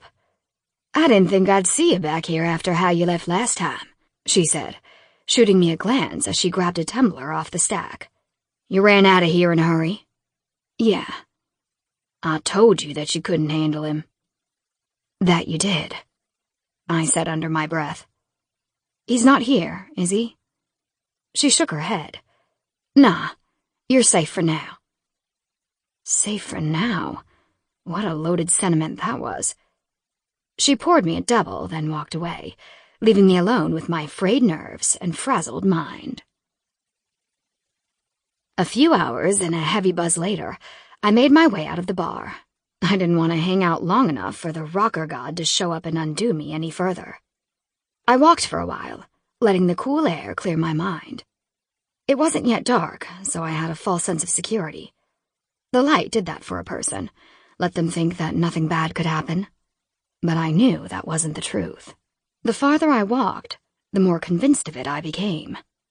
I kept seeing things move at the edges of my vision, an animated drunken haze of sorts. Every time I turned to see what was there, I saw nothing. I picked up my pace to the main street, then caught a cab. The driver asked where I wanted to go, and I paused, not really sure of the answer. I didn't want to go to campus, and I certainly wasn't ready to go home yet. Ivor had called 3 times while I was at the bar. I wondered if he'd already gone to my apartment looking for me. I shuddered at the thought. The driver asked again, probably wondering if I hadn't heard him. I looked up to find his nearly black eyes staring at me in the rearview mirror. A flash of cold shot down my spine, and before I knew what I was doing, I was out of the cab and running down the street toward my father's house. It was 2 miles away, but there was no way in hell I was getting in another cab. The fear I felt, but didn't fully understand, wouldn't allow that. Those eyes, they were the same as the ones I'd seen that night down the street from the sketchy fox. But there was something about them that niggled at my tequila-soaked mind. Something so familiar and ominous. Something I knew I'd seen long before the killer in the alcove had fucked with my head. And so I ran until my pores sweat alcohol, and I threw up what was left in my stomach. I felt instantly better, but with that cleansing came a slap of reality. I knew exactly where I'd seen those eyes before. I also knew why I was running to my father's home. When I arrived, I unlocked the back door and slipped into the kitchen. Once I'd punched in the alarm code, I made my way upstairs to where my bedroom had once been. The second I'd left for college, Nancy, his pretty new wife, had torn it apart in preparation for the baby. My room became a nursery for their love child. The metaphor wasn't lost on me. My dad's remove and replace MO was still in effect. My belongings had been tucked away in the attic, so that's where I headed. The dust was thick in the air as I shuffled boxes around until I found a few simply marked Eve's shit. There should have been more of them, but I was pretty certain Nancy had thinned out my things on my behalf. Ever the helpful little gold digger. I only had about 45 minutes to find what I needed. Nancy's daily, because I don't need a job, yoga class, got out at 6, and her walk home would only take 15 minutes. I had no desire to run into that bitch. Only 5 years my senior, her attempts to play mommy to me made me homicidal. The last time we'd met, hair had gone flying. For her sake, I thought it best to avoid her at all costs. It didn't take long to find a heavy box containing books. I rifled through them until I found what I was looking for. Journals from my early therapy days. The few days before I had been so medicated I was barely conscious. I gently laid the 2 notebooks in my lap and stared at them. I hadn't looked at those scribbled ramblings since I recovered, but I kept them just in case. Just in case I ever needed a reminder of how far I'd come. How strong I really was. I'd once pulled myself out of a darkness I couldn't begin to explain. If I had to, I knew I could do it again. With a deep breath, I opened a black leather-bound book and started to read.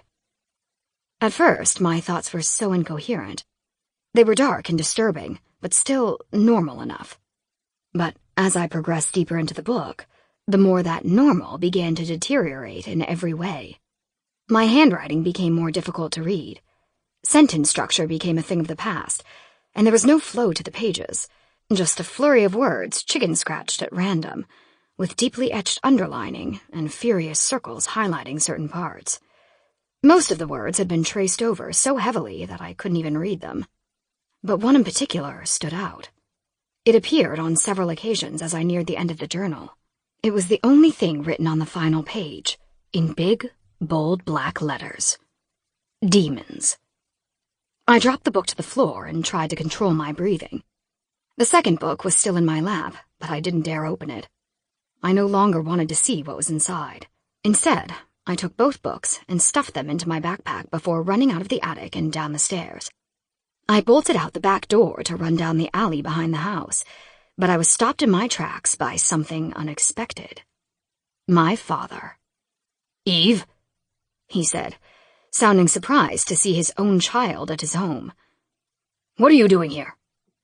"I just came to get some of my books from the attic." I let my anger seep into the latter part of my reply. He didn't even flinch. "You should have called." "Why? I'm not allowed to come home without warning?" "It's not really your home, though, is it? You have that high-end apartment near campus that I'm paying for. I shook my head in disbelief. Yeah, I guess I do have that. Was that what I got in the divorce? I didn't know you could divorce your children. He let out an irritated sigh. Let's not be melodramatic, shall we? He said, as he moved to walk by. You remember what happened the last time you tried those antics with me? You still think that's what I was doing? That I was just acting up because you and Mom split?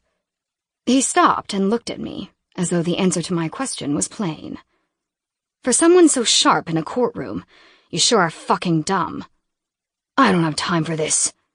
Oh, you do, I said, grabbing his arm. For once in your miserable life, you're going to hear me when I talk to you. I whipped off my backpack and grabbed the black book out of it, the one that documented my spiral into darkness. Read it, I said, slapping the book against his chest. I have things to do. Read the fucking book, Dad. He assessed me for a moment before doing as I asked, though it was more placation than genuine interest. He flipped through the pages, scanning them for anything pertinent. But as he got deeper into the journal, his pace slowed and his brow furrowed. When he finished, he, like me, dropped the book as though it had burned him. What is that? He asked, his tone a mix of irritation and fear.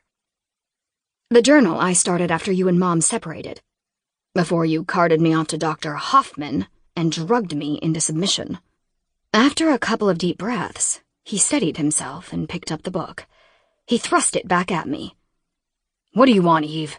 Money? Is that what this is about? No, it's about you treating me like I'm yours, like you give a shit about me. I find these attempts to get what you want exhausting. I always have. You're just like your mother. Dramatic, irrational, and unstable. He shot a pointed look at the book in my hands as if to say, and there's the proof. Anger snaked up my spine, slow and cold, and fueling the hatred I had for the man before me. The edges of my vision blurred, my focus solely on my father. My body thrummed with adrenaline, and the second he moved to walk away from me, I grabbed his arm. This time, I didn't release it. He yanked against my hold, but it was like iron. What is wrong with you? He shouted. His question was too loaded to answer, and the moment I opened my mouth to try, everything went to shit. The black edges of my vision started to move, and suddenly, the object of my rage went flying across the yard, his head bloodied from a strike I didn't remember landing. Fear now cutting through my anger, I started to run toward him, then stopped dead. Those dark, moving edges of my vision started to converge on my father's limp form, descending upon him until he was blocked entirely. I threw out my arm and yelled for the black form shrouding my father to go. A blast of white-blue light nearly blinded me, and I fell to the ground, hitting my head on the concrete. I had no idea how long I'd been out, but I opened my eyes to find my father still lying on the grass, bleeding. My vision was perfectly normal, though my head felt like it was being torn apart from the inside. I crawled over to him. He was unconscious but breathing. I tried to help him up, but the sound of Nancy shrieking from the back door startled me, and I dropped him. "What are you doing?" she yelled, running into the yard. "What did you do?" "I don't know," I said, backing away from him. "I don't know what happened." She kept yelling at me, grabbing a stick from the yard and swinging it in my direction. I didn't know what else to do, so I snatched my backpack and my journal and took off running through the house and out the front door. I didn't stop until I reached my apartment 4 miles away. Breathing hard and scared shitless, I burst into the living room and slammed the door behind me. I slumped down against the wall and buried my head in my hands. "Not again," I said, trying to choke back my emotions. "Please, not again." I could practically feel the lone pill bottle in my medicine cabinet calling to me, telling me everything would be all right if I just opened it up and swallowed a handful of them.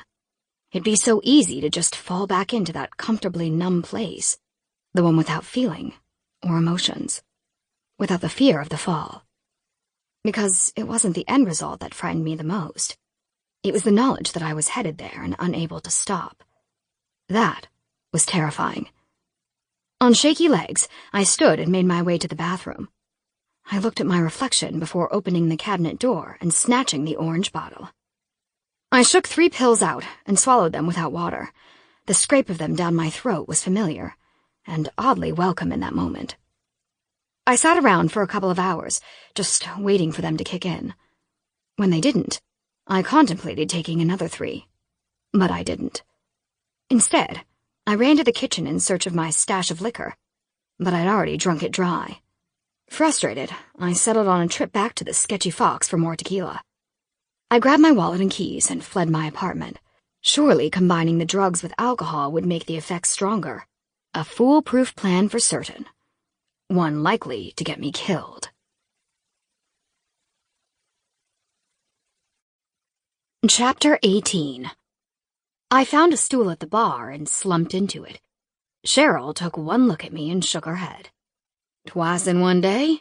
Something sure has done a number on you, girl," she said, pulling out my favorite tequila. "You need another double?" "At least," I said, leaning forward on the bar. As tired as I was half tempted to put my head down on it and sleep. She gave me my order, then hurried off to help someone else. "Third time's the charm, I think," a familiar voice said. I turned to find Godric wedged in beside me, eyeing me tightly. I let out a mirthless laugh. "There's nothing charmed about this. Or me, for that matter." His eyes narrowed. "I'm not so sure about that." I held his gaze until I couldn't any longer, partly because of the intensity, but mostly because singular images started to double. I grabbed my glass and took another sip. The numbness was starting to creep in. "So, tell me something. Why do you look like hell?" I choked on my drink, coughing until Cheryl brought me a glass of water and a look of warning. "You don't want to know. Try me. Maybe I'm a good listener." I looked him up and down, lingering on the tattoos winding up his throat, before speaking. "Somehow I think your gifts lie elsewhere." That earned me a wry smile. "Oh, they do. But I have layers. Don't be so quick to judge." His words gave me pause. "Yeah, okay. You want to know my story? Buckle up, Buttercup, because it's a bumpy ride." And so I told him. My drunk/high self unleashed a whole shitstorm of truth, or what I thought to be truth, down upon him. I told him about the murder in Greek Row, about the shadows outside my place, about the attack down the street, and the weird visions and the black eyes that haunted my dreams whenever I actually fell asleep. I rambled on like the freight train of crazy I had started to feel like. Nothing was off limits, not even my dad. After my loose lips were done spilling all my secrets, he just stood there, looking at me, his expression neutral, as if he were waiting for something else from me, something I couldn't even begin to understand. Godric, the bad boy, should have been running away after everything I'd said. But he wasn't. For a second, I wondered if I'd actually said those things aloud, or just thought them in my head. "Why are you looking at me like that?" I asked, reaching for my drink. He beat me to it, snatching it out of my reach. "Hey, give me that back." "How many of these have you had today?" he asked, his brow furrowed. "Only a couple," I replied. His brow quirked in disbelief. "I might have taken something else before I came here." "What?" Not a question, a demand. "None of your business." I turned away from him, embarrassment heating my cheeks. Who the fuck was he to interrogate me about my choices? I got Cheryl's attention and flagged her over. She put a new glass in front of me, and I slammed its contents before the surly rocker could steal it. As I turned around to tell him off, my phone started vibrating in my pocket. I looked to see who it was. Fenris. Not exactly the person I wanted to talk to at that moment. But if it got me away from the overbearing bad boy, I was in. I hopped off my stool and staggered a few paces before regaining my balance, then made my way down the hall to the rear of the bar. I pushed the back door open and stumbled out into the alley. "Hello?" I said, steadying myself against the brick wall. "Hey, Eve, it's me." "Hello, me. What's up?" I tried to play off the fact that I'd slurred, but Fenris hadn't missed it. "Are you drunk?" "Possibly." "Where are you? Do you want me to come meet you? I can get caught up, I promise," he said. I could practically hear him smiling through the phone. "You're gonna have to take a fistful of pills if you want to do that," I said, thinking myself helpful. "Pills? Eve, where are you? You don't sound so good." "I'm at home," I lied. "I think I'm gonna go to sleep. I'm so tired." "Yeah, that sounds like a bad idea, Eve." Fenris continued to talk to me for a minute, but I think I either blacked out a bit or fell asleep, because he was yelling at me by the time I snapped out of it, concern in his tone. "Eve?" "Yep, still here. Everything's fine," I said. "No, it's not. I think you need help." I looked down the alley at the sound of glass crunching underfoot. A man was headed toward the back entrance of the bar. A large, shadowy man who looked oddly familiar, but I couldn't quite place him because my vision was too blurred to focus on his face. "Look, here someone comes now. I bet he can help me," I said, before giggling the way only extremely drunk and/or high people can. "Or maybe kill me." Just as the words left my mouth, I saw something shiny in his hand, something that reflected the streetlight above. I stared at it, drawn in like a magpie. I took a step toward him, lowering the phone from my ear. "I gotta go, Fenris." I heard him yelling at me as the phone hit the ground. The approaching man paused for a moment, the light falling on his face, highlighting the harsh planes. I squinted, trying my best to make out who it was. I took a step closer, hoping proximity would make up for my blood alcohol level. But it didn't. Before I had the chance, the back door to the bar flew open, and Godric ran out. The second he laid eyes on the man in the alley, he pulled something out from behind his back and lunged toward him. Everything happened so fast that I couldn't focus. I just stood there watching as they struggled with one another. Then, one of them fell to the ground, motionless. The other hovered over the body. My brain, in its drunken state, couldn't quite reconcile what I'd just seen. Standing in the alley behind the sketchy fox stood Godric, now covered in blood, knife still in hand. Only parts of the silver blade caught the light of the moon. The rest was too drenched in blood and other bits to be seen. My brain screamed for me to run, but my feet were glued to the ground, my body paralyzed with fear. Unlike the nights where I thought I'd seen dead bodies lying on the ground, this time there was no mistaking what was right in front of me.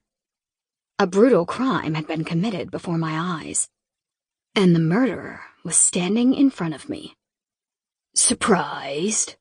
he asked, in a somewhat amused tone. Given my state of paralysis, I didn't answer. "You shouldn't be." You... I stammered on and on until I turned and threw up. I heaved until I had nothing left. I hoped I could purge the reality of what I just witnessed. But when I turned and saw him still standing there and the body still on the ground, I knew I was truly in hell. "I what? Killed someone?"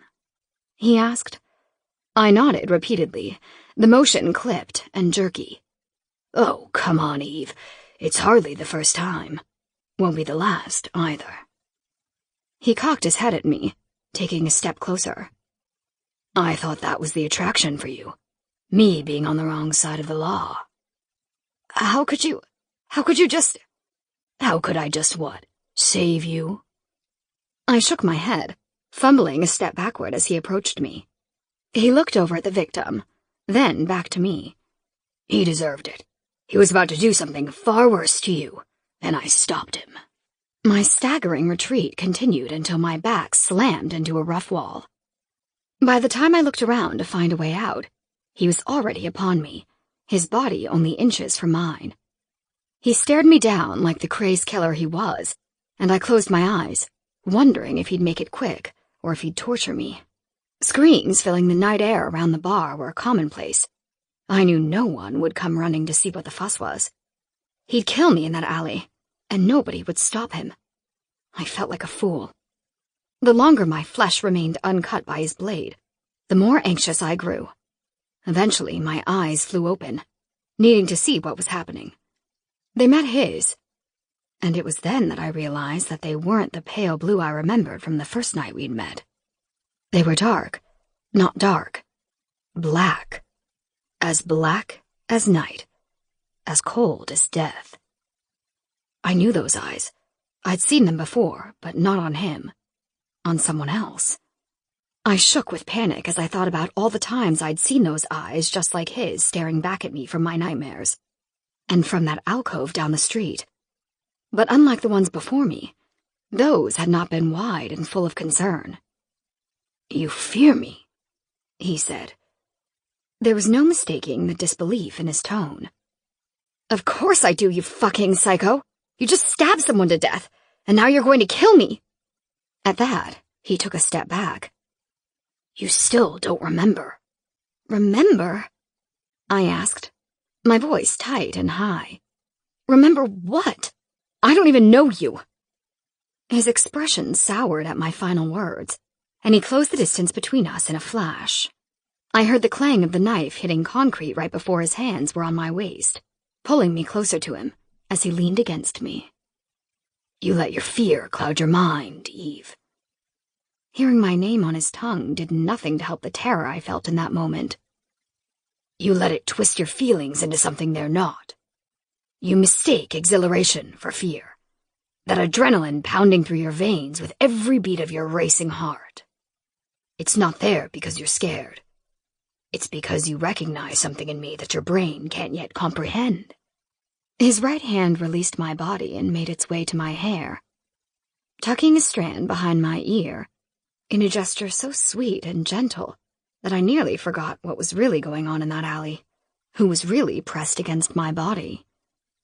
"Let me go," I said softly, hoping to appeal to whatever shred of humanity he still clung to. "I won't tell anyone." "Let you go?" he replied with a laugh. "That's not possible, even if I wanted it to be." His hand slid down my face to my jaw, caressing the sharp curve of it, then continued down my throat. He cupped it lightly, the barely contained strength in his grip palpable, and he leaned in toward me. By the time his lips were at my ear, I thought my heart would explode. "Don't let this fear own you, Eve," he said, his lips grazing my ear. "You're so much more than this." I felt his teeth clamp lightly on my earlobe and pull, teetering on the line between pleasure and pain, and I gasped. Then my mind blacked out, taking me far from that alley to a vision of darkness and blood and the wrath of 1,000 gods. Standing above me, framed by the constant bursts of lightning behind him, stood an angel of death, covered in blood. He looked down at me, his expression hidden in shadow, and spoke. "She's dead." With a desperate grasp for air, I came back to the present, my body wrestling under the weight of my captor, the one who just killed in the alley, the one who just killed me in my mind. "This isn't real," I said, shaking my head. "What did you see?" he asked, trying to hold me still. "Help!" I screamed, ignoring him. "Help me!" "Eve!" "Help me!" He clamped his hands down on my face to hold me still and stared into my eyes, as if they held the answers to whatever questions he had. His expression tightened at whatever he found. "I did this all for you, to help you," he said softly. "You'll have to forgive me for this later." He bent my head forward and slammed it back against the wall. Nausea rolled in my stomach as my vision blurred and my knees weakened. I felt myself slipping toward the ground, the vision I'd just had of the man about to kill me running over and over again in my mind. The words, "She's dead," were the soundtrack to my final moments. Then the world went dark. The angel of death had won. Chapter 19. I woke up in my bed with a raging headache. I tried to sit up and realized that wasn't going to happen. Not without throwing up. Holy shit, I grumbled, glancing sideways at my nightstand to see if my phone was there. Thankfully it was, so I grabbed it, doing all I could not to move my head. Then a voice called out to me and scared the shit out of me. I shot up in bed to see who it was and instantly regretted it. "You're up," Fenris said as he walked into my room. "Bucket!" I yelled, knowing that I had no chance of making it to the bathroom. He snatched the trash can from under my desk and tossed it to me. I caught it without a second to spare, then puked my brains out. I felt better once I was done, but the throbbing in the back of my head persisted. My hand drifted up to it and found one hell of a bump. "Ouch," I said, wincing in pain. "Seems like you took one hell of a digger outside of the bar tonight," he replied, sitting down beside me on the bed. "Let me see how it's doing." I carefully turned so he could see it, the bucket of vomit still tight in my grasp. He sucked in a breath through his teeth, letting me know it looked as bad as it felt. "That's going to take a while to heal, Eve. You're lucky you didn't need stitches." "How did I get home?" I asked, reaching to put the wastebasket of puke down. Fenris took it from me and carried it out of the room before returning. "I'll clean that up later," he said with a smile.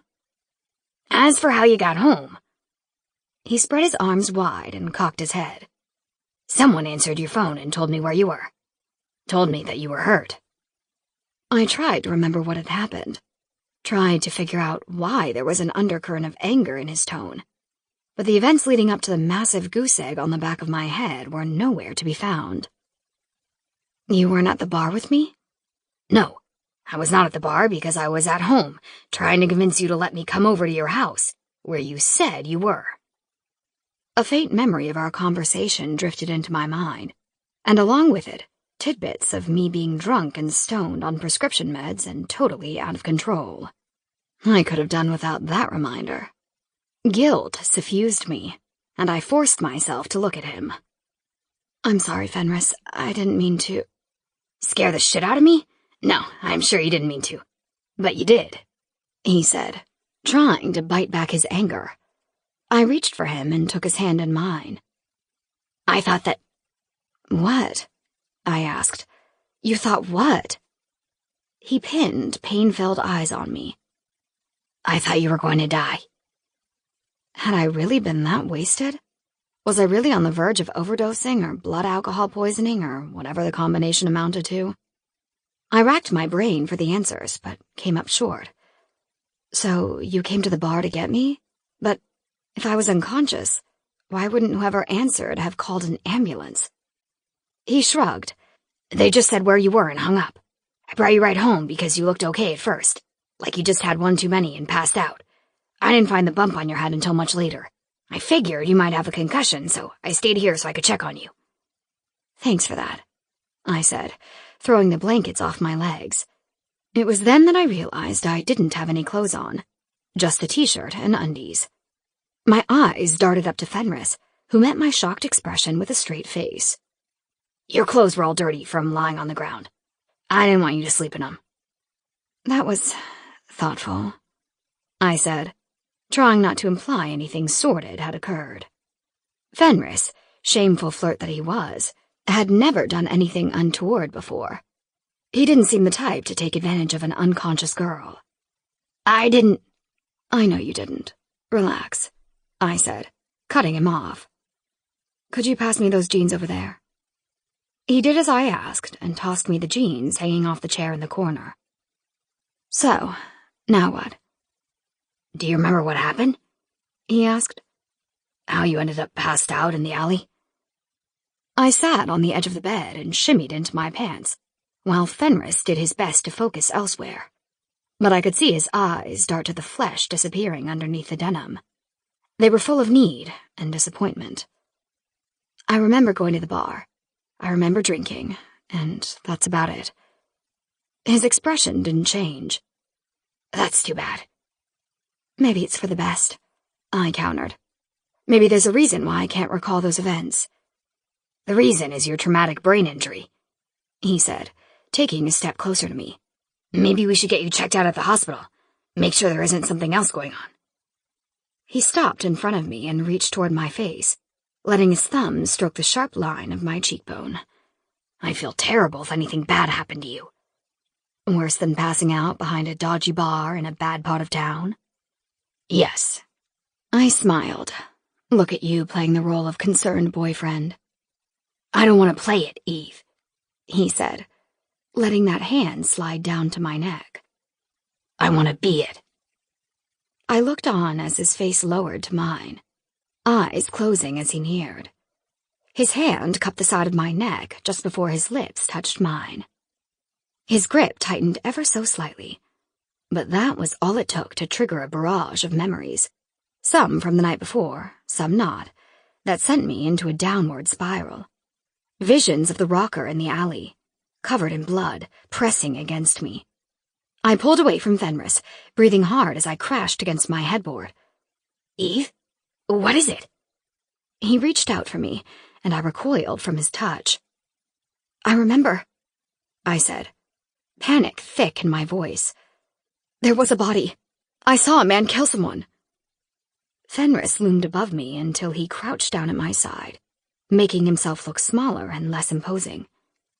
Eve? No! I saw it. I saw it all. I know I did this time. Eve, I think maybe you should go see the doctor. Don't do that! I shouted, backing away from him until I was wedged into the corner of my bed in the wall. Don't make me sound crazy! I'm not trying to. I'm just concerned about your head right now. I think maybe you were hurt worse than I thought. Get out, I said, my words little more than a snarl. Eve, get out! Please don't. Get out of my house! I screamed those words so loudly that my eardrums crackled until everything around me sounded muffled, like I was underwater. Fenris hovered next to my bed, visibly struggling with what to do next. He didn't want to leave me alone, that much was clear. Whether that was because he thought my brain was bleeding, or I'd gone fucking nuts, I didn't know. And I certainly didn't care. He'd hit a nerve that couldn't be soothed. I'd rage until he did as I asked. I'm sorry I failed you, Eve, he said in a voice laden with guilt and a heavy sense of responsibility. I'll go. His head hung low as he turned and walked out of my room, then my apartment. The hollow sound of the door closing behind him seemed to ring out forever. I sat on my bed, trying my best to calm my breathing and clear my head, and failing miserably. I was spiraling fast, and it was well beyond my ability to stop it. I needed help from someone who understood me. I needed Gunnar Fredrickson. I fumbled with my cell phone until I pulled up his emergency number, and after 2 tries, I managed to call him. It rang and rang until I was certain it would go to voicemail, but on the 4th ring, a sleepy voice answered. Hello? Gunnar, it's Eve. Eve, he said, suddenly sounding awake. Is everything all right? No, I need to see you. Now. I'll be at the office in 15 minutes. We can meet in front of the building. Yeah, okay. I'll be right over. I hung up as he was asking me a question, but I didn't bother to call him back. Instead, I tried to hurry up and get dressed, as much as my throbbing head would allow, then searched for my keys. It took a while, but I finally found them hanging on the knob of my kitchen pantry. Fenris must not have known where to put them.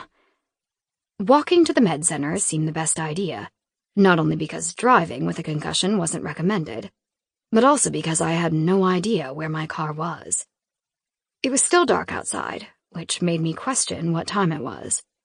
In truth, I hadn't noticed when I'd looked at my phone. It hadn't been a top priority at the time.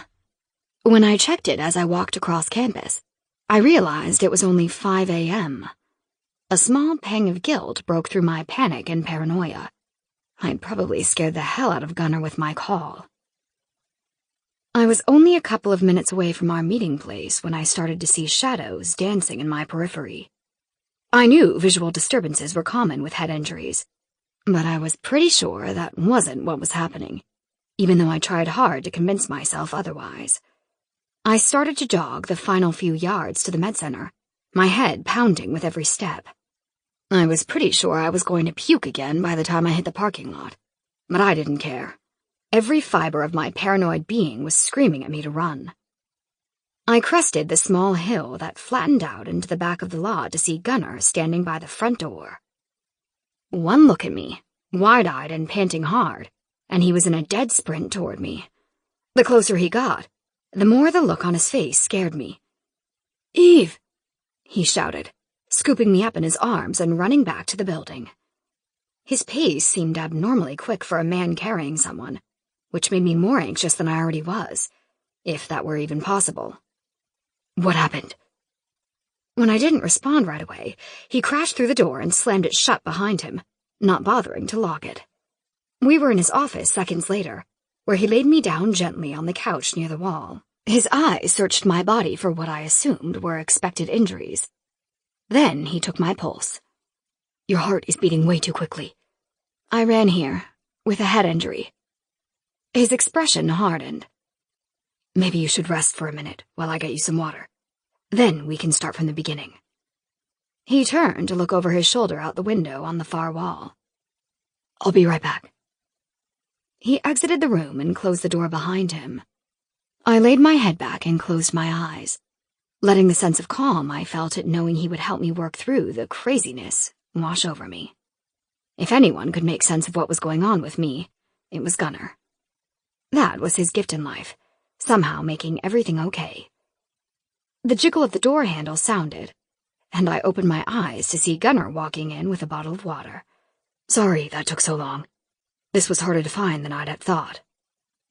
I pushed myself to sit, resting my head in my hands for a second. Once I was confident I had my bearings, I looked up at him and took the bottle he offered. "Are you feeling better?" "Yeah, a bit." "You sounded pretty upset on the phone." "I was," I replied, taking a swig from the bottle. "Would you like to tell me what happened?" "It's a long story." He sat down in the chair nearest to me. "I've got time," he said with a faint smile. I took a deep breath and did as he asked. I told him everything I remembered about the murder in the alcove, the strange run-in at my father's, my journals, and the murder and subsequent assault that led to me finding myself in my apartment with Fenris. Then I told him how I'd snapped when my memory of last night had returned, and Fenris had tried to downplay it, how I was slipping down a dangerous slope again, how I feared my mind was barely hanging on. When I was finished, Gunnar sat quietly, studying me with thoughtful eyes. "I now understand why you were so upset when you called." "Yeah, about that. Sorry I woke you. I had no clue what time it was." "I'm always here for you, Eve. That's my job, my duty. You don't need to apologize." I forced a quick smile before hiding my emotions behind the water bottle, taking a long, drawn-out drink to let the awkwardness of the moment dissipate. "So, Freddie," I said, trying to lighten the mood, "what do you think?" "I think you were assaulted and sustained a severe trauma tonight, which you are understandably shaken about. But the murder, you believe me, right? That it happened?" "What I believe isn't important, Eve." "It is to me. Your opinion sure as fuck matters." He took a second to regroup before speaking. "My opinion matters to you. Let's talk more about that." "What else is there to say? I care what you think. I don't want you to see me as some damaged little girl." "Do you see yourself as a damaged little girl?" "Yes." "No." "Then why would I?" "Don't start with all that conventional mind voodoo, Gunnar. I want you to level with me, off the record. Do you believe me? Do you believe I saw what I saw?" He took a deep breath before standing up and walking over to sit beside me. His leg was so close that it brushed against mine, and I wondered if he did that so I'd think he was breaking the rules in that moment, that he was about to tell me the truth. "I think someone smashed your head and you have a concussion. That much I know is true. But you think I'm lying about the rest? I didn't say that. I can't confirm or deny what you saw because I wasn't there. I do have an idea, though. One that will require a great deal of trust on your part. He looked at me, driving his point home. Can you do that? Can you trust me? He reached his hand out toward me and left it hanging in the air, waiting to see if I'd take it. I didn't have to think about it for long. The truth was, I did trust him. From almost the moment I'd met him, I'd known he was my ally, someone who had my back. So I took the hand he offered and let him help me up from the couch. I followed him out of the building to his car and climbed in the passenger side. He asked me again where it had all happened, and I told him. Then we were on our way. It didn't take long to see that he was taking me to the sketchy Fox. Gunnar parked the car not even a block away from the bar. At that hour of the morning, spaces were a lot easier to come by. I spotted my car further down the street and made a mental note to make sure I drove it home when we left. I wasn't sure that mental note would hold up after we did what we were about to do, but it was the best option I had. Which way? Gunnar asked, looking at me across the roof of the car. It was down the back alley, I said, pointing in that direction. He nodded once, then made his way around to the sidewalk and me. When he walked past, and I didn't follow, he stopped short and turned to face me. It'll be okay, Eve. My fractured mind seemed inclined to disagree. When I remained still, he came over to me and placed his hands on my shoulders. I won't let anything happen to you, he said, his tone as earnest as his expression.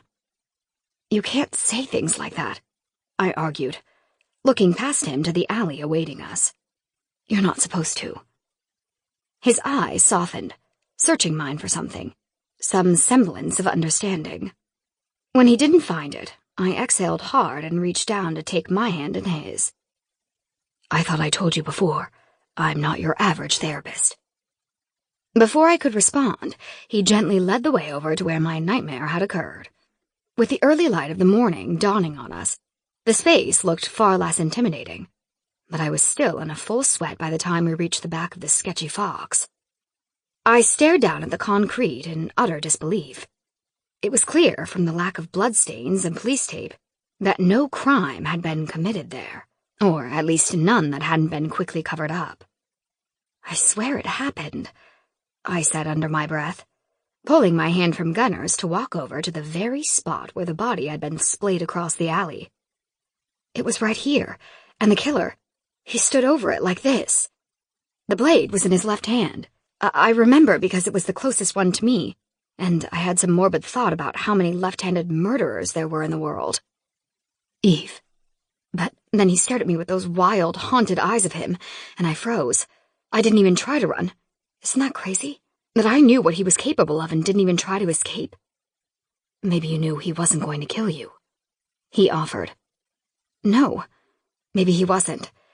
Maybe he likes to play with his toys before he breaks them. I was staring off into the distance when I heard Gunnar's phone ring. I could see him in my periphery pulling it out to see who was calling. I wondered if maybe another one of his patients was also losing their shit. How inconvenient that would have been. You can get it, I said, giving him permission he hadn't asked for. I'm fine. They can wait, he replied, taking a step closer to me. Do you want to tell me more? Show me more? You know the rest, I said, my voice weak and hollow. I made it all up in my head. Eve, he started, taking another step toward me. I snapped my eyes wide to him, and he stopped short. Eve, I want to try something with you. Something incredibly unorthodox. Is that okay? You just admitted that you don't exactly follow the therapist handbook anyway, I replied, implying permission. I don't want you to be afraid. I think we're well past that at this point. I wish there were an easier way to do this, Eve. I just don't see another way. I swore I heard him mumble under his breath. We're running out of time. Just do it, I replied, sounding as empty as I felt. My sanity was waning with every moment I stood in that alley with him, remembering all the nuances of a crime that apparently hadn't been committed. What could he possibly do to make it worse? What possible tool of his could knock that already shaky foundation out from under me? "I want you to meet someone," he said, taking a step closer to me. "A friend of mine." He turned to look down toward the mouth of the alley, and the figure now occupying it. The second I saw him, my knees went weak with terror. I would have screamed had I been capable of breathing, but it seemed that function had left me, along with myriad others. Godric seemed to have that effect on me. "No, no, no, no, no, no, no, no, no," I said, over and over again until I gasped for air. "Eve," Gunnar said, hurrying toward me. I batted at his outstretched hand and scrambled backward away from him. I felt like such a fool. Like somehow I should have seen that coming, even though there'd been no reason to believe they knew one another. Maybe that was just my paranoia talking. "You stay away from me!" I yelled, pointing to both of them. I reached into my back pocket for my phone, but my shaking hands fumbled it to the ground. I didn't take my eyes off them as I scrambled to pick it up. Not that I could have done much if they made their move, but I wanted to be ready for it. I wanted to be ready to run. Once I scooped my phone off the ground, I continued to back away from them. They were stalking toward me slowly, but with clear intent. I needed to call for reinforcements, and fast. I managed to type in 911 after 3 attempts, and was just about to hit send when I bumped into something hard behind me, dropping my phone yet again. Out of sheer reflex, I spun around to see if I'd backed myself into a corner, silently praying that I hadn't. I turned right into a who, not a what. My eyes drifted up to see Fenris looking down at me, a mix of confusion and anger in his expression. Then he looked past me to the duo approaching, and I breathed a sigh of relief, however small. I wasn't alone. Fenris, dutiful would-be boyfriend that he was, had somehow followed me to the alley. The rescuer I hadn't known I'd needed. "Help me," I pleaded, pulling on his t-shirt as I tried to drag him down the alley with me. "They're going to kill me. Kill us." But Fenris didn't move. Instead, he hooked his arms around me and held me in place as the others neared. Terror and betrayal like I'd never experienced in my life cut through me like a knife, gutting me alive. Whatever bizarre conspiracy was going on, I didn't understand it. All I knew in that moment was that my ass was as good as dead, and my body would never be found, just like the others. "It was you. All of you," I said accusingly. My eyes darted from Fenris over to Gunnar and his friend, trying to make my brain remember them from the night between the frat houses. It had to have been them. It made perfect sense. But they were only 3, and I'd seen 5. I wondered if the other 2 would be arriving soon. "We didn't want it to be this way, Eve," Fenris said, his voice full of sadness so thick it was palpable. It clung to me as he did, holding me prisoner. For a second, I believed that he didn't want to be doing what he was doing, that there was true remorse in him for being a party to murder. Then I remembered it didn't make him any less a killer, and I started screaming like a banshee. Fenris clamped his hand down over my mouth, but I bit his finger and he yanked it away. One expertly placed elbow in the gut later, I was free from his hold. In fairness, I think I'd surprised him more than hurt him, but I didn't bother asking. Instead, I bolted in the opposite direction, hoping that I could somehow make it to the main road before I was tackled by a killer. Or 2. Maybe 3. "Help me!" I screamed repeatedly, gasping for breath in between.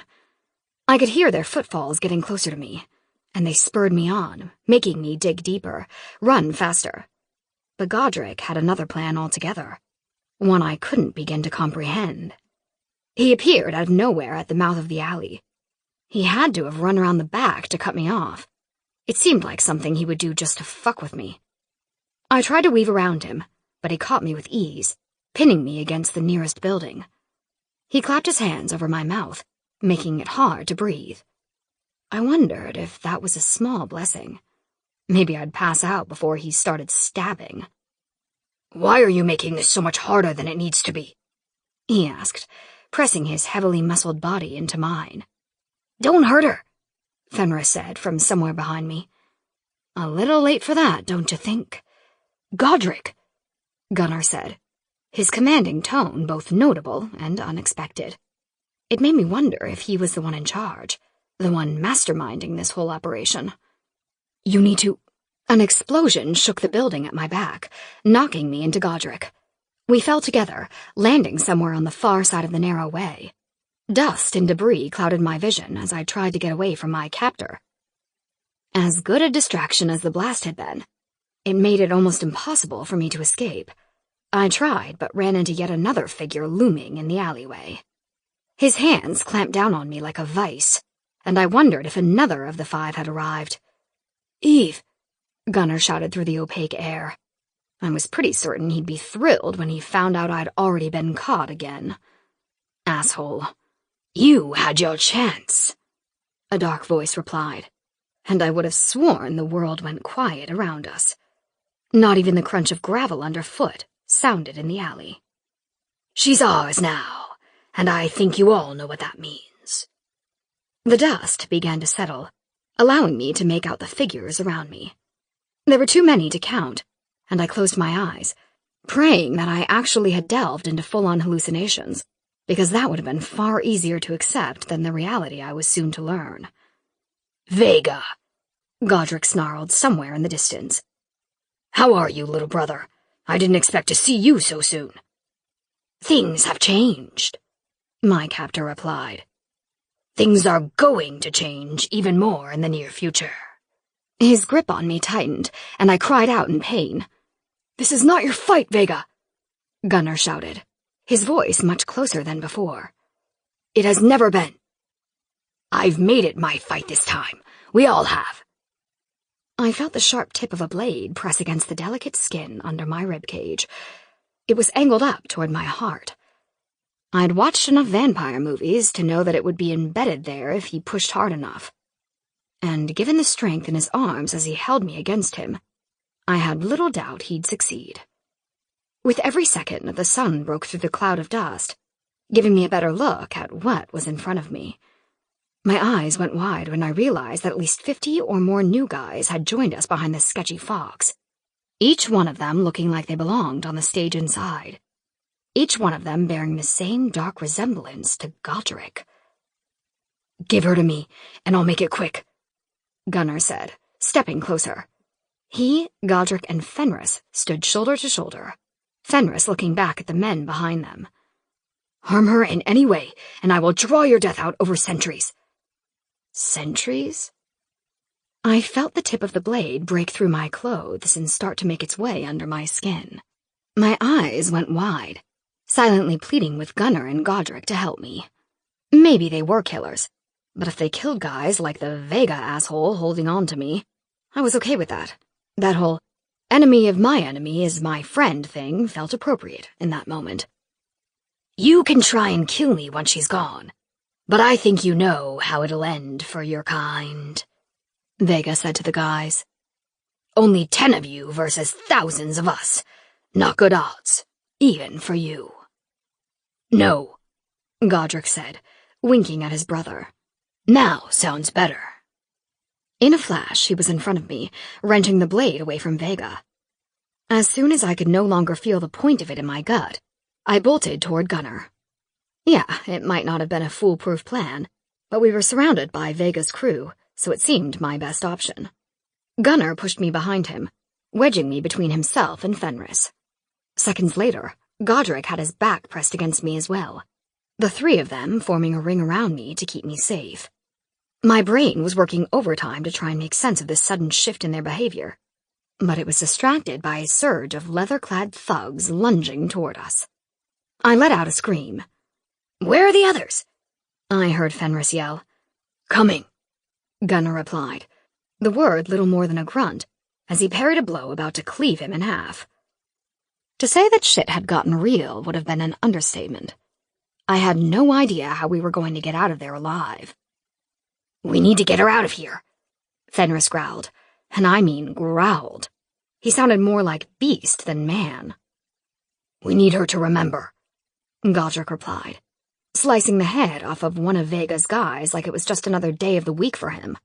In reality, it probably was, but I decided not to dwell on that fact until later, when I was far, far away from him and his weapons. When a mob of angry men wasn't trying to kill me. "Gunner!" A voice from the far side of the din shouted. Another called out to Fenris. Apparently the cavalry had arrived. I stayed tucked between the three encircling me, jostling from side to side as they battled whoever came for me. I heard a blade slam into something that sounded oddly like cast iron, and I turned to see Fenris look down at his stomach, then lunge toward his attacker, burying his weapon hilt deep. The eyes of the man about to die turned black as they fell upon me. Then Fenris sliced his head off with one fell swoop. "Jesus Christ!" I gasped, backing into Gunnar. "Godric!" The therapist, who I now highly doubted was a therapist, shouted. "Take her!" "I thought you'd never ask," the Dark Killer replied. He dared a glance back at me and flashed a smile that both warmed my insides and chilled me to the bone. The conflict coursing through me was almost enough to distract me from the battle. Reaching back, he grabbed my arm and dragged me out of the safety the three of them had provided. Fenris and Gunnar followed behind to cover our backs, while Godric cut a path through the enemy toward the reinforcements. I cried out in pain as the tip of a knife sliced through my arm. I clamped my hand around it to try and staunch the bleeding, but the cut was deep. If I couldn't get a tourniquet around it, bleeding out was a definite possibility. The three men now had me penned in against the building wall, working step by step to get us closer to the alley's exit. Though their ability to kill was impressive, I could see the three of them tiring. We weren't going to make it. "God damn it, Eve!" Fenris shouted at me. "Why don't you remember?" "Remember what?" I shouted back. "What am I supposed to remember?" The sound of blades clanging against one another was my only response. "Enough of this bullshit," Godric growled. "I'll make her remember whether she likes it or not." He yelled at Gunnar and Fenris to cover him, then fell back behind the tiny wall they'd created between us and the enemy. He looked at me, blue eyes searching mine before he grabbed my face and pulled it close. "I'll have to make this up to you later, too." Then his lips crashed upon mine, kissing me like a man possessed enough to turn his back on a war just to make out with me. For a fleeting moment, I wanted to push the crazed killer away. But before I could get my hands up to do so, my body was ablaze with desire and recognition, and something that felt oddly like love. Like I was living someone else's reaction to him. And then I realized why. His tongue forced its way into my mouth. So did the memories attached to him. Memories of him on top of me. Memories of a battle not unlike the one we were in. Memories like the vision I'd had of him standing over my dying form. Something in me recognized Godric in a way that I couldn't comprehend. All I knew was that it was true and real, and so much a part of me that I wondered how I could possibly have been around him and not remembered. Even if I couldn't make sense of it. It was as though we'd lived another life together. He pulled away from me and stared into my eyes, searching them for some shred of realization. The corner of his mouth curled up when he found what he was looking for. "I've missed you." As quickly as he'd kissed me, he was back in the battle. The numbers must have thinned enough for Fenris and Gunnar to start pressing forward, slicing their way through whoever charged in. Even still, there were a lot of live bodies still in that alley. "Make a break for it, Fenris," Gunnar shouted. Without pause, my chemistry student, who probably wasn't really a student, snatched my arm and barreled through the crowd. He didn't even bother using his blade to defend himself, only to attack. I saw him take hits that should have killed him, but he didn't slow. He ran through them no matter what, that cast iron sound echoing through the narrow passage. I couldn't see who we were headed for, but I knew we were getting close. I could finally see beyond the battle to the empty street. That nobody had reported us to the cops was shocking, unless it wasn't. The murders I'd previously seen were starting to make a whole lot more sense in a nonsensical kind of way. Just as we were about to reach the others, I heard a cry of pain from Godric. I dared to look back through the melee. What I saw scared a part of me that I didn't know but couldn't argue with. That part demanded I stop. That part wouldn't let him die. With the others embroiled in their own fights, I knew none of them could get to him fast enough. Vega, his brother, the killer I'd seen in the alcove that night, I realized, and 2 others had him surrounded. From what I could tell, Godric was unarmed. It was a death sentence at best. A vision of him on top of me flashed in my mind, and my memories seemed to overtake me. Memories of fighting and killing and loving every second of it. That was what Godric had been saying to me in the alley last night. And I now knew why. He hadn't been trying to scare me. He'd been trying to reach me. To reach the part of me that not only understood what was happening, but enjoyed it. Somewhere deep inside, I loved the thrill of the kill as much as he did. I ran toward him, scooping up a blade from someone that had fallen along the way. I buried it in the back of one of Vega's men before withdrawing it in a flash and slicing it through the one next to him. That left 2 against 1, Godric and me against Vega. "You want the pleasure?" I asked Godric, my weapon pointed at Vega. "I'll take pain and pleasure both," he replied, smiling at me. "But for now, I prefer death." Before I even realized he'd taken the blade from my hand, it had made its way through Vega's torso. With a violent twist, his brother fell to the ground, and I looked around at those still fighting, their numbers thinned to near decimation, and more memories assaulted my mind. Gory, bloody memories played over and over until I had to close my eyes to make them stop. The part of me that knew them warred against the me who was still reeling from the fact that I just killed 2 men to save another that scared me, or thrilled me, or maybe some unhealthy combination of the 2. Sensing my impending meltdown, Godric threw down his weapon and picked me up, pressing me tight against his body. Then he ran through what remained of the fight toward the street. We were in Gunner's car before the tears started running down my face.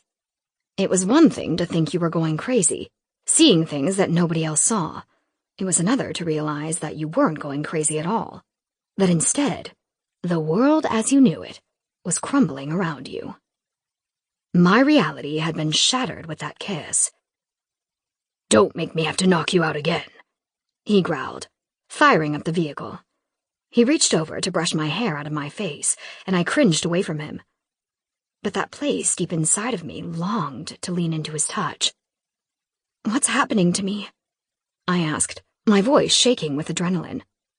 "You're starting to wake up," he said, letting his hand fall away. If I hadn't seen what Godric was capable of, I would have thought there was a note of sadness in his voice when he said those words, a hint of remorse. "I don't think I want to," I said softly. Silence. "You never do, Eve. You never do." Chapter 20. Not long after Godric took me home, Gunner and Fenris arrived. The other 2, the ones I hadn't seen yet, were dealing with the mess we'd made, or so Gunner claimed. Just like they had the night before. Just like they had the night of the Greek row party. I wondered if they had been the ones to clean up in the alcove that night, or if Vega had done so himself. Just another question I needed an answer for. Learning that I wasn't actually going crazy again made me feel somewhat vindicated. I was still scared shitless. I couldn't deny that something beyond the normal boundaries of reality was going on. That something far beyond my comprehension was afoot. But I knew they were about to enlighten me regardless. I sat in the corner of my sofa, clutching a cushion to my chest, as if that could protect me from what I was about to hear. "Eve," Gunner said in his most calm therapist voice. He sat down in the armchair across from me while Godric and Fenris hovered behind him.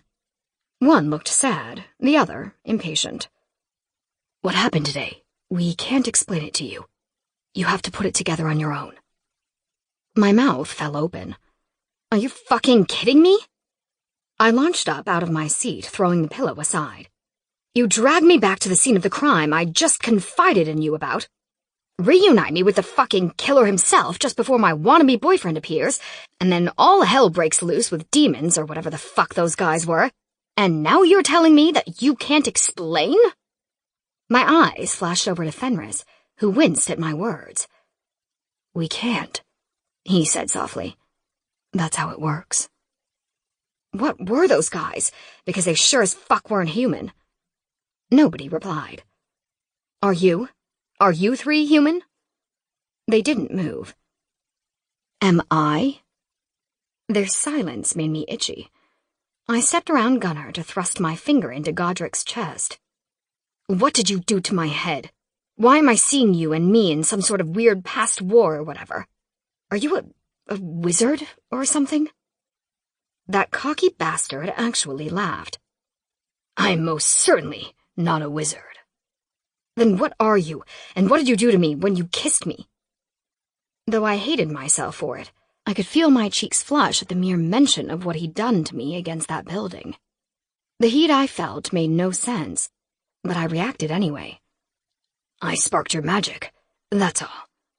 What you saw was yours to see. So not helpful. What exactly did you see? Gunnar asked, standing up beside me. I saw him, I replied, pointing at Godric. He was dressed weird, in some kind of old combat gear or something.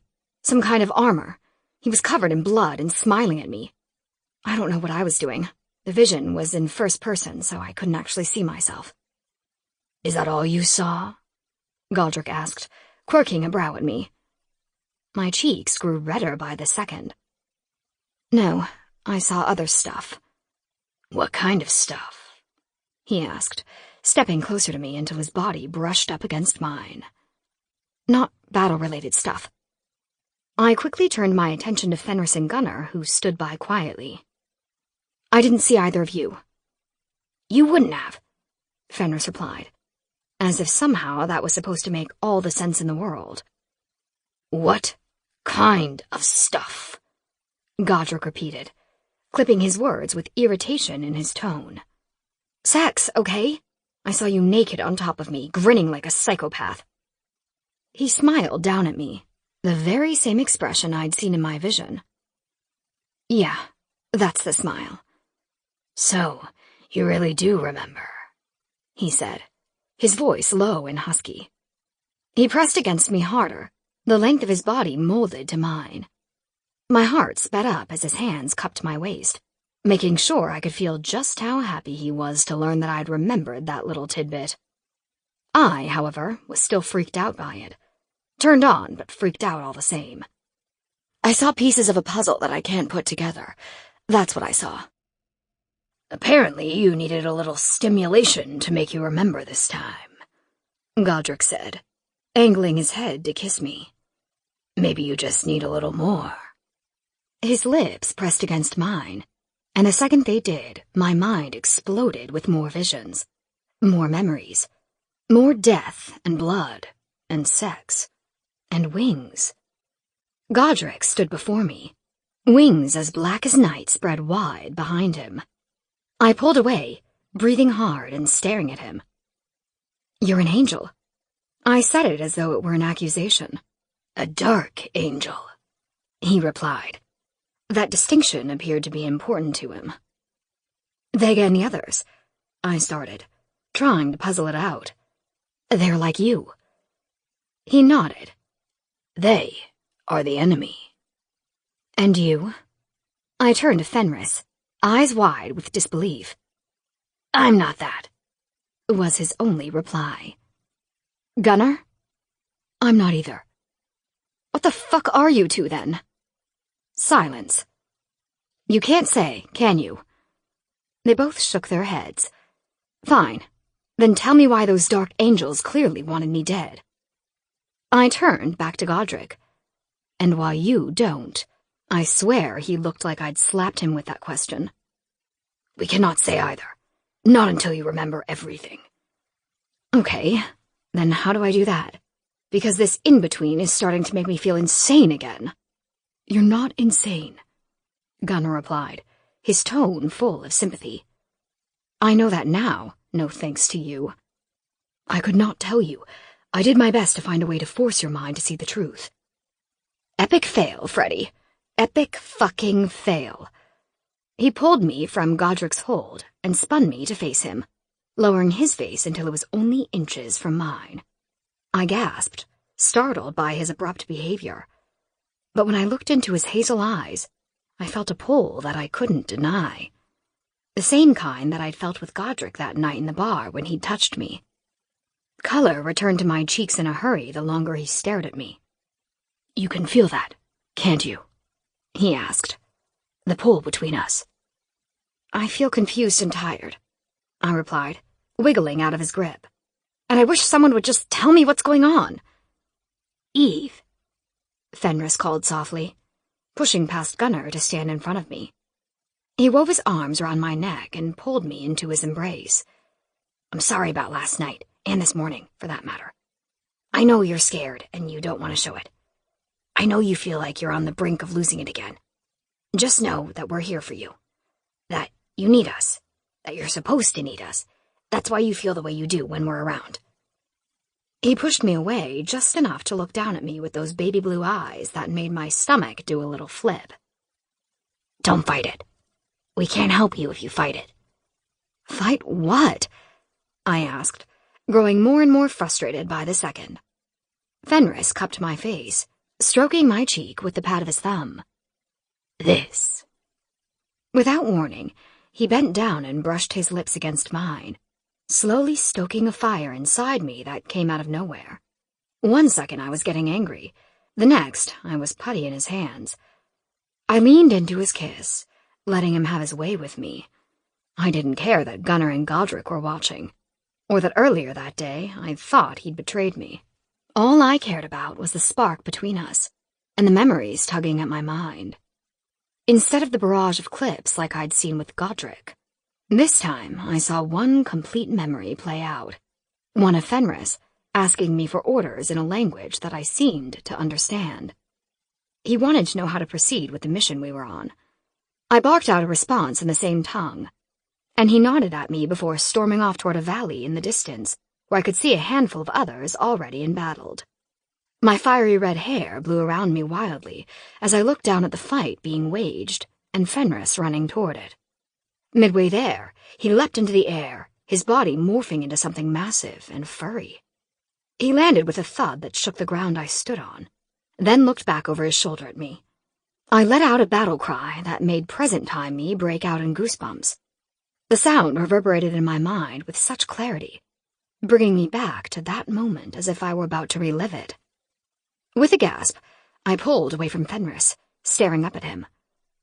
You're a wolf. Yes. His smile was bigger than I'd ever seen it.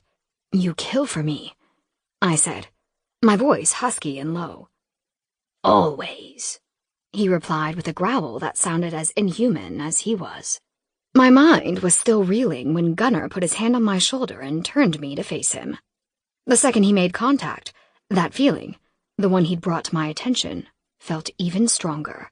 Like a part of him was begging me to come to him, to remember. Eve. He said my name like it was sacred to him. Don't be afraid. And I wasn't. I should have been. I should have been scared shitless. But I wasn't. Something about staring into his eyes gave me comfort unlike any other had ever provided. He stepped closer to me, carefully assessing my reaction the entire time. When I stood my ground against him, he let a tiny smile tug at the corner of his mouth. Always so brave, he murmured, running his hand through my hair until he cupped the back of my head. Our fearless leader. Fearless what? I didn't get a chance to ask that question because Gunnar's soft lips were forcing mine open with a determination that I was loath to fight. I let him in, sinking deeper and deeper into the past with every stroke of his tongue. I saw flashes of him and me together, suiting up for war, discussing strategy, burying our dead. Side by side, we faced horrors together, and I could feel his allegiance through those memories, how important he was to me. His lips were ripped away from mine abruptly, and I looked up to see Godric holding him back from me. I could see plainly from Gunner's expression that he hadn't been ready to stop just yet. There was a shadow in his eyes that alerted some part of my brain to a dissonance within the group. A rivalry I didn't understand, but could clearly feel. "Hey!" I shouted, and both of their heads snapped to mine. "That's enough." Godric dropped his hands from Gunner and walked toward me, taking his place beside me. I pretended I didn't notice when his palm landed on the small of my back. "I still have questions," I said, looking at each of them in turn. "I think someone needs to make breakfast. It's going to be a long morning." And it was. Hours of fruitless interrogation later, I felt no closer to understanding what was going on. I could see that the inability to tell me anything helpful pained the trio, but that didn't make me feel much better. I needed answers, not guilt.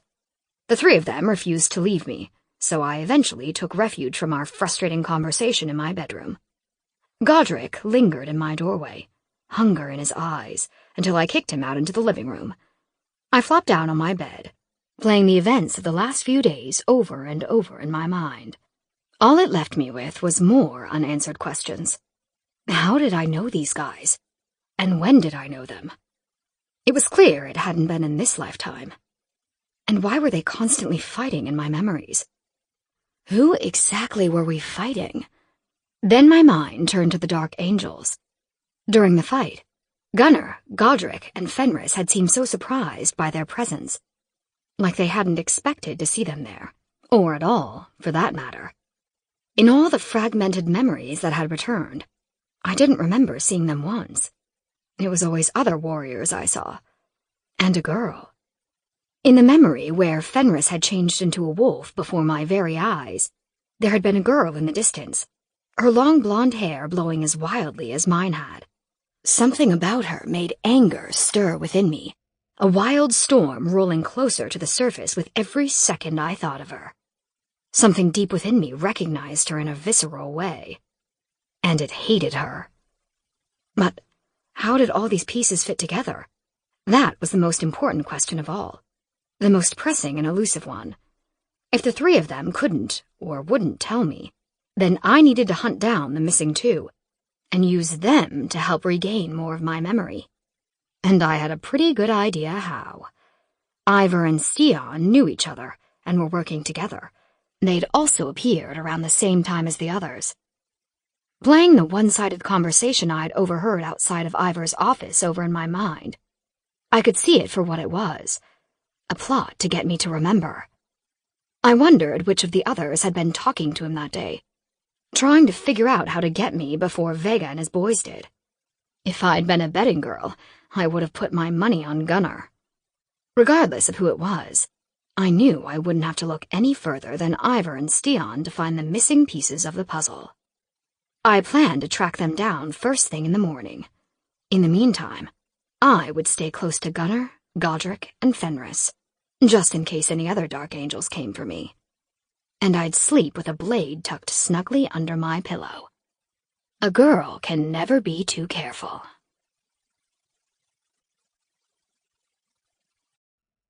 This has been Eve of Eternal Night, The Zodiac Curse, Harem of Shadows, Book 1. Written by Lynn Natusch. Narrated by Vanessa Moyen. Copyright 2018 by Lynn Natusch.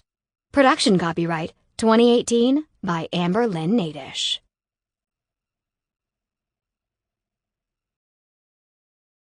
Audible hopes you have enjoyed this program.